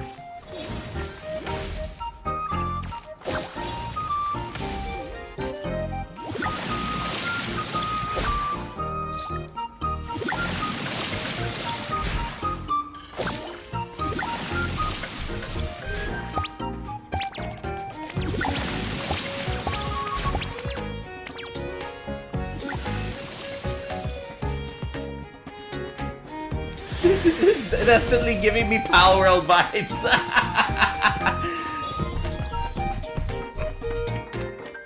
is not a bad thing.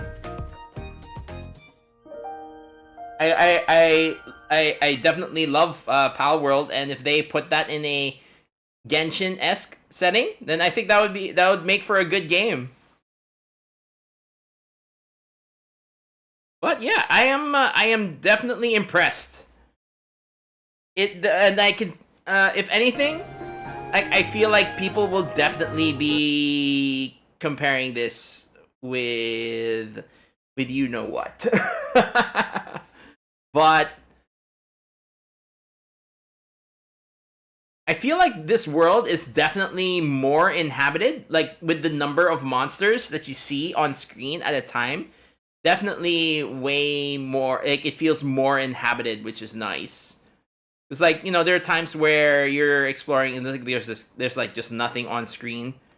But this looks like, yeah, there's a lot of, but the thing is, again, this is like early, like our first look at it. Now, whether the game will actually play like this, I don't know. Like, I'm kind of hoping it does. Alright,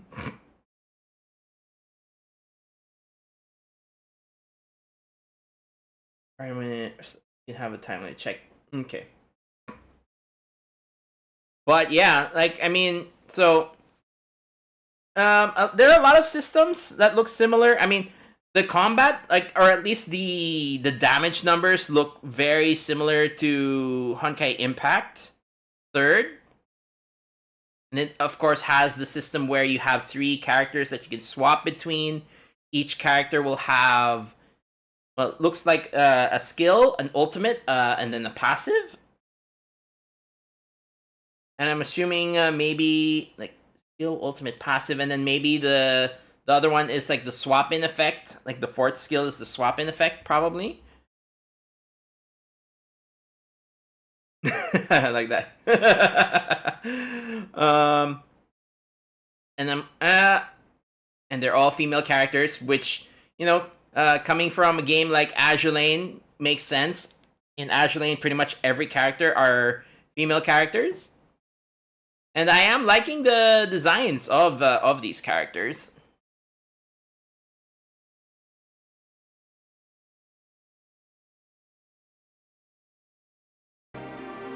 But yeah, I will definitely try to keep my eye on this game. And if they're gonna have a closed beta anytime soon, hopefully I'll be able to participate in the closed beta.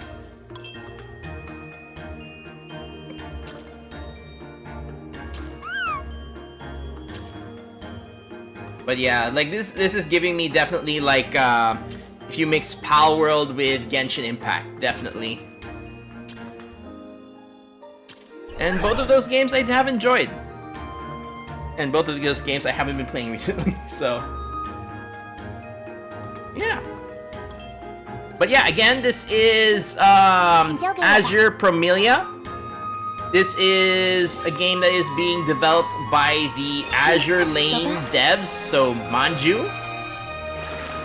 And yeah, I am definitely interested and looking forward to future updates of this game. So I will try to keep up to date with it.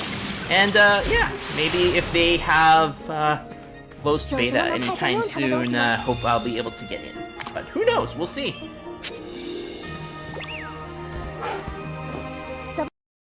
But yeah, I wasn't expecting this last part. I thought it was just gonna be this. Oh, this one, flying mounts, that's great.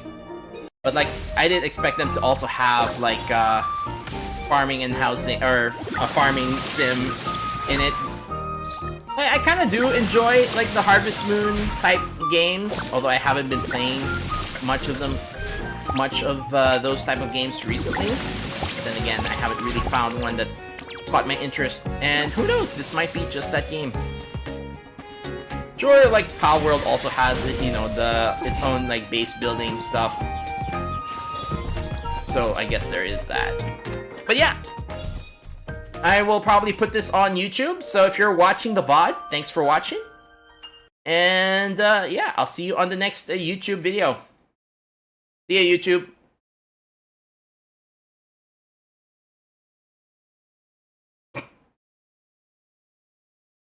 Okay. All right. But yeah, like Azure Promilia. I don't know. What do you guys think of the name Azure Promilia? Maybe Azure Milia or Azure Prom? I don't know. Promilia. I wonder if that word has a meaning. But anyways.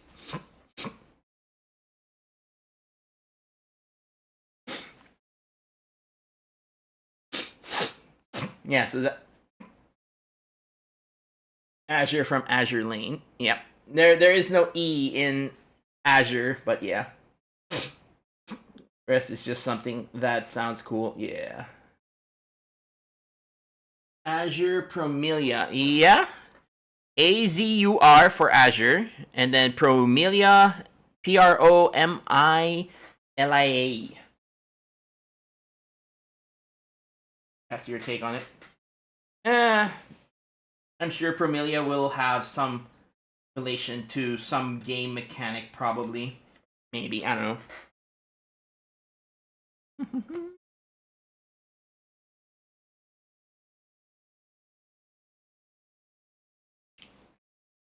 know. Donut. Oh, have you guys seen the final episode for Freyrin? I wish it didn't end, but unfortunately, all good things must come to an end. Last episode just aired yesterday or today, depending on your time zone. It was fire. Yep. The final.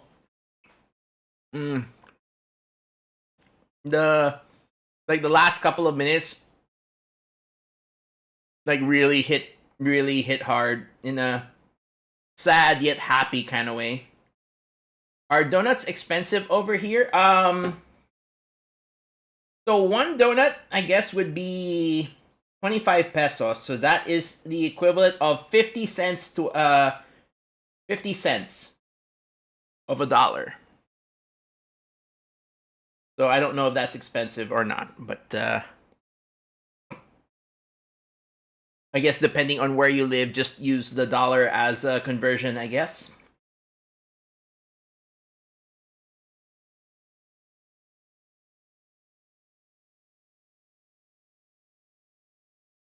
But this is Dunkin' Donuts. Thought I'm living in the Philippines. I am living in the Philippines, but I usually, like, whenever someone asks me a price about something, I usually, like, automatically already, like, make a dollar comparison so that people can make, like, if you live somewhere else, it's easy to make a comparison to what price it is. The Philippines is such a good country. I mean, I guess it depends from your point of view. There are times I love it. There are times where I hate it, especially when it comes to the phone connection. Because there are a lot of times where the signal is just so bad. I wish the telecom companies would just improve the overall communication in, like, in the area.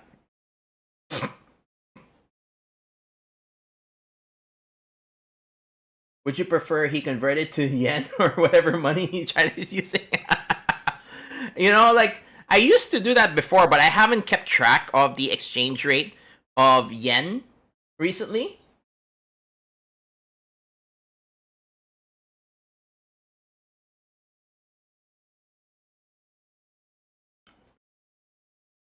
And since I work in a bank, a lot of times when we're dealing with foreign currency, it's usually comparing it to the dollar. So that's why I'm used to putting a dollar figure.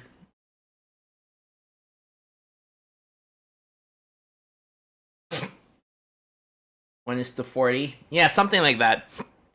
I remember when it used to be like one One is to 106. That was like years ago. Or was it 116? I forget.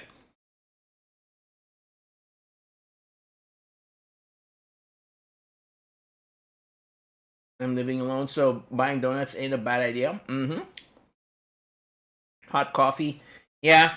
Mm-hmm. That's these donuts were bought yesterday, so this is kind of like leftovers. And yeah, I had donut and hot coffee yesterday.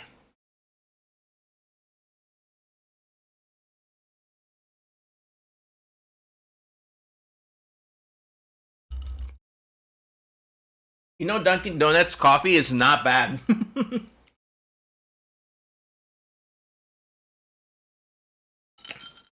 Leftover donuts are great. Oh yeah, I like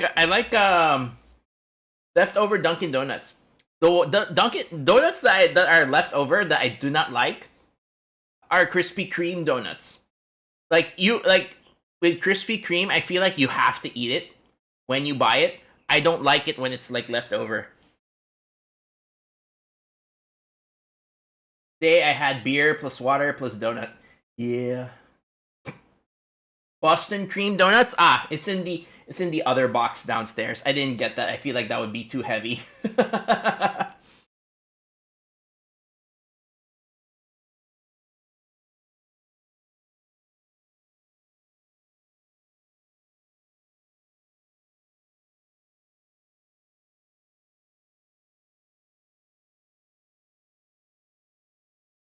Anyways, back to this.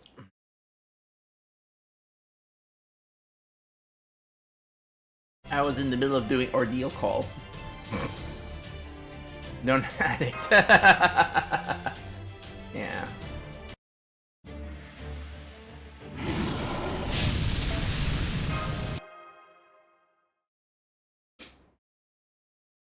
How's my Lotto farming going? I am at close. I think I'm around 23, 24 boxes, and with 2 CE drops. I still haven't been able to make 1 MLB yet because I need 2 more copies.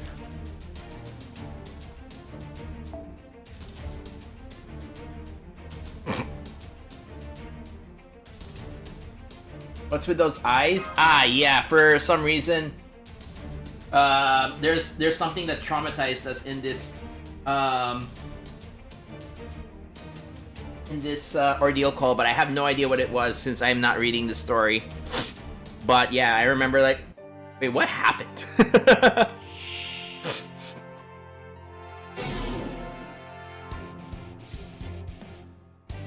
We're like in the depths of despair.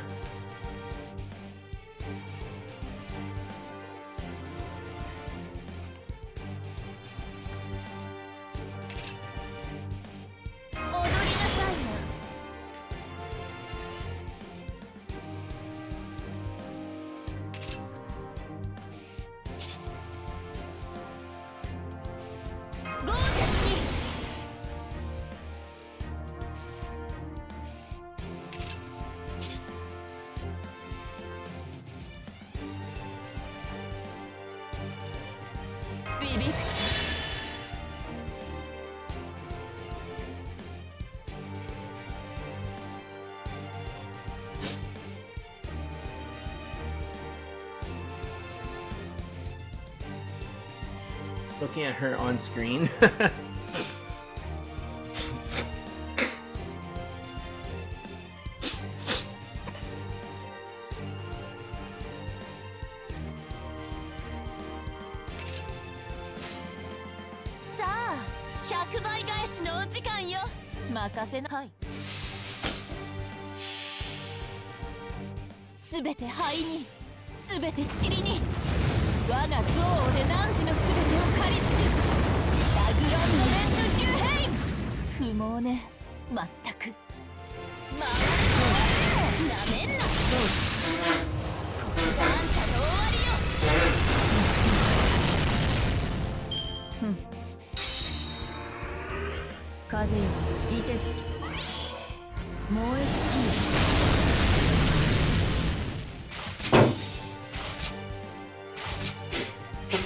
痛みなり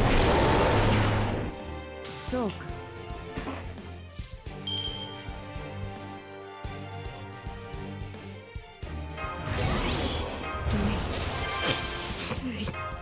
早立ちです Oh man, my nose.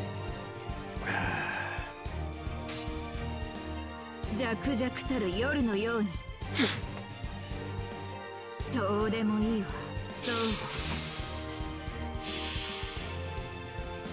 誰も愛してはいけない誰も許 Hope we しては get い these けない animation updates soon. Yeah, definitely sooner rather than later. I would definitely like it. 全てに呪い So for next banner in DL campaign. Who knows? It might happen. おちんちんとっておきの娯楽を水よ燃え尽きるそうか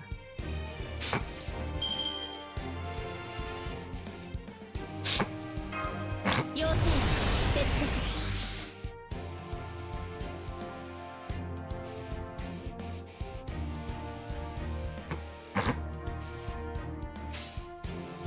たっぷり後悔なさい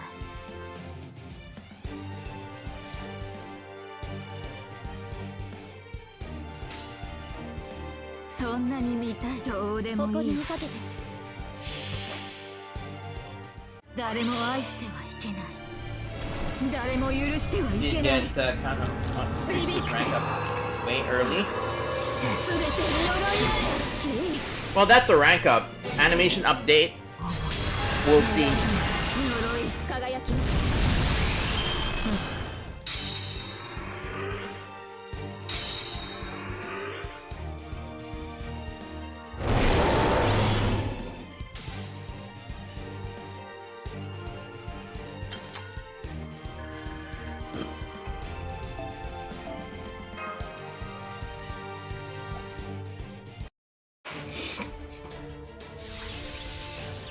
Mighty Chains, for example. I guess that's fine in a way because that Mighty Chains are supposed to be like an anniversary thing, and I don't think they can just willy-nilly take that, because if they take that from anniversary, what would take its place? So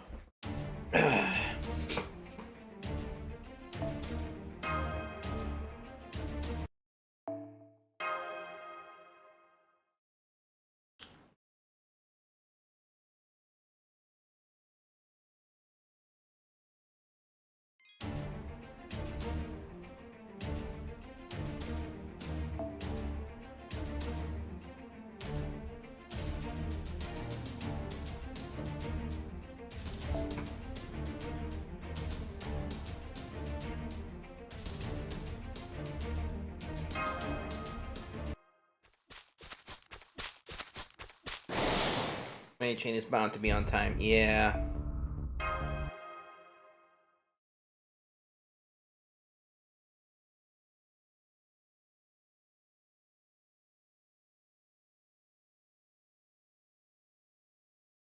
They gave us coins early for anniversary, but it did make the following anniversary feel a little lackluster.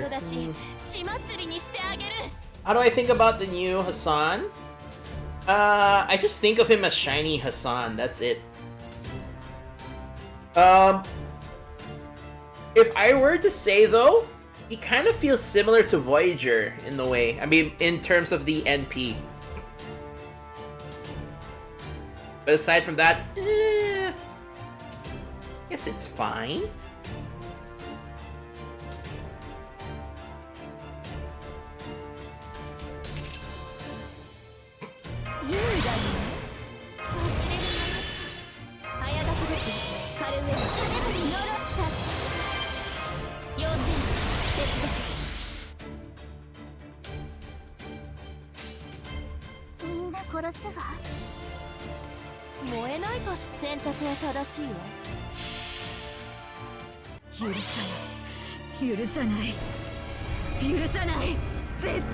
But we didn't get any coins for welfare earlier.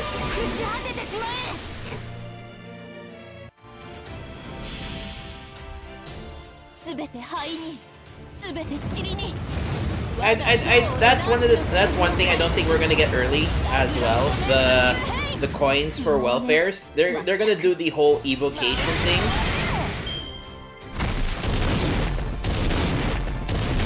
Oh fudge.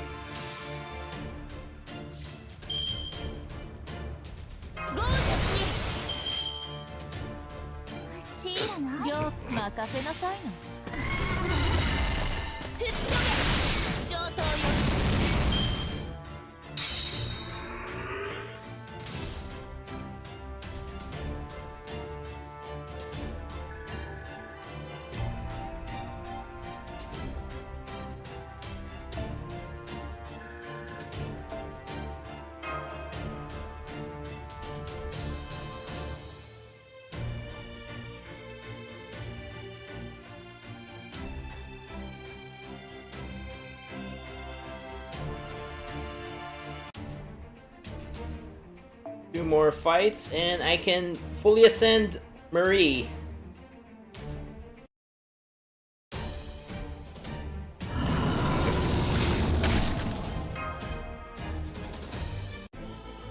So I think for the welfares that came after the coins, if you got them during the event, you can double dip when they come to the evocation shop. I think though that it will take a while before they get to the evocation shop though. But yes.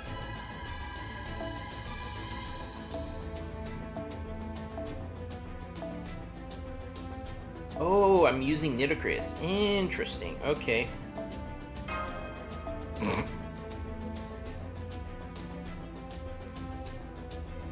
We go through the process again of adding.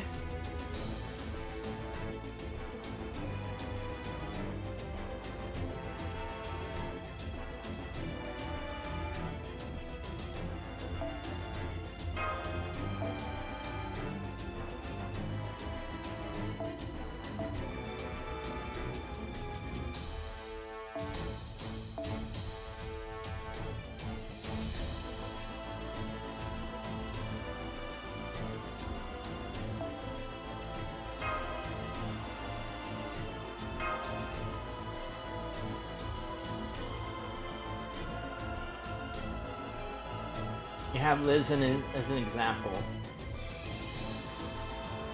I guess, yeah. True.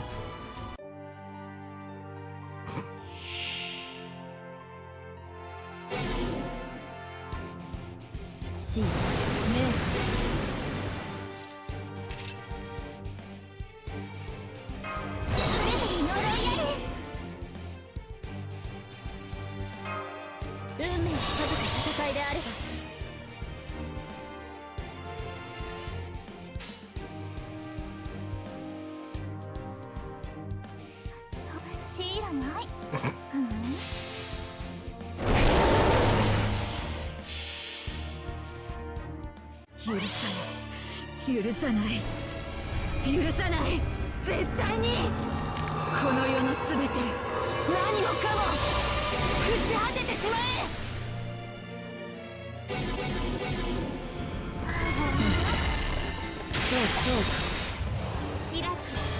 Okay, for a bit, back to this. Alright, Karen, alright. Oh, what happened?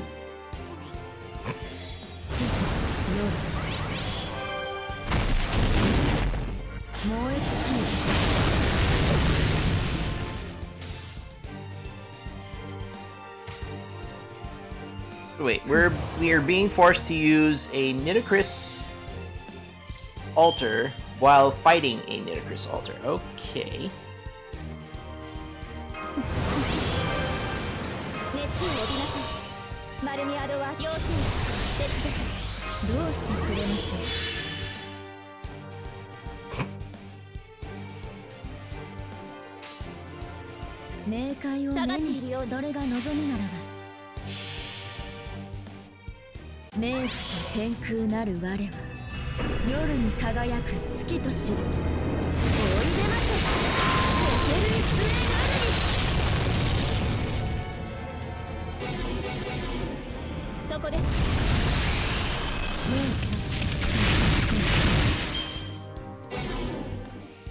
Okay. Why is that happening? 燃え尽きる。そうか。死と夜。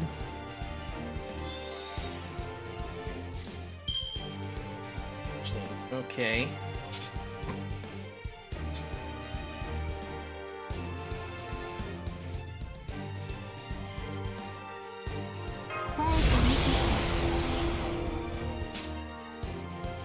I probably should be reading that, but I'm lazy too. 何でも言ってくださいね。一緒になら。邪魔。マカラビュー現る。 Okay, we broke the bar at least.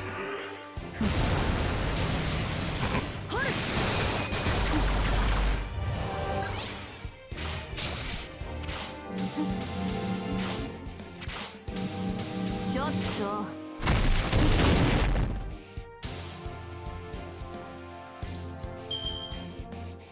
無駄なことをするのね。よし、ポーズ残して。あ、怖い私をちょっと追加。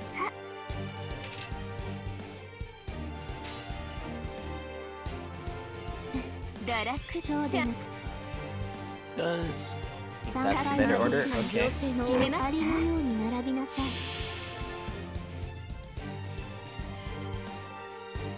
私を悪魔と言った？その通りよ。原始の地獄に帰りなさい。 Did they force him to take only Avengers in this fight? Nah. But Avengers have damage bonus, apparently.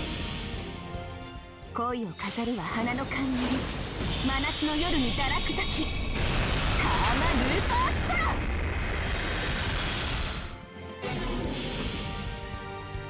違法な国、時の終わり。慣れた剣は彼の手に。霊伝なる勝利を刻め。ラウンドオブアーマー。つま先が欠けた程度よ。次はホル。なんじゃ罪なり。水よ。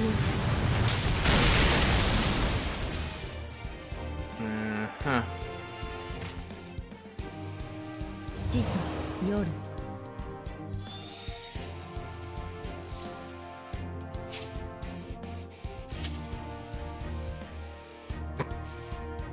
怖い私をちょっと追加。なんで一緒になら。恋を飾るは花の冠。真夏の夜に堕落咲き。カーマルーパースター。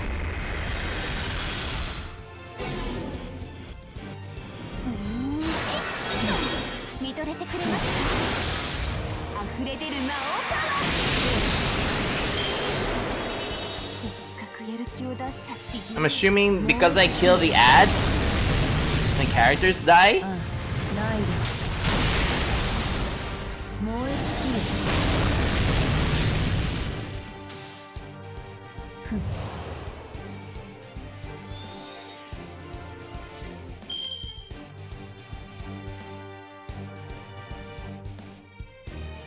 踊りなさい。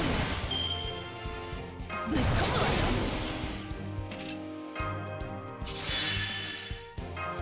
養子接続。養子接続。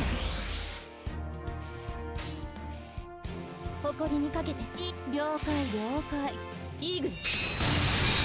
楽しいかしら。そう。燃え狂いなさい。死と夜。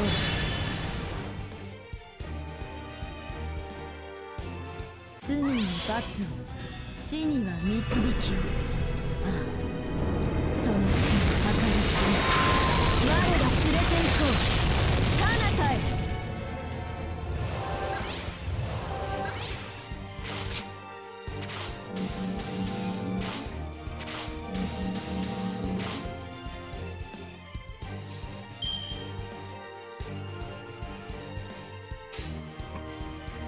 燃えないかしら、この服。いいの？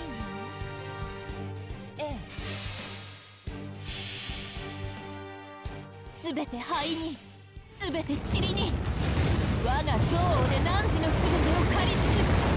ラグロンド・メンプ・デュヘイン。不毛ね、まったく。回れなめんな。ここがあんたの終わりよ。月は疲れました。 Oh no. あるまじき知った水よ。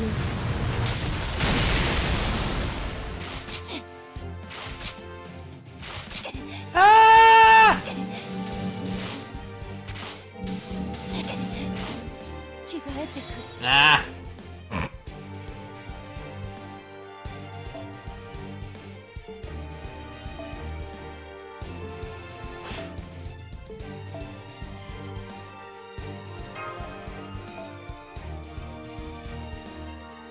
Okay. Why?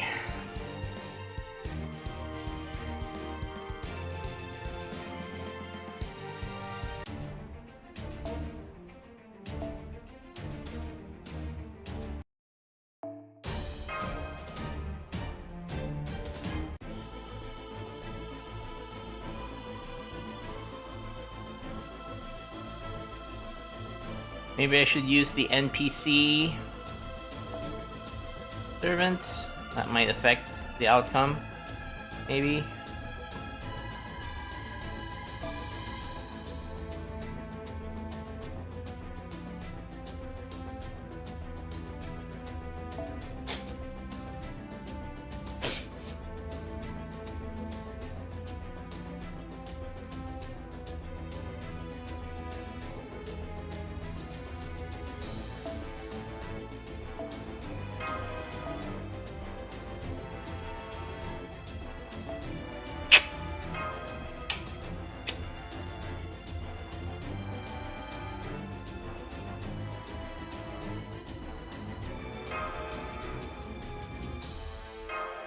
Okay, let's try again.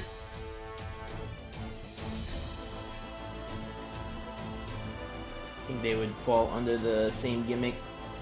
Yeah.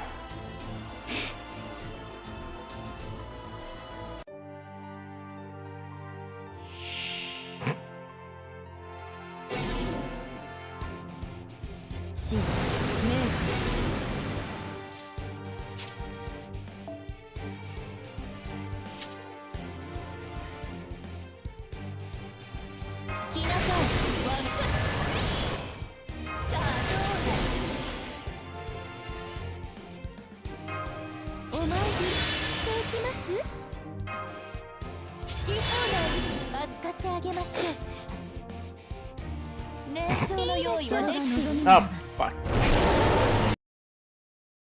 I did not change target. Ah.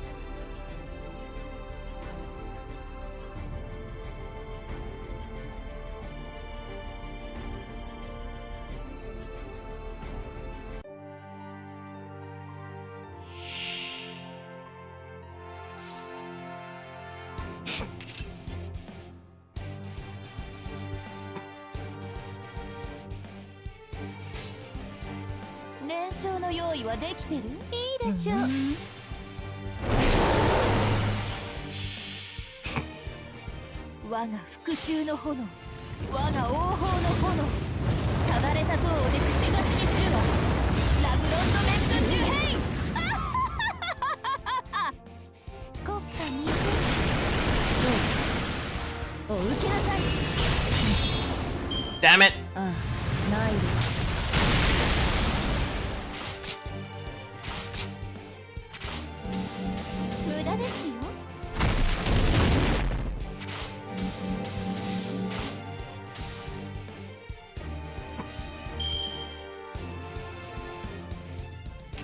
Ah, that's so annoying.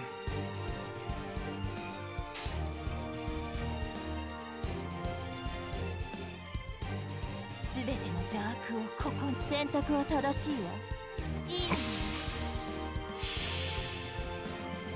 すべて灰に、すべて塵に、我が憎悪で汝のすべてを狩り尽くす。ラグロンドレント・デュヘイン。不毛ね、まったく。そこ邪魔だわ。そこから先、命の行き止まりよ。燃え尽きる。ん？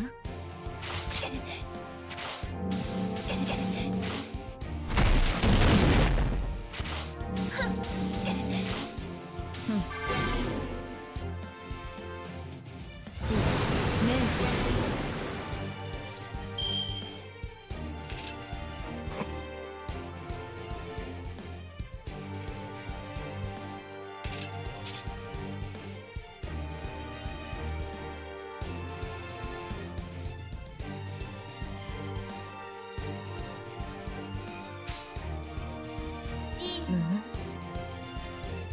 それが望みならば。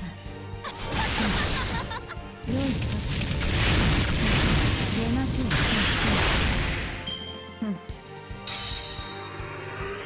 どうしてくれようと。水よ。Oh, come on.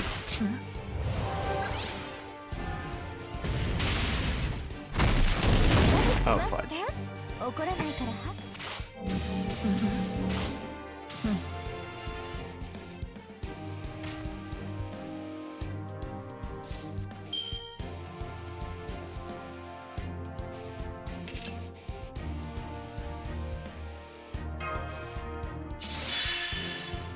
来なさい、我が竜よ。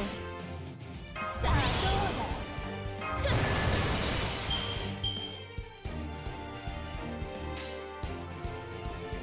マスターちゃん、宝具よ。冥界を目にした。了解。はい。剣は憎悪、竜は復讐、炎は王法。差し貫くは何もかも。ラグロンドメント・デュヘイン。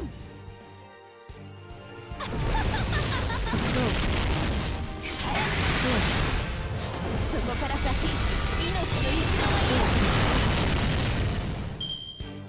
燃え尽きる。ちょっと。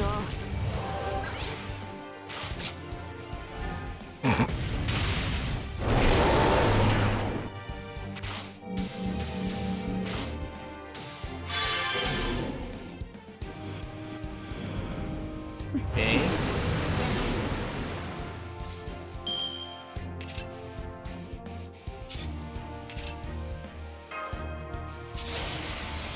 どうしてくれましょう。これより我が手の計り、これよりは明具。さあ、今こそ罪の最高にレフェリースエアルビ。やっ、よいしょ。そうメッティス。そうか、罪の炎である。罪に罰を。ちょっと翼よ。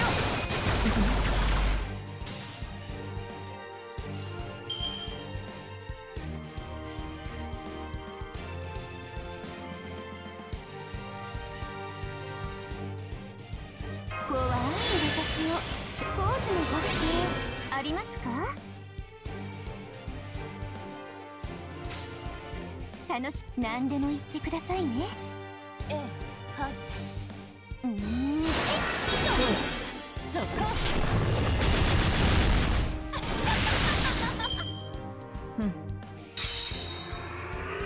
死と夜。夜こそ我が力。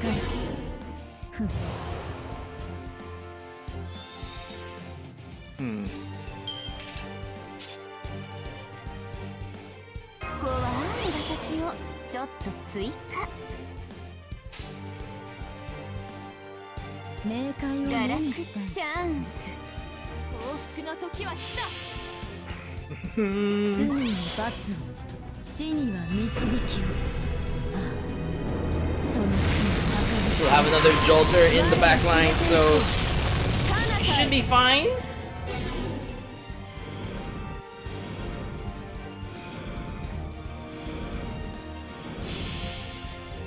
カーマルーパーストラ、これが夏の魔王の美しき武器。いでよ、なんかわかんないやつ。我が復讐の炎、我が王鵬の炎、ただれた像をね串刺しにするわ。ラグロンドメントデュヘイン。 Oh, 27,000. Oh, there goes Nidacris マス and Jolter. ター。ああ、炎が。 Uh-oh. 罪に罰を、死には Kama 導きを。 has a dodge, right? So she should be fine. 我ら Yes. 連れて行こう。彼方へ。水よ。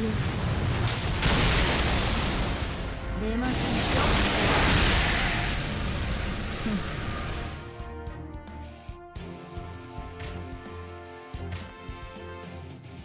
死と夜。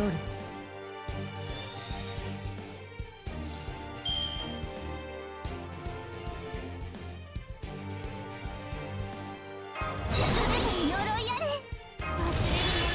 優雅に、ゴージャスに。優雅に。どうでもよかったよ。 Crits. 楽しいかしら。燃え狂いなさい。そう。 Alright, there we go. Oh. Okay, good. 顔 Ah, を覚えま Kama. した。ビビってします。 Alright. There we go. So I guess killing the ads was a problem.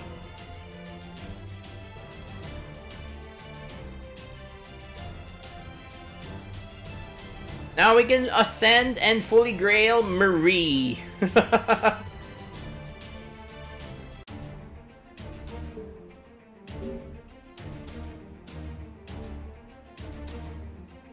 And I got the ようこそ、レオナルド ascension が。 mats.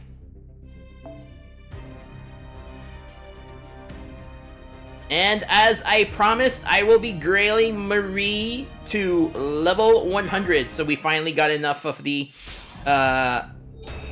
Spider Lily Ascension mat.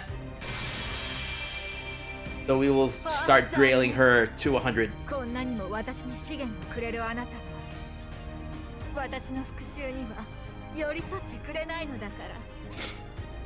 罪の人もマスター。 Looking forward to her arrival. I mean, I'll probably try to get her.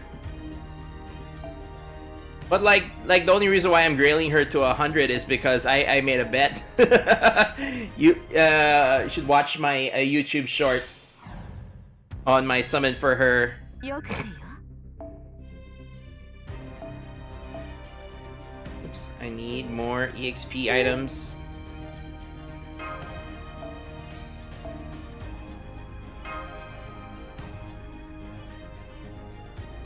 What about Salieri? Nah, probably not.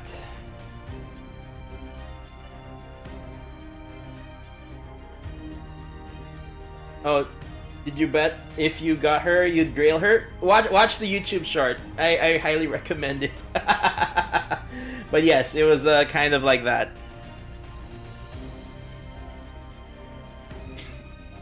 It was like if you watch the YouTube short, summon number 1, I say that statement. Oh, if I get her, I'll grail her to 100, because I was like saying like I have Ishtar on level 100, I have Summer Kama level 100. So like I was thinking if I was gonna get her, I'll grail her to 100, and I'll also grail Nidacris to 100. So Nidacris is already 100, so now I'm just working on you said you were gonna grail every Arts AoE Adventure to 100. I meant 5-star Arts AoE Adventure, but I do realize that I didn't say 5-star.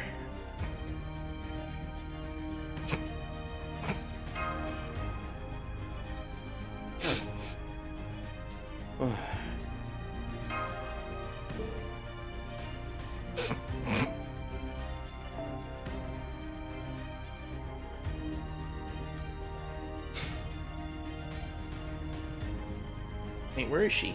There she is.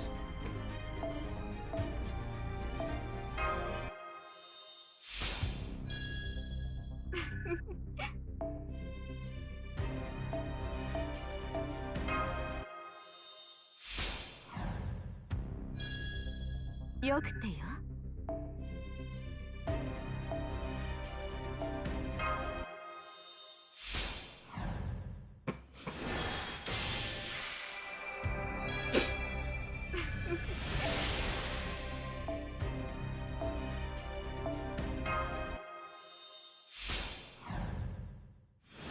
Level 100 is too common these days. It doesn't even, not even worth mentioning. Still. よくてよ。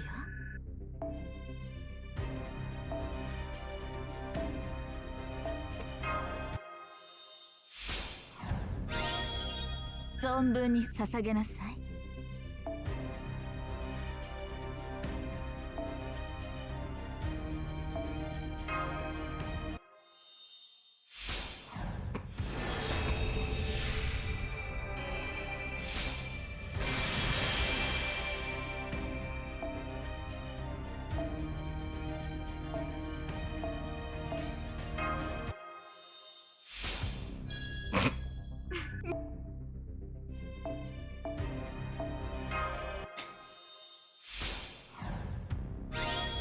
Need to take Berserker Vlad to 120 since he decided to come home 6 times. Oh, okay.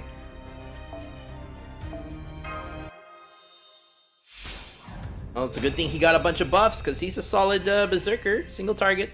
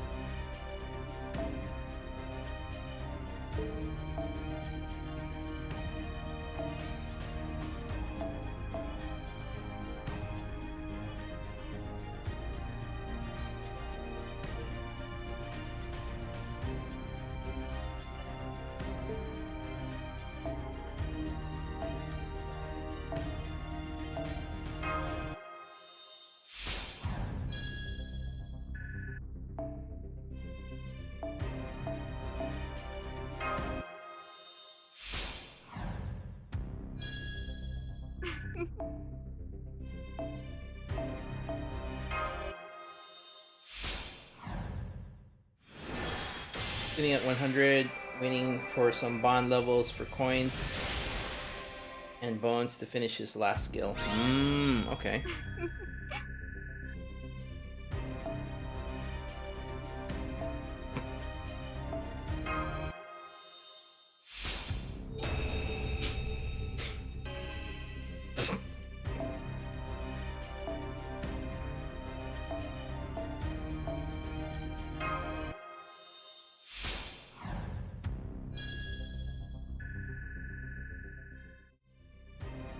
Okay, oops, no, wrong screen. We're getting close.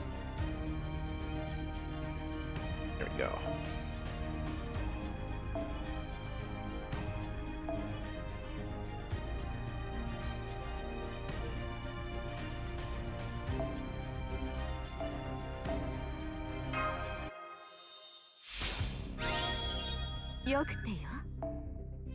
All right.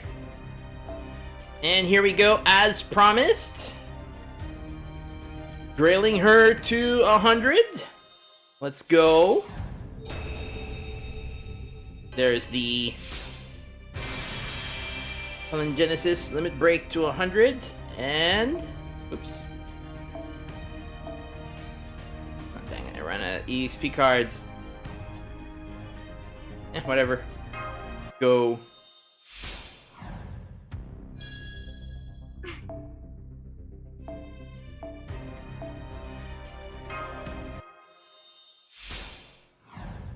And there we have it.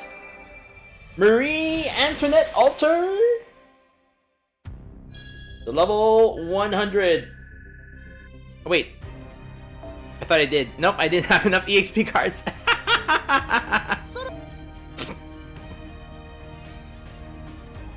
There's the... There we go. Let's do that again.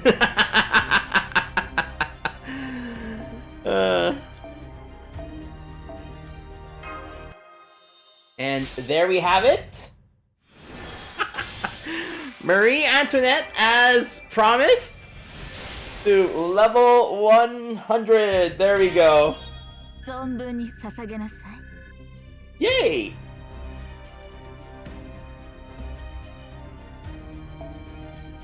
And yeah.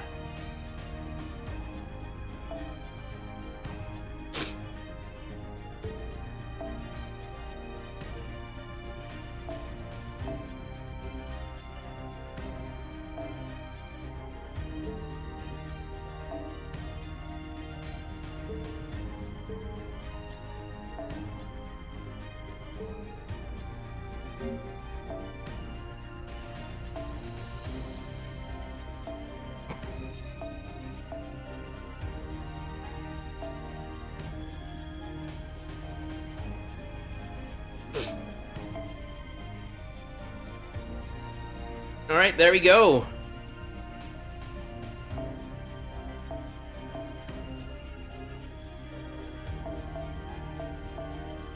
And there are my level 100 5-star AOE Arts Avengers.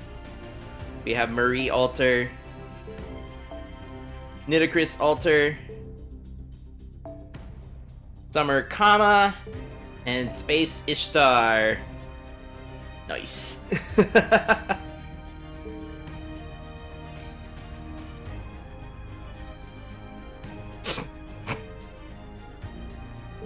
And yeah, as promised, that was done.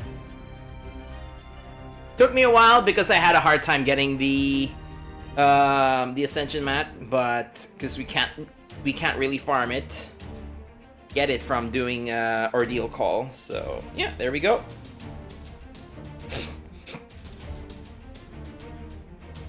Congratulations for real this time. Thank you. While doing Lotto, saw a pretty interesting account. Oh really? How so?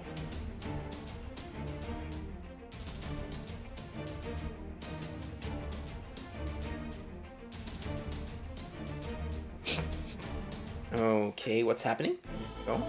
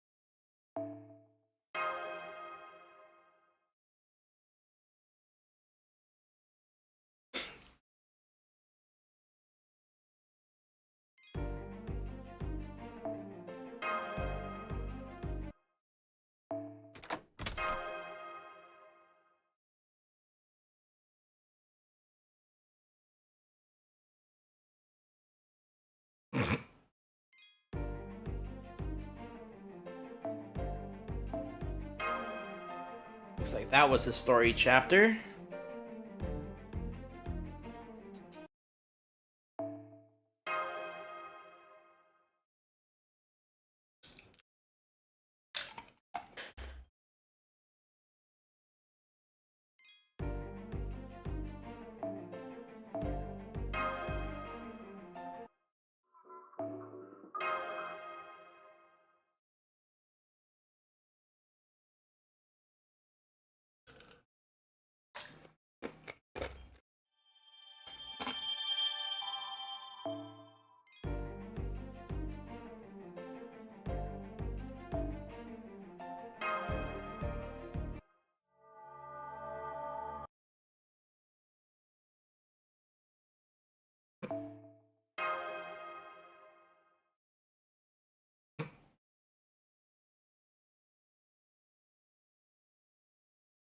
First Hassan in the assassin slot, MP5, 120, 10, 10, 10, all appends. Wow. Okay, then in the multi slot, first Hassan, MP3, level 100, 10, 10, 10, and the pens 8, 8, 8. Okay.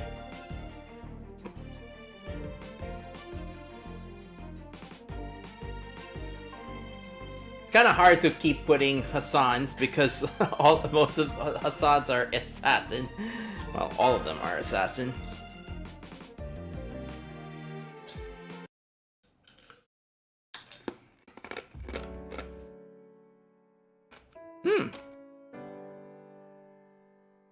Scotty, or that's Shisho.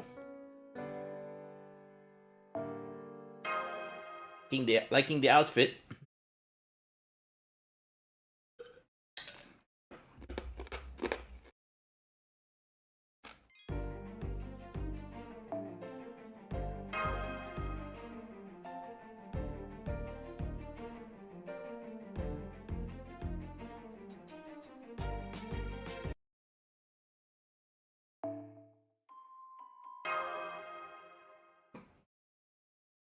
Yet another costume we need for a character.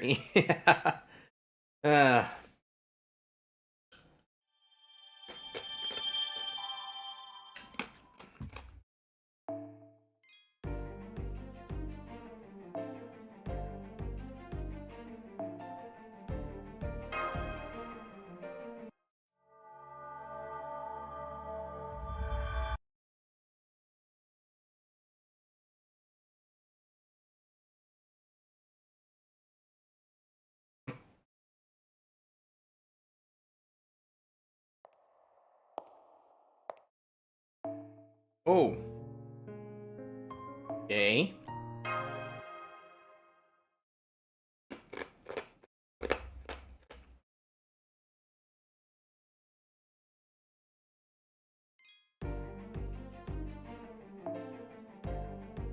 Okay, finally a battle against a berserker.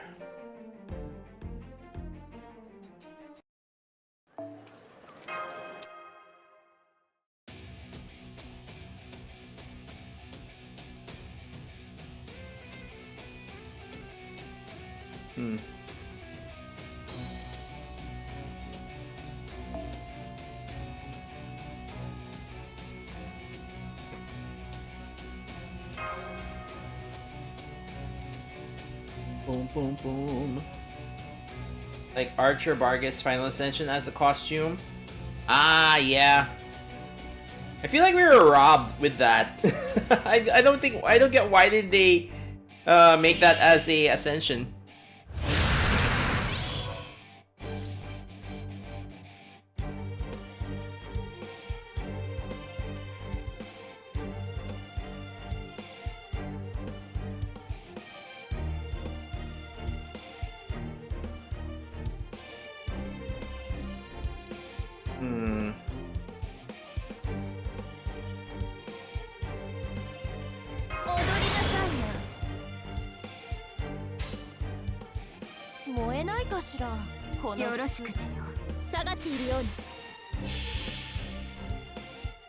Summer Scotty did give us hope they might give it to us someday. Yeah, they might. They might.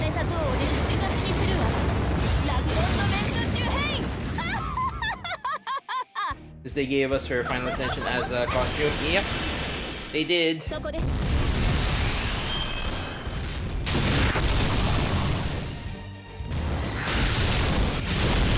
Oh, fudge. Wow, they really went for Jolter, huh? That's annoying. ビビッ。要するに接続。優雅に。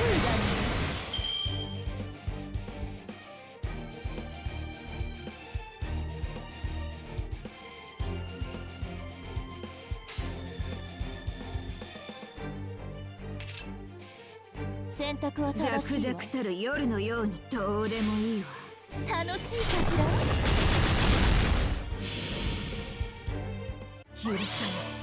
許さない許さない絶対にこの世のすべて何もかも朽ち果ててしまえ。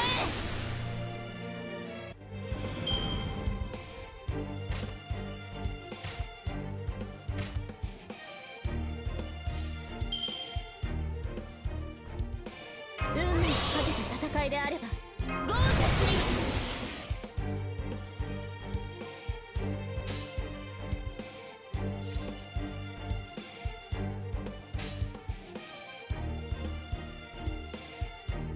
燃えないかしら。任せなさいね。剣は憎悪、竜は復讐、炎は王法。差し貫くは何もかもラグロンドメント・デュヘイン。失礼。吹っ飛べ。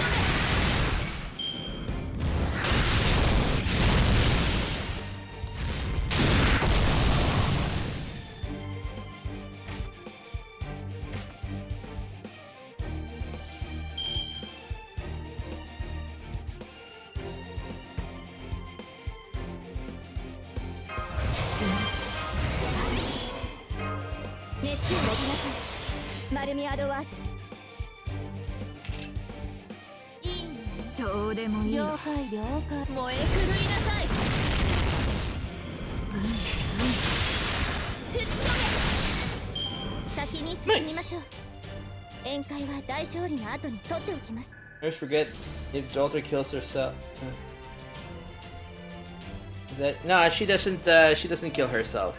She's low health.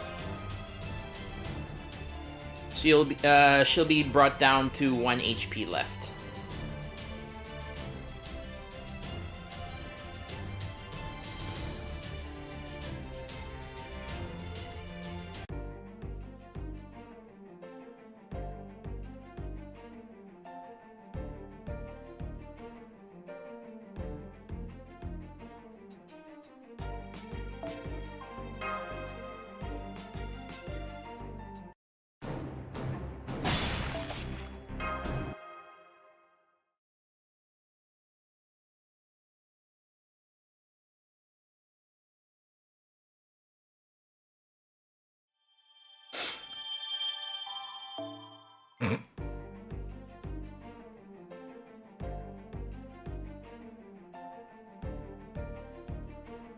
They're a handful.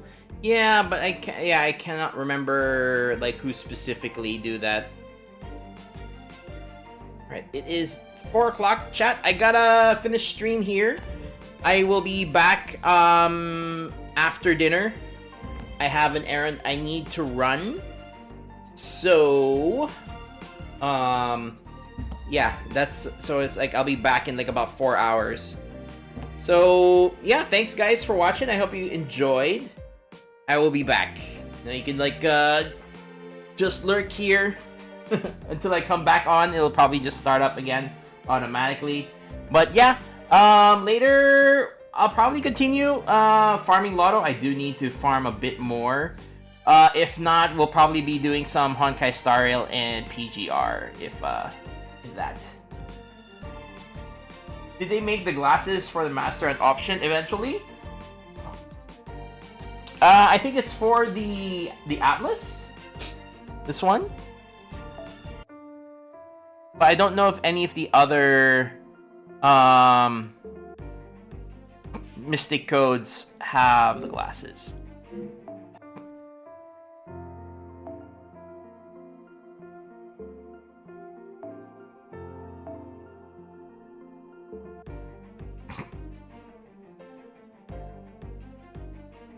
I think it was only for that one, maybe. I forget. I'm not sure. Let me see.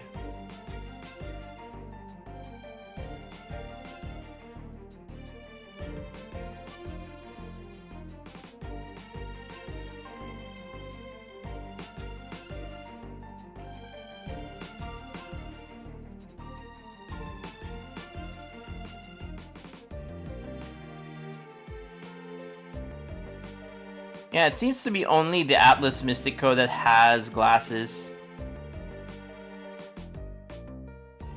None of the other ones have. So, yeah. Anyways, I gotta go. Before I end up being late. Alright. See you later, chat. I'll be back in 4 hours.